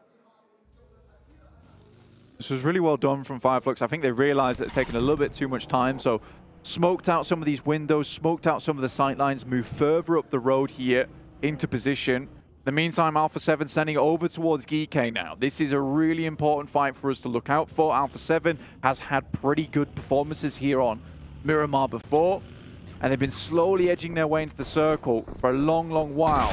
They will start to unleash. Ragnar's already down. Revo gets through. Dangerous opposition now gets too close for comfort for Geeke. Molotov to isolate the fight into one side. Satan and Hope both going to be able to train their barrels that way. Slowing down the fight, though, is the only effect of that Molotov in the end. And they'll have to give ground here to Alpha7. Mafioso takes a little bit of damage from a nade. The air burst is there as well from Geeke, but they're not getting knocks in response. With Ragnar falling fully, the southwest side opened up for Alpha7. The push looking good. Over the top, another, not quite finding the mark. Molotov forwards. Geeke tried to stem the flow. They've just splurged too much utility at the start of this fight, have Geeke. Everything was sent through right at the beginning, and they could have slowed things down massively. In the meantime, Dplus KIA actually get the better start here versus Fireflux, but already Sol-K takes a little bit of damage, but a refrag has been found here onto Dplus KIA. Seidan, one of the biggest clutch players coming through from All-Stars, looks to try and get something similar, but look at this, 2 players down. It's Carrillo and Revo. These are the players you do not want down on their knees. Mafioso, though, has been performing today, and he'll need to try and channel that for the rest of this engagement here. 2 players, and one of them descending, 3 in fact, on the top floor, forced up there, but now they can start to try and get these flanks. Mafioso catches one, falling, catches him sleeping as well, and wants to put more hurt down range. The reses maybe being enacted here for Senatexa, but in Mafioso goes, finds a second, needs to find the third. Where is he gonna look for it? Behind him, no, it's upstairs still. And has got the backup from a teammate. The res did come through. Alpha7 are still all alive. Satan, last standing for Geeke. Mafioso, Senatexa, both on the ground floor, both pushing together as a team, as one. Alpha7 trying to slow it down, but will not be able to stem the tide of Alpha7. GK fall, and Alpha7 4 points on the board, crucially on their chase for the spot occupied by 628. Mafioso, the virtuoso with the M4 there, really hits the decent sprays as they jump out the windows. They thought they had wings, but they were quickly clipped by him. And it's really, really important that he came up clutch there because Revo is their close range specialist. The fact that he'd gone down with Carrillo is such bad news. And Mafioso's had his ups and downs during this tournament, but he had to be up there. That was the most important moment of this tournament for this lad, and he has performed absolutely brilliantly. They are going to be clapping him on the back because they needed that one. Flux clawing their way up the rock face of the tables here. Having lost Lutz, though, will take the momentum out of them somewhat. 6 eliminations found already on the game in their scrap on the southeast side with Dplus KIA as it continues to boil away at their resources. Flux trying to spread out here. Solus repositions out wide. Fabian will see this, will spot this fully, but can't take the shots just yet. He's out in the open, does not have the cover to take it. Yeah, send him forward there, allow him to have an anchor point. The rest of the team to get towards, and Fabian doesn't want him to have that whatsoever. 628, they'll arrive. Ooh. And just as they arrive, they depart from the lobby. That is big news, Blank, for second place. That puts Alpha7 6 points behind 628. And they'll want to find those this match. This is their opportunity from the south side. They'll have to cross further. Solkate down, knocked. Dplus KIA trying to trade it off. Vampire have still got oversight on all of it.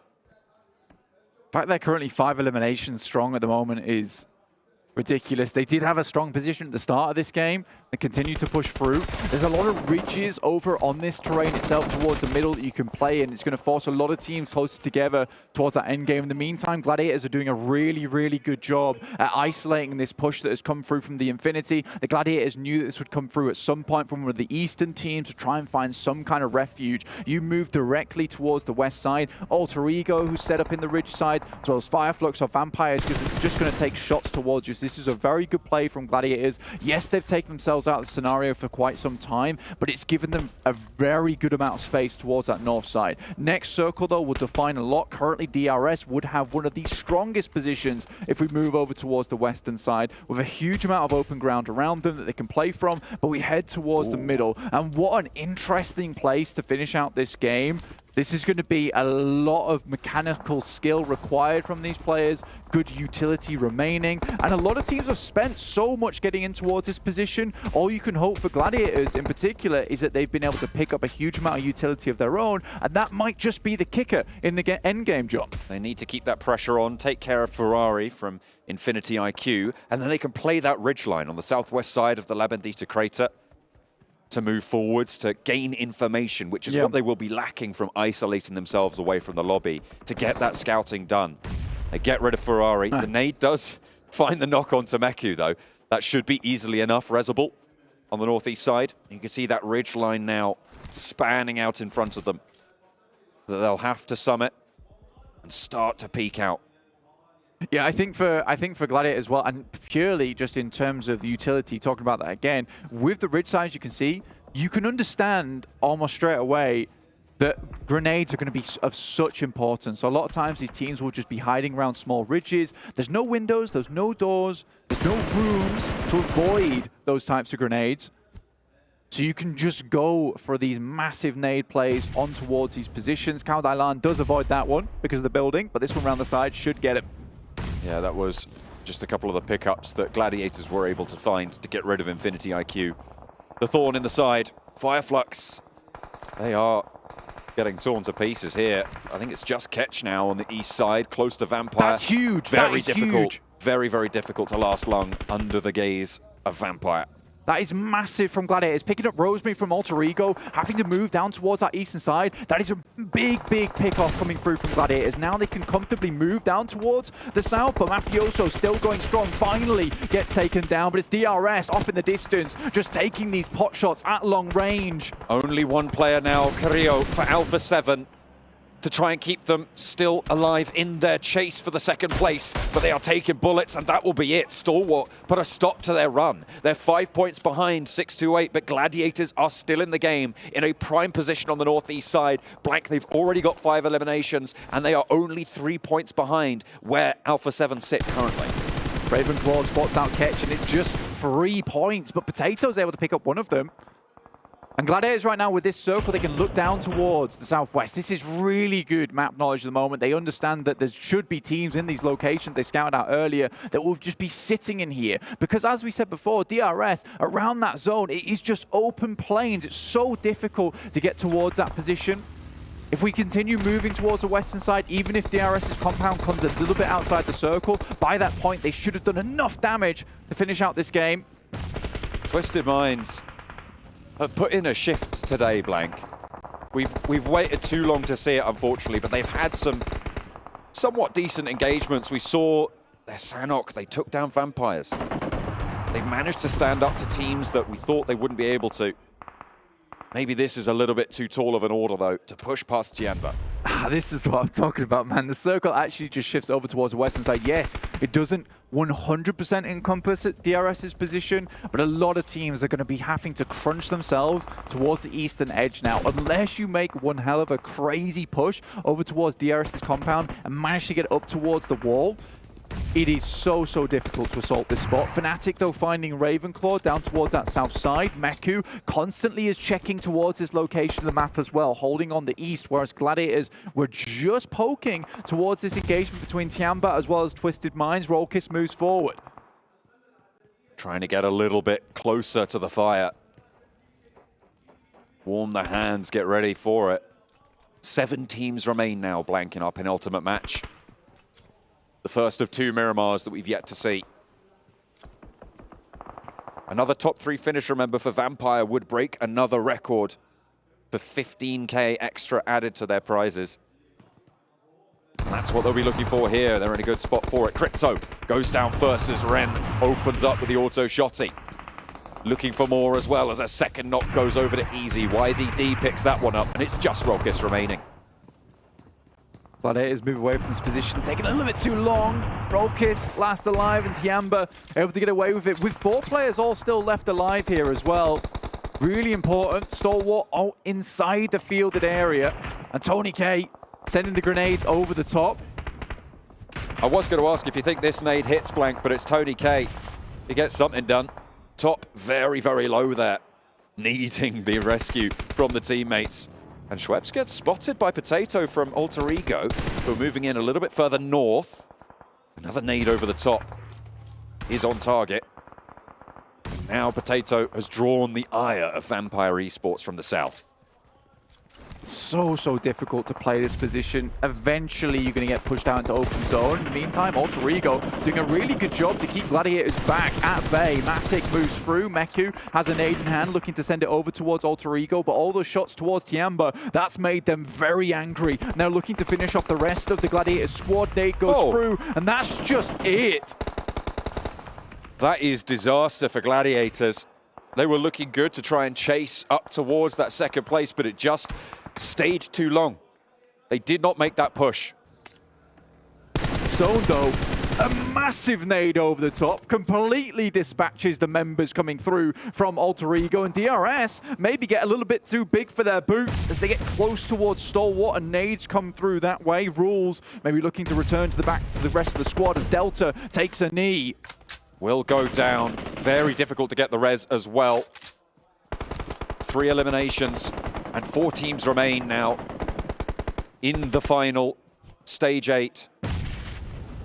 Vampire with 3. They have lost 1. Vampires here looking to get into that top 3. If they hit that now, that's another 15K underneath the belt just from the record break alone. The top 3 finishes, but Rules gets put down. Goodness me. Action moving up now, just running across the field It's the best he can do, and hoping that Kante cannot hit him because his legs are swinging so fast to get up towards this truck. Yante behind the hay bale, smoke blooms to give him a little bit of leg room to gain that speed. Way. That's cheeky. No way they haven't figured out that he's in there. They aren't taking shots out that way either. But with Nerzed playing up close to the monster truck, Action just gets it out of there. Delta's down in the meantime, and he can go for the rundown. Action bursts through, and Yante gets caught up in it. Vampire put a stop to the carnage, and Killer's left wondering what just happened. They roll straight on through, and Vampire ladder up an extra 15k under the belt for their 9th top 3 finish. Guaranteed now, Blank.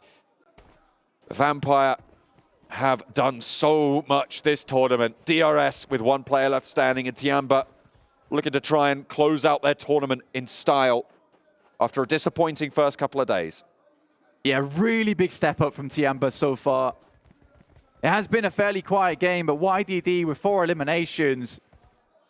What a fantastic result. DRS similarly trying to bring things back into the fold. They've been much more aggressive. It's what we requested from them day 2 in the All-Stars. It's just taken them a while to adjust to the level of teams here. DRS step up, down goes Schweppes, and Vampires are now in a bit of a struggle bus situation.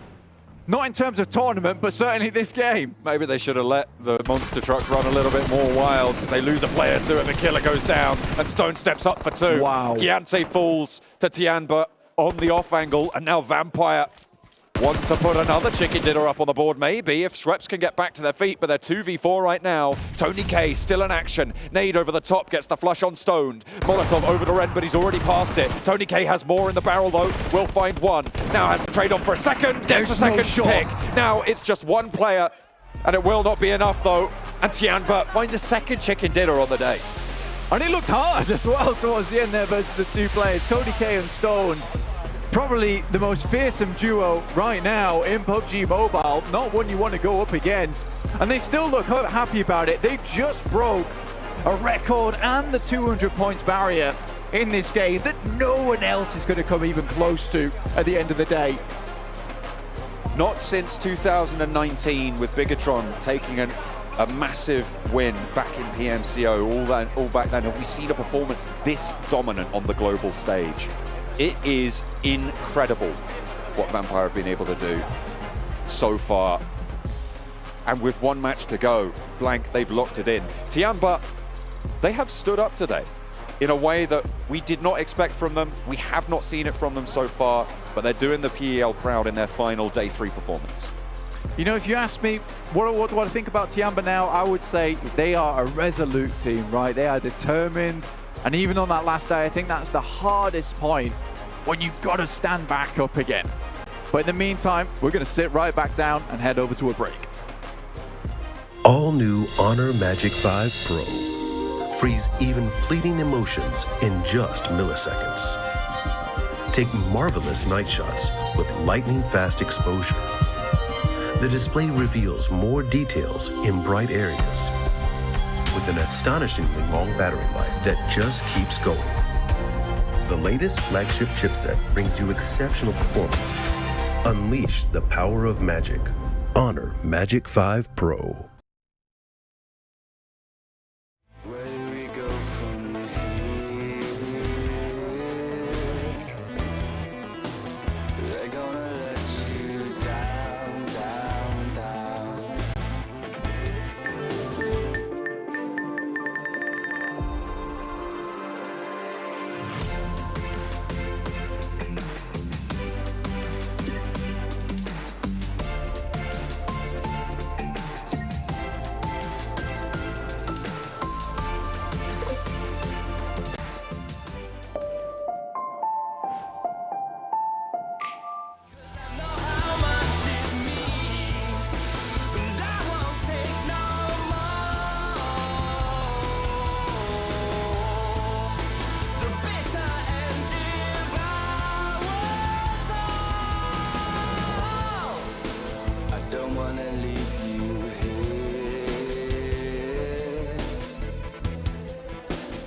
Channel will drag you down, down, down. Living with vultures and naysayers. They're going to take your crown.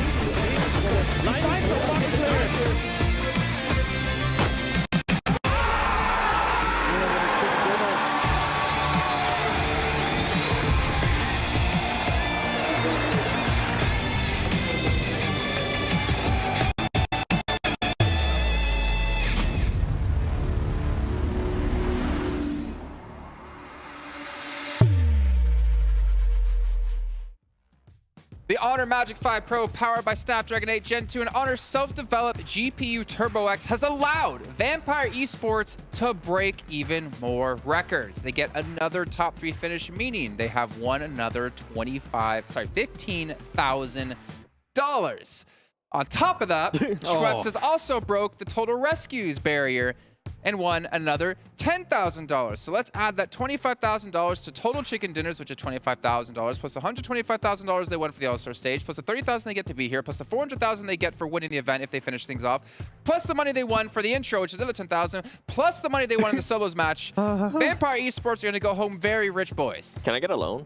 The International Bank of Vampire Esports. They have broken 1, 2, 3, 4 of those records. They didn't break.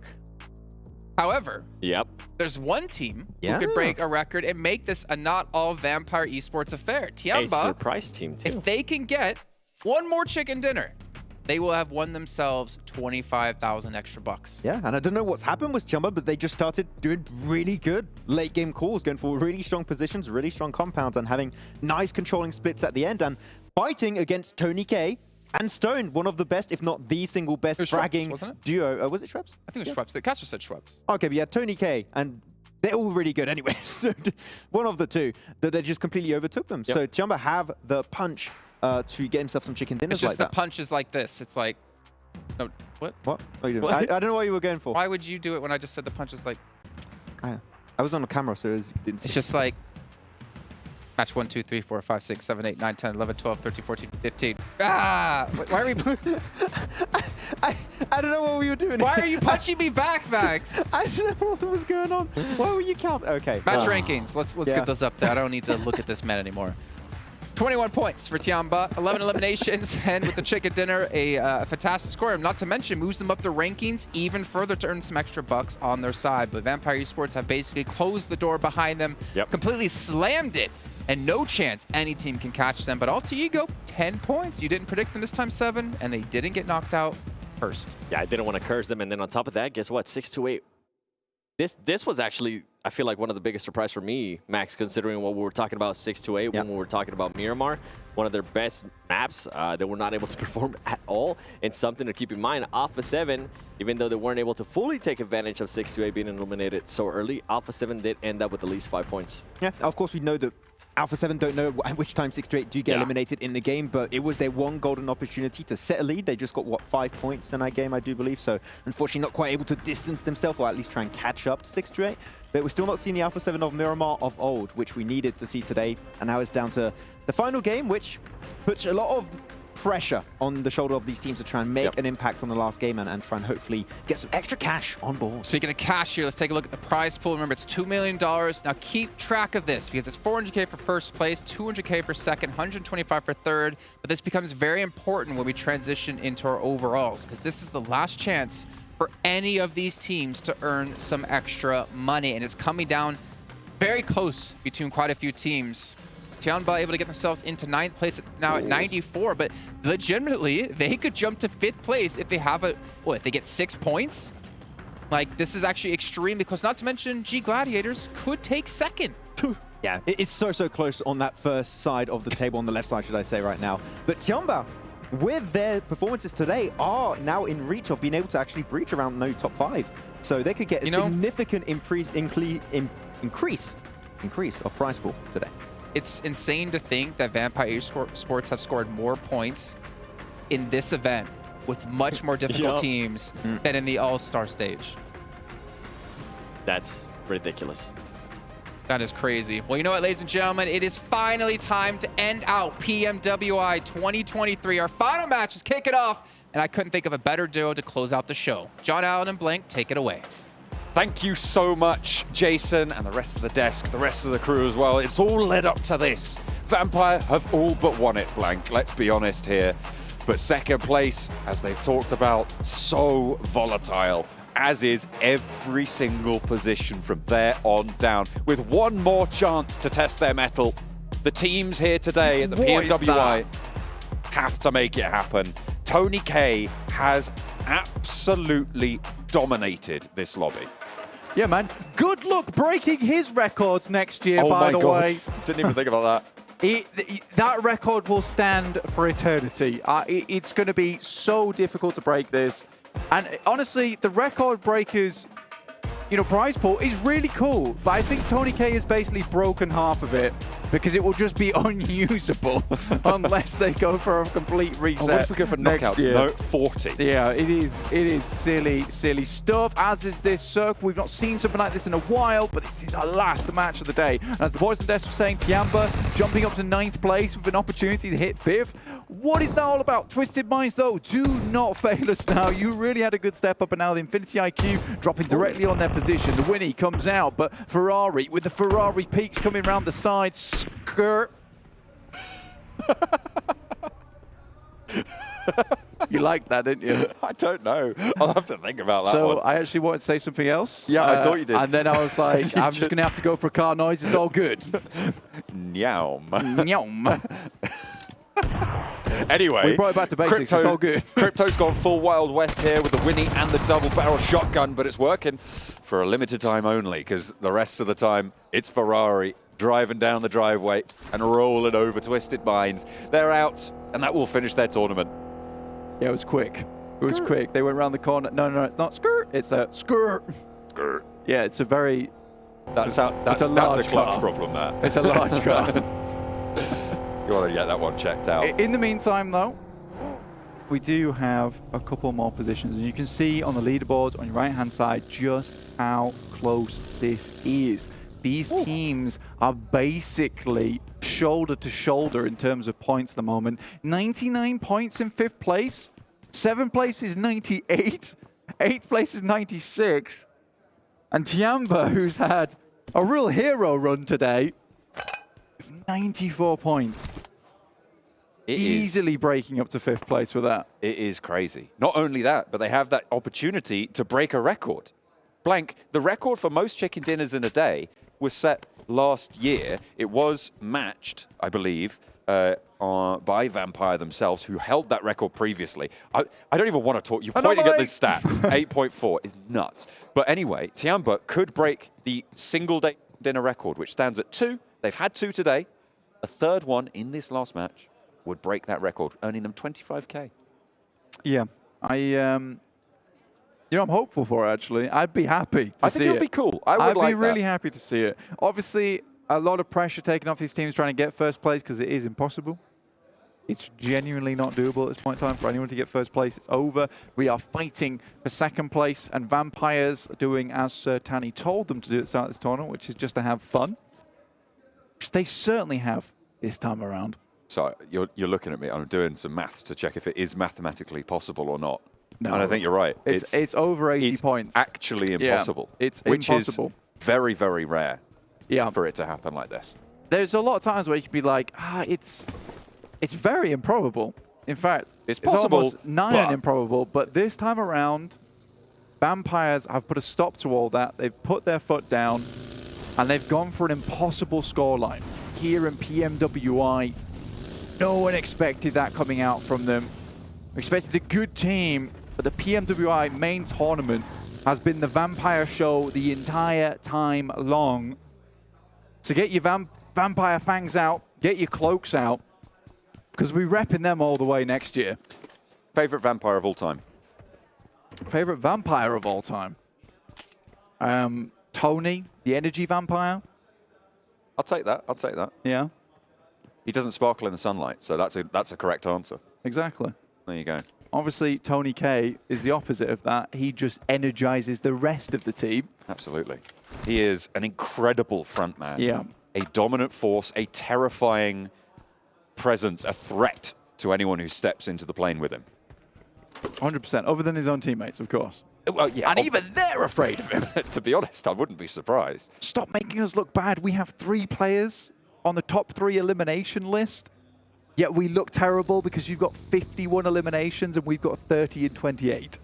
Right? It's absolutely nuts coming through. Mafioso is the closest on eliminations of a team, of a player that isn't on Vampire Esports, sat on 27 eliminations, which is a really good performance, by the way. Yeah. But Tony K has 51, so it kind of just doesn't matter. You know, it's really good you bring that up as well, because Alpha7, for a long time, kind of built off the backs of like players like Creo as well as Revo. Very, very good players in their own right. Really good clutch factor on both their sides. I think Mafioso, for the long time, kind of sat in the dark for the team, right? He was a good player, he played solidly for them, was great support, and the fact that he's had this turnout of an improvement during the PMWI, I think Alpha7 will be happy with how this tournament has gone. If not anything, but the wealth of experience the players have been able to garner and absorb during this tournament itself, because I think, you know, Gamers8 have put on an incredible show of teams here. Like, I would want something similar to this coming into PMGC. I don't know if I'm going to see something similar to come into PMGC, but I hope I do. I don't know, man. I mean, well, as you say, we are just going to have to wait and see for that to be brought to bear. But this is an historic tournament, Blank, for sure. Given the dominance that we've seen here and the point sponge that has led to this calamitous volatility. Absolutely. It's legitimately from like 12th place up to, I mean, pretty much 4th place could just completely change this whole map. It's very easy to switch things up in terms of prize pools at this point in time. So I think the only people that aren't stressed are Vampire and Max, who is screeching loudly over in the green room. I think it's actually a laugh, to be honest with you, but everyone else is properly stressed coming into this one. It is so nerve-wracking. All of these teams who have driven so far through their regional stages to be able to qualify for this tournament, some through the All-Star stages as well, like Gladiators, who have managed to start to gain speed here in the final day. Yeah, and I mean, it's been a long, long time coming. Box Gaming opens up towards Fabian from Dplus KIA. We expected a lot more out of these guys. We just did not find it. The next circle, we'll see the shift there. Infinity IQ obviously getting their 4 elimination points over towards Twisted Minds, who have been sent back to the lobby for the last time. Circle moves down towards that southwest side, encompasses a very interesting finish. Over towards the western side, there is a massive amount of high ground, a huge mountain that will block out either side. It's a very, very fun finish for some teams, as we see a lot of them head over towards that massive high ground itself and start taking shots downwards. Fireflux look to be leading out that way with Infinity IQ directly next to them. You've also got that Crater Fields high ground, currently occupied by 628, that northwest side of this circle that we normally see Gladiators on. 628 got there first, and the Gladiators have to play backstop, which they have been denied a couple times, so we'll have to wait and see if they're able to execute there. Again, a very solid high ground position, but it's quite close to the edge of the circle here, which means it's not guaranteed to be in these next couple of phases, and likely to be maybe a little bit of an overcommitment if you want to stay there for more than like half a minute to a minute. I think the thing is, though, that you take up that position earlier on because it's not likely you're going to get a chance to have it again later in the game. So you pick that one up, and it moves hard over towards the eastern side. You can just tumble down in a buggy and get moving from there. So I think a lot of teams would like to take that high ground nice and early just to have it. Right, 628 certainly have gone for something similar to that. They've got one player in 33Z up towards that northern side on Crater Fields. South side of La Cobreria. Alpha7, though, look to be hunting over towards Gladiator's position in La Cobreria. They're directly behind them at the moment, and this will be an engagement for the ages, as this could settle whether Gladiators make it into a top 3 or not. You have the 2nd, 3rd, and 4th place teams all on the northwest side of this circle, Blank. Alpha7, as you're talking about, swinging through La Cobreria. They are going to get backed off, turned around, and will have to reroute. This is, as you say, a brilliant news. Kitsune, the outpost, the backstop, the IGL, the brains in the Gladiators camp, sends them packing. That was very, very well done. You know, the amount of times he's sent up towards this location and done nothing from it. But he has, time and time again, consistently sent towards this spot. For this reason alone, is just a spot of a team. It's careening through La Cobreria, and at this point in time, that rotation will just come in too late for Alpha7 to make their way in. They will just get cut up. So really nice play there from Kitsune to to send them back, because that would have made things very uncomfortable over towards the south side of Crater Fields for Gladiators. Remember, they're playing for that second place right now, as are 628 towards the center of the map and Alpha7 sent up towards that valley on the northern side. But DRS, we know how good they can be with those long-range shots here over on Miramar. So they'll definitely have to be careful with this. They need a strong fight to start this off, get a good crash inwards. The circle moving further down towards that south side does encompass that massive high ground that Infinity IQ picked up nice and early. Can they convert that into points, into ladder-ups? We're looking as well, remember, at Tianba. If they can continue their power of today from that south side of the circle, they might just be able to stand a little bit taller on those tables. 9th place right now for them, but we've spoken about the volatility enough for you to know that it is very possible for them to earn a whole heap of money this time around and break that daily chicken dinner record. DRS on the northeast side will have to push in. Alter Ego just a little bit ahead of them. Alpha7 out to their west, so difficult choices to make. They could even swing around the east side of San Martin if they want to cross that road, which splits this circle in half blank. Stalwart, 6th place right now, 98 points. 1 point behind Alter Ego in 5th. A very rough start to their tournament. Well, not their first game. The first game, it seemed like Stalwart were about to take everything home for themselves, but after that, things went very much awry. But they've definitely brought things back up to speed here. I think a lot of that has been just the case of any points that you get on board will take you further into the game. Nice little spin out from Tixie. Stops them dead short there. Messes up the bullets coming through from Team Falcons as they swing for a wide sweep down towards that south side. King just cannot hit these shots. He just needs to get one of the buggy's wheels, but they're already into cover. Looking to head down towards this compound that has been very strong in the past over towards this western side. Fortunately, will not be in the circle, but does give them an actual opportunity now to get in towards the rest of the zone. Shots just not landing onto the Gladiators' rotation. Towards the south side, they regroup, reassess, take stock, and plan their way forwards. Vampire on the east side, with the tournament locked down at this stage. Just looking to bleed it dry one more time. Box Gaming to their south. Do not want to be embroiled with this. Not given their current standing. They're towards the back of the pack when it comes to the spots that they can ladder up. So they do want to have one of the bigger games of that set of teams. Yeah. When it comes down to it. They spent a lot of time rotating as well, John, so they're lacking a little bit on supplies. Not hugely to the point where they're just running through.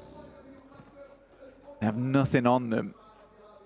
Still working out fairly well. Gladiators, though, heading over towards the east a little bit more, and Geeke should have spotted out on this position. You can see towards the north of them, there is Fireflux holding alongside the warehouse. Pretty decent position. Next circle will pop soon, heads down towards this south side, in which Geeke's compound now becomes a veritable fortress for some of these teams to try and pick up. Kitsune swings towards the south. Tianba also in this location with Ren just trying to scout out a little bit from the north, south side of Power Grid. Alpha7 up to the north with DRS on the overlook. It's a sticky situation, and having already lost a player. We'll see what they can do. Alter Ego, though, into the fray with Box Gaming, but handled business so efficaciously. Barely a trouble to be seen for the Alter Ego position. And now it's just Gosu wanting to get the res onto Duck, but they're still on 2 maximum. Yeah, nice little swing there downwards. Yo-yoed it in and quickly picked up 2 players, which is very, very nice. I think for Alter Ego, it's holding on now. Was a central position along the roadside. A little bit more dangerous as you do have those long sight lines that are available towards that position, but in the ditch right now, this should be okay. And Alpha7 just been hunted by DRS. They know they have to leave at some point, and they'll spring the trap.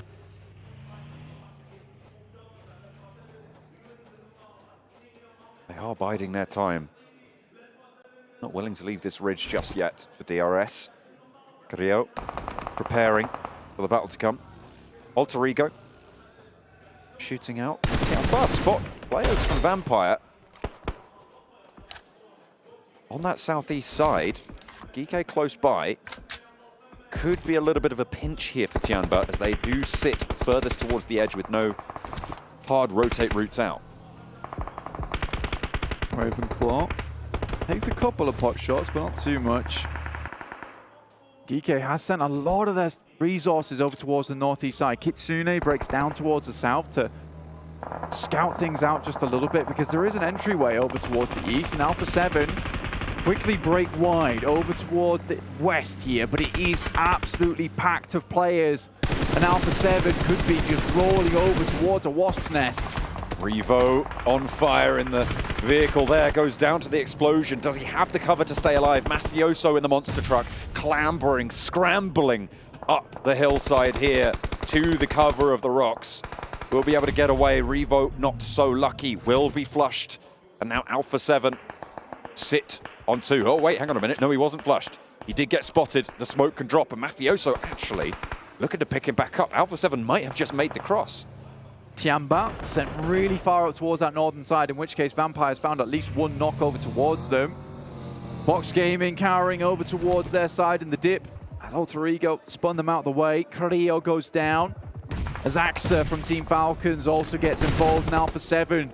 Their run might be ending pretty soon as Mafioso takes a nasty hit to the head. Oh, only Revo now remains. Mafioso burning down. Will not be resible here. And it goes over to 6-8.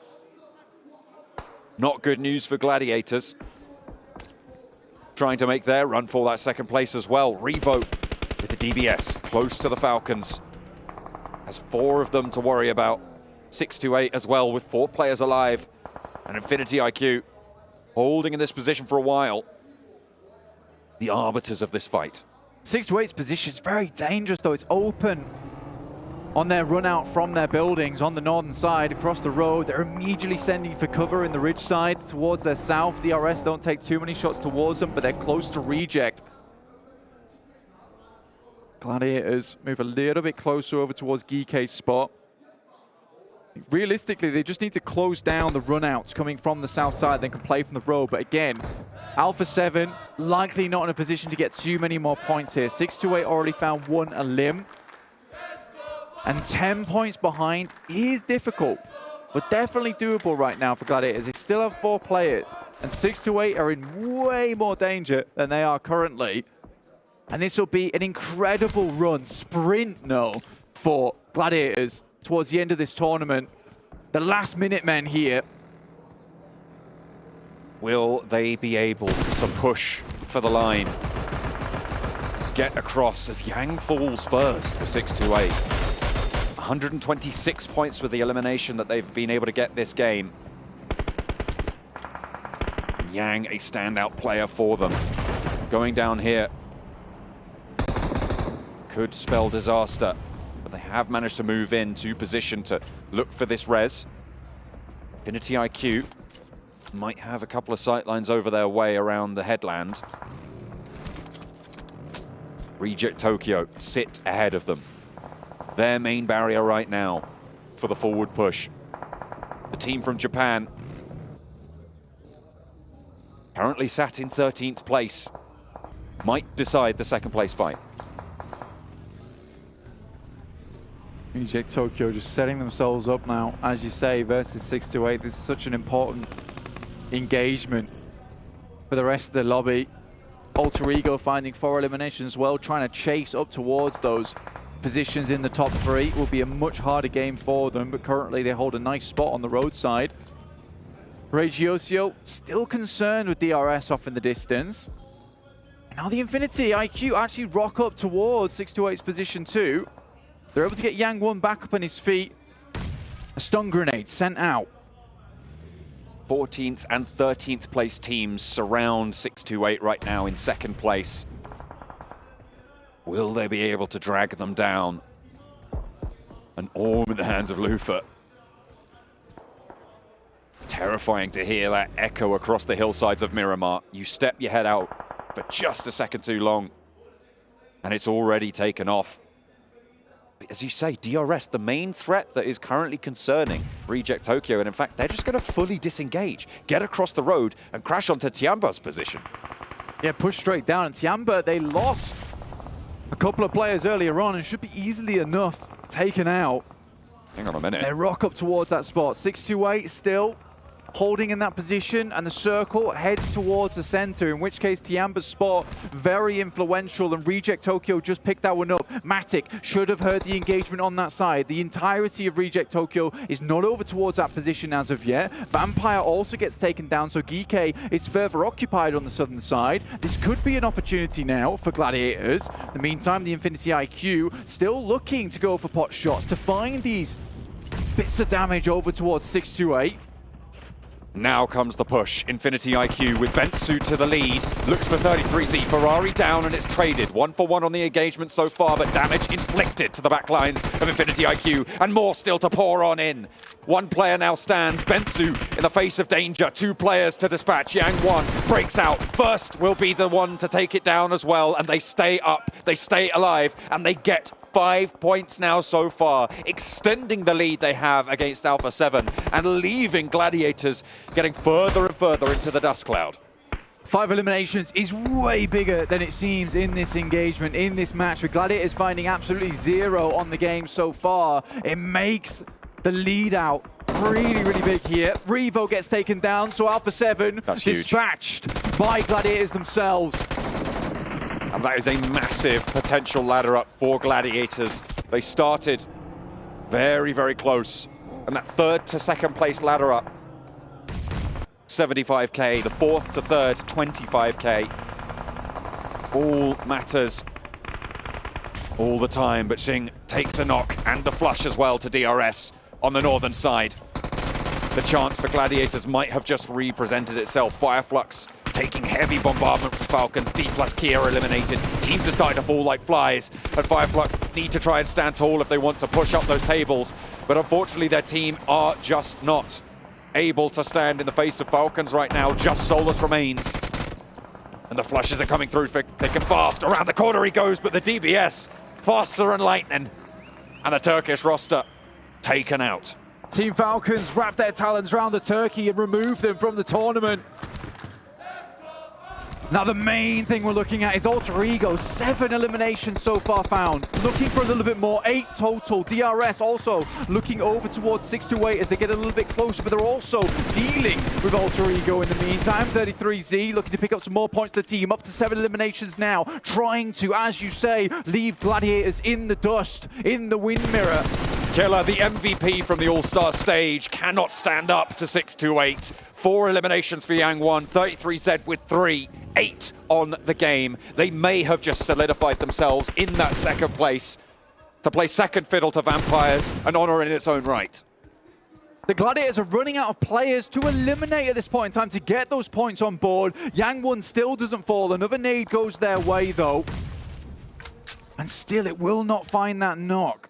Slippery fellow. If 628 go down to Alter Ego, it's bittersweet for the Gladiators. Sure, 628 go down, but Alter Ego get more points and they get closer to the Gladiators total.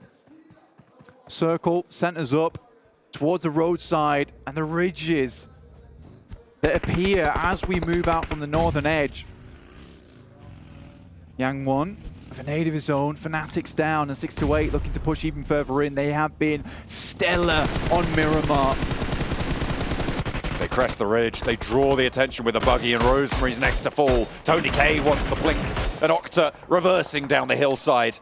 Falls prey to it. Tony K picks up the point. Why not? Give him more eliminations. Make that record even harder to break. Schweppes goes down. Won't be able to add another revive to his tally, but shouldn't matter. He's still head and shoulders above the rest of them. Gladiators. They just haven't been in the engagements to get these points on board. And with a 20-point difference between them and 628, 19 when you add in the Gladiators' 1 elimination, it is slipping through their fingers faster than they would like.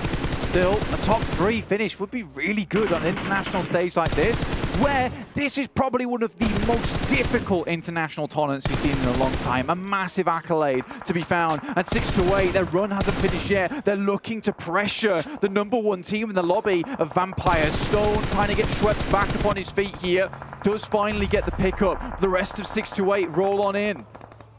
Up to the ridgeline, the roadside crossed. Tony K on the crate. Schweppes and Stoned reposition in the buggy, just about able to get out of dodge in time. Vampire stay up as 4, 6-8. The threat is 3, but we know what a buff that could be to them. Losing Sing earlier on. Tixi knocked. Playing close. Meku really risky to go for this, as GK have great sightlines onto this cross. Good should he molly. want to go for it. Sara for reject Tokyo. Under pressure as Kitsune leads the charge in. Damage pouring in from the back, and the Falcons take it down. Gladiators want to keep themselves all alive, but Tixi is bleeding out fast. And the nade over the top to seal the deal. Kitsune also falls. The shots from Axa make their mark. GK towards their eastern side as the Gladiators have stayed alive as quite a few players for a long time. The Falcons equally will be pushed in, and the Gladiators just trying to get towards the next position. The 3-player buff strong for 6-8. They did not want to finish out this game without a bang here. They're looking to take down Vampires in the last match of the tournament too, to solidify their second place in this tournament. Tony K goes dangerously low, but stays alive crucially. The Gladiators fighting tooth and nail to ladder up into this third position. A 25k pay jump as Asa falls down first. Meku plays forwards but gets knocked in response, and 6 able to pick up the slack here. Only 1 player now on the front. Kitsune, the IGL, as GK push in behind. Kitsune under threat, and what more can he do? The palm tree to give him cover, sure. Can the Falcons stay up in the face of it? Popping the Sims, and Kitsune, the last hope for Gladiators to ladder up. Tony K is down in the meantime for Ravenclaw to go down second. And 33Z up to the bat against Stoned will fall. And the Vampires claim another victim. 6-8 go down, but they've done enough. The second place will go their way. Gladiators still clinging on, but finally fall in 4th position. Now Kike try to assuage the Falcons' push across the road. And they're doing good work, but will it be enough? Hythe on this side for Team Falcons. What a way to win the tournament for themselves if they can get this win, but it's unlikely with the 4 players from the terrible squad of Vampire looking to finish out this game strong. 4 players stand. Champions in their own right. Dominating and finishing it out strong. If they want to convert here, they'll need to control 6 on the off angle at the back. Keep him away and descend these hillsides. They have 4 sightlines. They have 4 players, each more terrible than the last.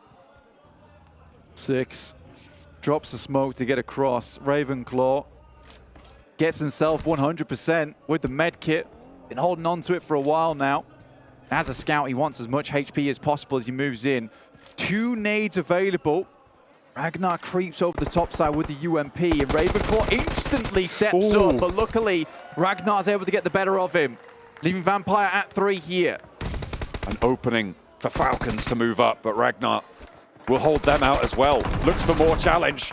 The UMP no match this time around, but with Ravenclaw down and Tony K looking for shots here, they need to find something. Schweppes falls next. 2 players for Vampires. Can the Falcons close out strong? Stoned and Tony K though, a very big hurdle to summit. Stone goes for 1, cannot find the second. The man, the myth, the legend, Tony K, the top of the tables.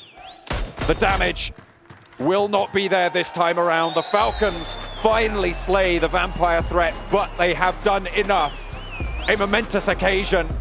The Falcons take the chicken dinner, but the Vampires will take home one of the most dominant performances we have seen in years, Blank. It is unrecognizable, this team. 4 times they've stepped up in Riyadh. 4 times they have crushed the competition.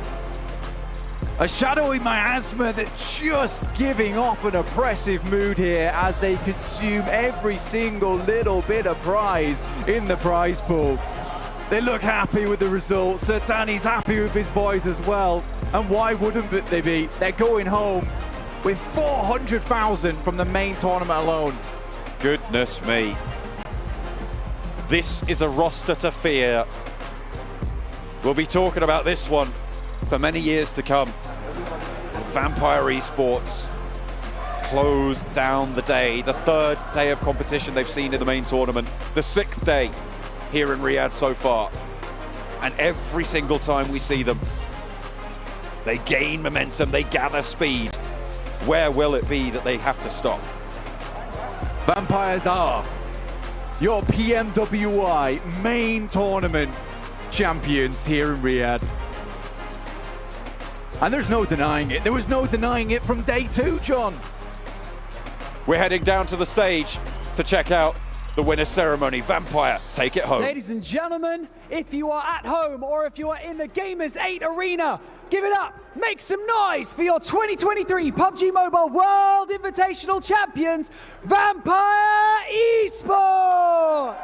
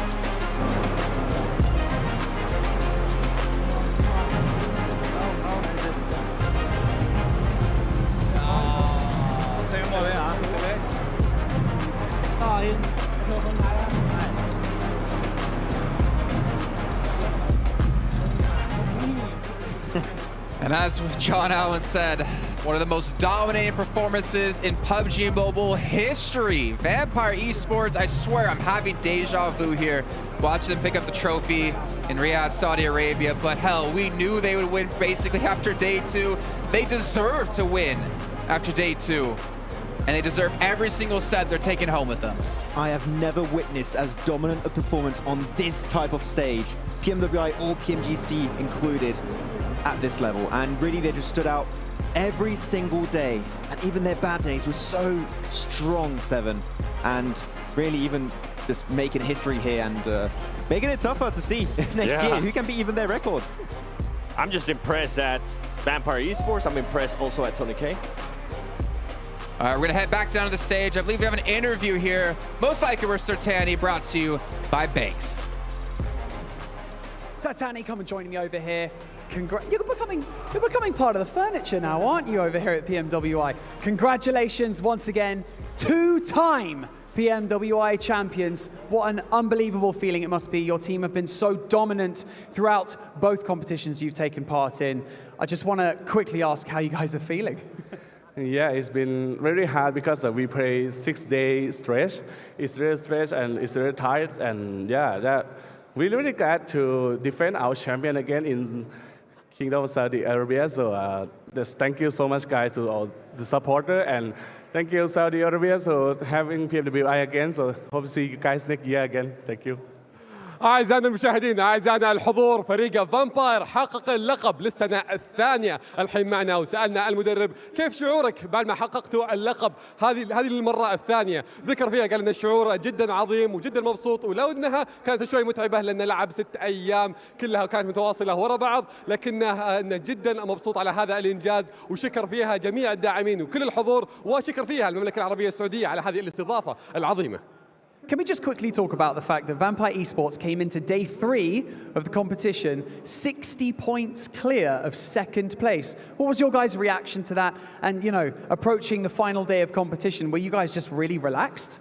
Nah, it's not too much because we think every game we must have a point to get far from the second place every game. So yeah, we have to focus on what we have to play when we have to get a point. And yeah, we think we can do it. So yeah, thank you.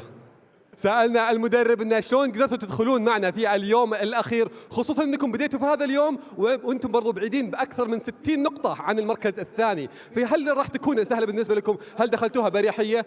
قال لا، للأمانة أن لعبنا كل مباراة على أنها كأنها المباراة الأخيرة، وكانت بالنسبة لنا تهمنا أن ناخذ فيها نقاط ويهمنا الفوز في كل مرة، فما ما استهلنا في كل المباريات ولعبناها بكل طاقتنا.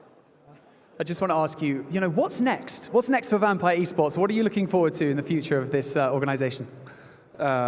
Honestly, we don't have the trophy of PMSL and PMGC, so I hope this year we will get both of the trophy back to the Vampire home. سألنا المدرب إنه صحيح بعد ما أخذتوا اللقب الحين إيش المطلعين عليه في المستقبل؟ قال بإذن الله مطلعين على بطولات أكثر والبطولات العالمية الجاية أكثر وراح يحققونها، كل التوفيق لهم. أعزائنا المشاهدين، أعزائنا الحضور، أعطونا تحية أخيرة لفريق فامباير إي سبورت. One final thing from us over here. I just want to hear from, one of the players, if they have anything that they would like to say to the community, fans, family who have been supporting them throughout this entire tournament, what would they like to say? พูดภาษาไทยเลยรู้สึกไงกับแฟนคลับอยากบอกอะไรกับแฟนคลับ ก็ขอบคุณทุกคนที่ตามเชียร์มาตลอดครับผมทำได้แล้วครับ Well, thank you so much, everyone. Ladies and gentlemen, I'm going to get you to do it one more time. Give it up for your 2023 PUBG Mobile World Invitational Champions, Vampire Esports!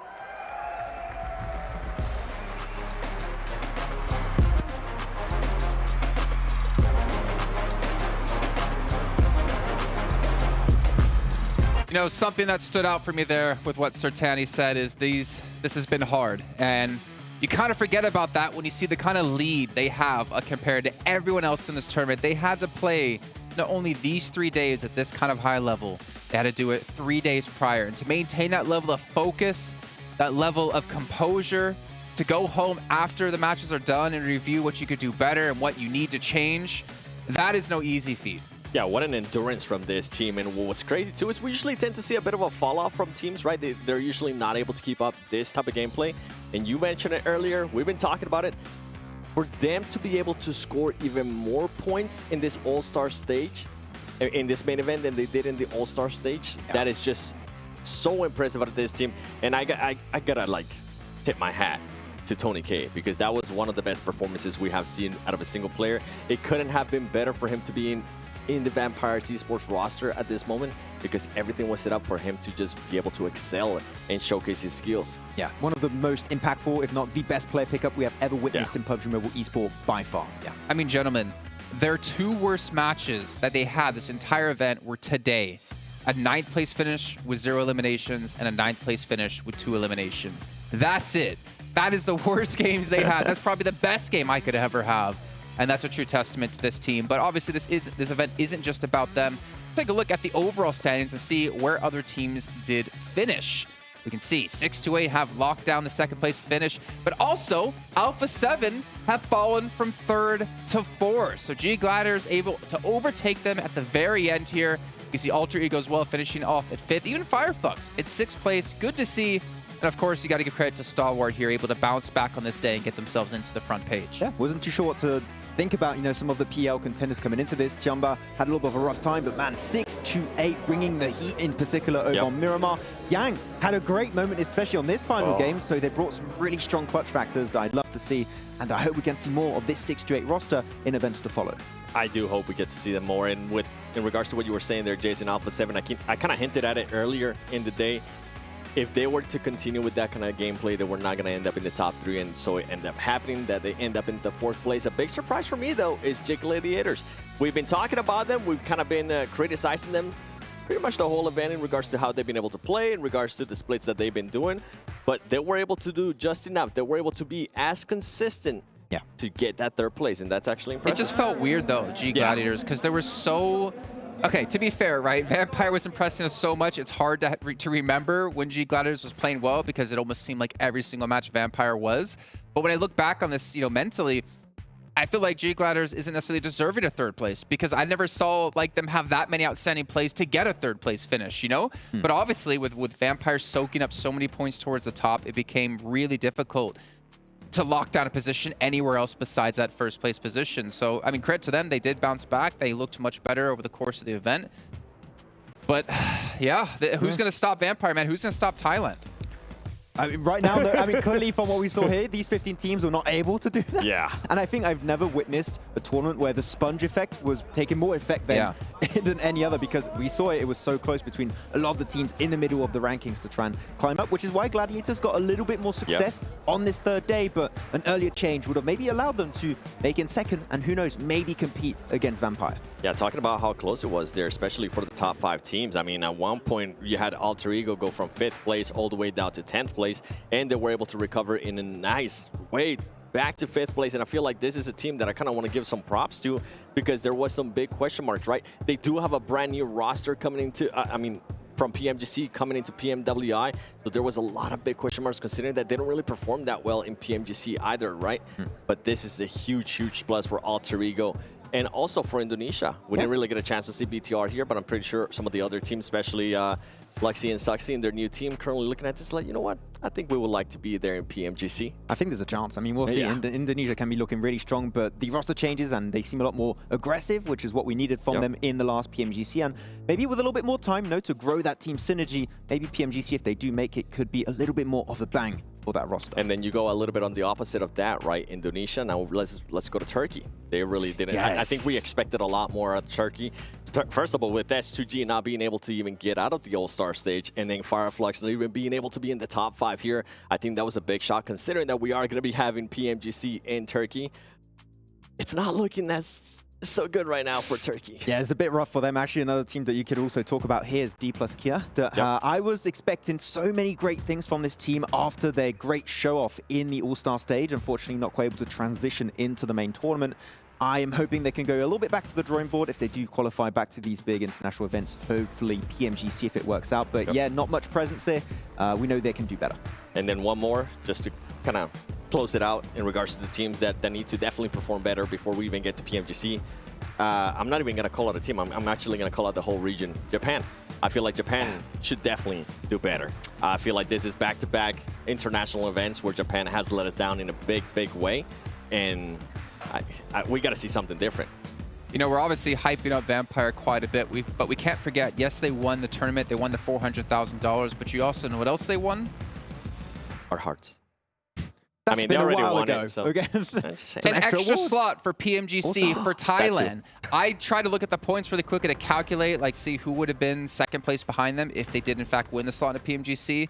So, I mean, I can't do the math really quickly, but that means another team that was watching from Thailand, they might have just gotten into PMGC because of Vampire winning this. That's huge. They better say thank you. that is a really big appreciation post, right? They need to be sending to Vampire. I mean, yeah, Thailand has been looking good, and we've rarely seen other teams from Thailand. Like we had FaZe, of course, at some point not performing too well. Hyped to see what Thailand can bring to the table outside of Vampire for these big events, because Vampire are definitely the bannermen of that region. Yep. 100%. You can see all the teams sort of get on stage, take some pictures together. Some PUBG Mobile history being made live here at PMWI. That does lead me to have to ask the question, which I don't even really need to ask the question. It's more of a statement now. The MVP of the tournament, I'm pretty sure all of us out there can guess who it's going to be. And no, Max, it's not Forrest. It's going to be your boy, Tony K. It has to be Tony K. Yeah. Look at those stats, man. I want to look at 790. Day one, yeah, I want to look at the Ilms too.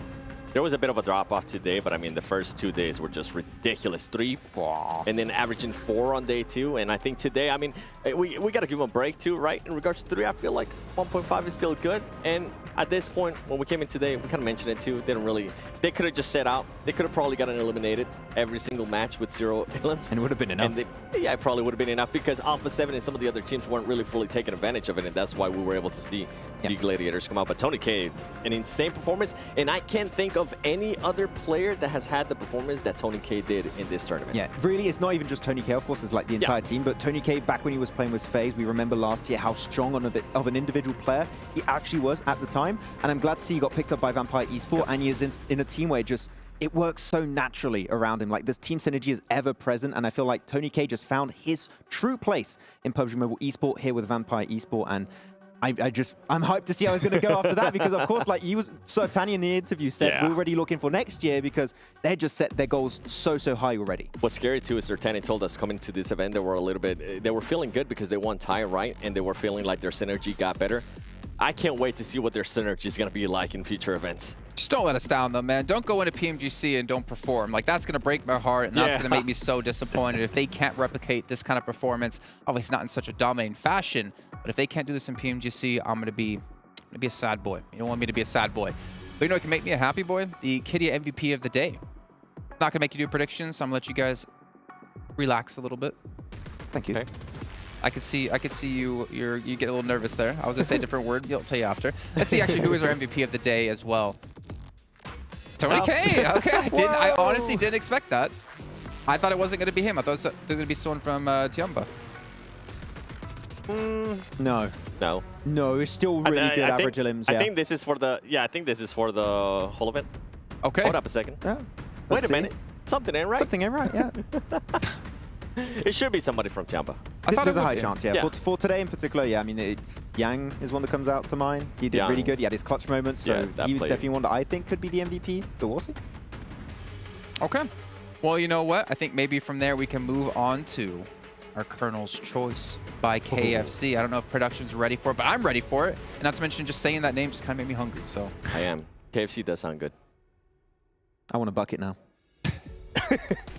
Okay. Ooh. Okay, so this is the MVP of today. So the KIA MVP of the day going to be Catch. We'll get into the Colonel's Choice in a little bit, don't worry. So we do get to see Fire Flux here with some glitter, with some confetti. Yeah, good times. I mean, it was, the only day where we saw Fire Flux going back to their roots, which is playing hyper-aggressive 7. And Ketch has been, a player that has been MVP contenders so many times in his home region, in the championships of Europe too. So glad to see him being able to perform. It's just, if they started doing that a little bit earlier, maybe Fire Flux would be at the top, but Ketch is an MVP player on his lonesome, so good to see him stand out. And it kind of goes with what we've been saying too throughout the day, is that Turkey, especially that region, does have the skills, right? I mean, they were able to showcase it when S2G won the PMGC. They just need to be able to adapt to different game styles, because it has definitely changed in a big way, and I feel like Vampire showcased that here with the patience, with the positioning. It's not just about your skill, it's about where you are able to place yourself and when you decide to take those fights. And we talked about it a little bit earlier, right? We're hoping that a lot of these teams, not only Turkey, but can bring those learnings back to their region, so the region as a whole can improve, because Turkey, we know what they can do on the international stage, clearly with S2G, but we need to change and adapt to the times, and maybe, who knows, Turkey able to do some good performances in the rest of the year. Well, that's the dream. That's the hope, right? Yeah. North America? No, I was thinking about... No, we already ripped on them for so long. I was thinking about Brazil, man. I'm actually... And I'm pretty sure the players are going to be disappointed that they didn't even end up in a top 3 situation. The only problem with Brazil, especially Alpha7, you know what, let me actually just direct that to Alpha7. It's too much of a roller coaster with them sometimes. They need to find a way to be a little bit steady. I felt like for a second there, they were starting to find that groove. They were starting to find that gameplay that was going to benefit them in a big way. But some players were just getting a little bit too away from their team, maybe a little bit too careless or not aggressive enough. They need more decisiveness. They need to stop being such a roller coaster of a team. Okay. I don't think I'm tall enough to take that ride. Well, we know who definitely isn't tall enough to join that ride. Let's actually take a look at our Colonel's Choice by KFC here as well on day 3 of PMWI. We can see it's going to be, of course, Vampire Esports. Hey, it's Ravenclaw. Oh yeah, not having the typical Shred Stoned or Tony K. We got actually Ravenclaw getting himself some cool moments. I mean, Ravenclaw was a great initiator in this fight, because that off angle further north really enabled the team to just get so much control that Gladiators couldn't really do anything at that finishing moment. Yeah, and once Vampire Esports has the angles on you, it's completely over, as we've seen over and over again for the past 6 days. I mean, yeah. You're not wrong. You're not wrong. That actually could have been our ride of the day as well. But we're going to be heading into our save of the day, brought to you by Dr. Suleiman Al-Habib. Now, this one, again, I don't think we've ever been able to predict this one across the last couple of days, and I don't think we're going to be able to today either. He's probably going to be saving me tomorrow if I go HTV riding. Let's see. That's the first Miramar then. Okay. Oh. So far he's not saving anyone. No, but this is good, because he was able to finish him off and then, get the save. Nice, DRS. All right, see, this is my favorite save so far. Okay. Out of the ones that we've seen from the previous days. I don't know, I like the save you did with me on the new Dragon Ball Super mode. Oh, true. Oh, that was a good one. save. Yeah. Follow us on social media. After they just healed up completely and were able to play some decent positions from the high ground. So good on you, DRS. That was nice. Yep. Good save. Dr. Suleiman Halabi would be happy about that one. He would. What about our ride of the day? Brought to you by Latif Jamil Motors. That's another one. Number Oh, you look so excited. You look so happy. What's up? There was one in Erangel from, funny enough, from a Vampire Esports player. No. I think it's Chumba, you know, on the Well, finish. there's going to be a lot. There's going to be a lot, yeah, Max. remember? Yeah, but I think that's the one I'm looking at for. Let's see. What is it going to be? Oh, some Sanhok action. Okay. Oh. Destroyed. Ah, that's the one. Do the sound effects, Max. No, wait. What? Squish.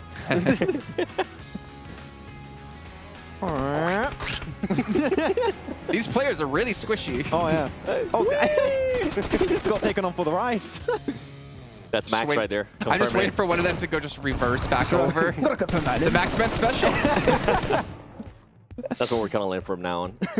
Yeah, no, for sure. That's why I'm never going to France, because I don't want to be run over by Max. Because that's my place. I'm never getting in a car with him driving. Oh. Or be around him when he's driving. Yeah. That's why I'd rather be in the train. car than outside of the car, to be fair. Then again, I'd be an accomplice to stuff. That's why I take the train. That's why I say And even then, you're not safe. So. Be careful. Okay, well, gentlemen, looking back on the event, right? We've had our All-Stars event. We've had our main tournament. I want to hear your highlight. What's your big moment from this event so far? Not so far. The event's over. What's your big moment? Vampire Esports. Yeah. I don't know what else could overshadow what's been happening with Vampire Esports. No, clearly just being able to remain consistent throughout now over the course of a year from last year's PMWI, and able to get these pickups and being so successful, especially, and just able to nurture new talent in their team. And Tony KIA and Nusi just played every once in a while, which is great to see. But I'm hyped for mainly PMGC because the points that they secured in both spring and fall of this year secures them pretty much 100% a spot in PMGC. So I'm just hoping we can see them not only win PMWI, but also win PMGC. That would be the best storyline ever in PUBG Mobile Esports history.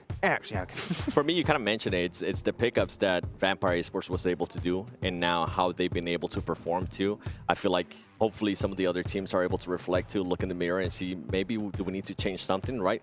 Because yeah, you can be in the top 5 for the longest time, but ultimately they are competitors. Ultimately, you do want to be a champion, and if it is going to be a move that you have to make within your roster, even if they've been together for a long time, it will be good to take a look at that. They want to be the one. They want to own the circle here in the land of heroes. Come on, man. It was right there for you. My highlight, though, actually was from the All-Star stage.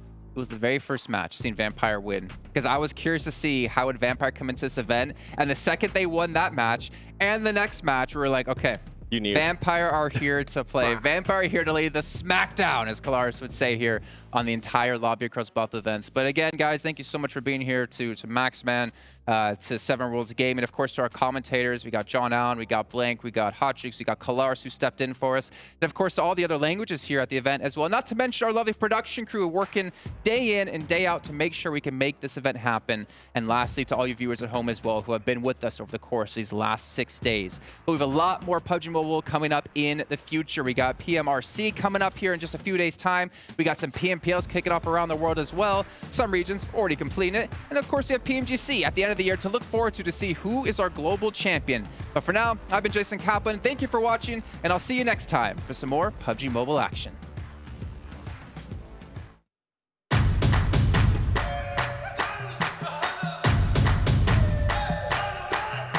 Dragging us down, face on the ground, but still we so proud. Just look at the crowd, making some noise, making some sound. We got a choice, they're hearing us now.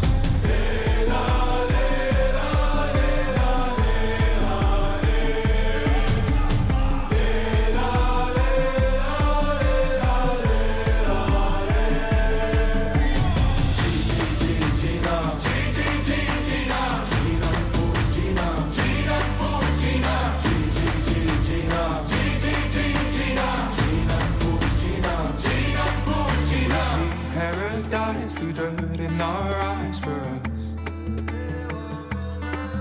Oh, actually, I'll try, actually, I'll fight for us.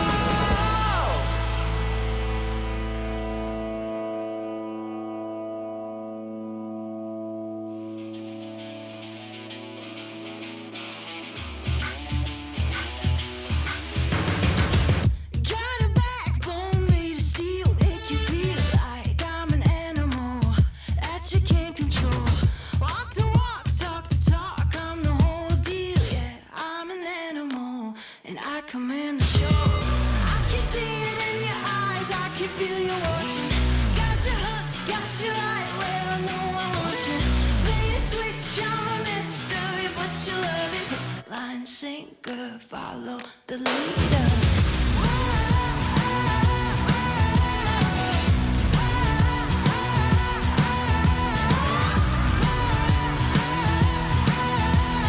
Hook, line, sinker, follow the leader.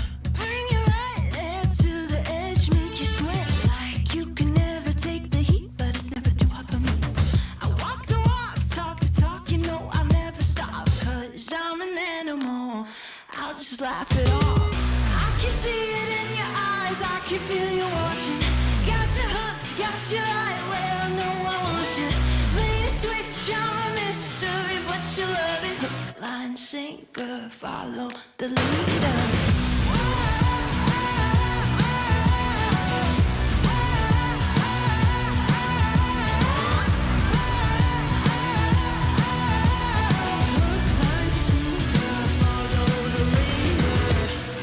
Sitting pretty in the palm of my hand. Got you busy, got you missing me, you can't stand it. Got you desperate, got you wondering where I'm at. If I'll call you again. Got you sitting pretty in the palm of my hand. Got you busy, got you missing me, you can't stand it. Got you chasing, got you wondering where I'm at. Hook, line, sinker, got that. I can see it in your eyes, I can feel you watching. Got you hooked, got you right where I know I want you. Play the switch, I'm a mystery, but you love it. Hook, line, sinker, follow the leader.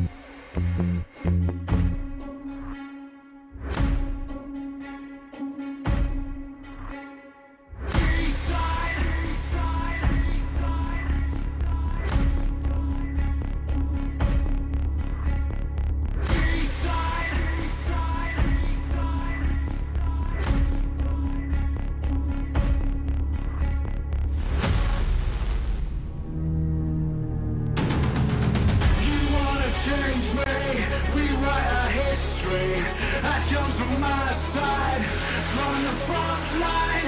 You wanna save face, came to the wrong place. You raise a white flag, I give the peace sign.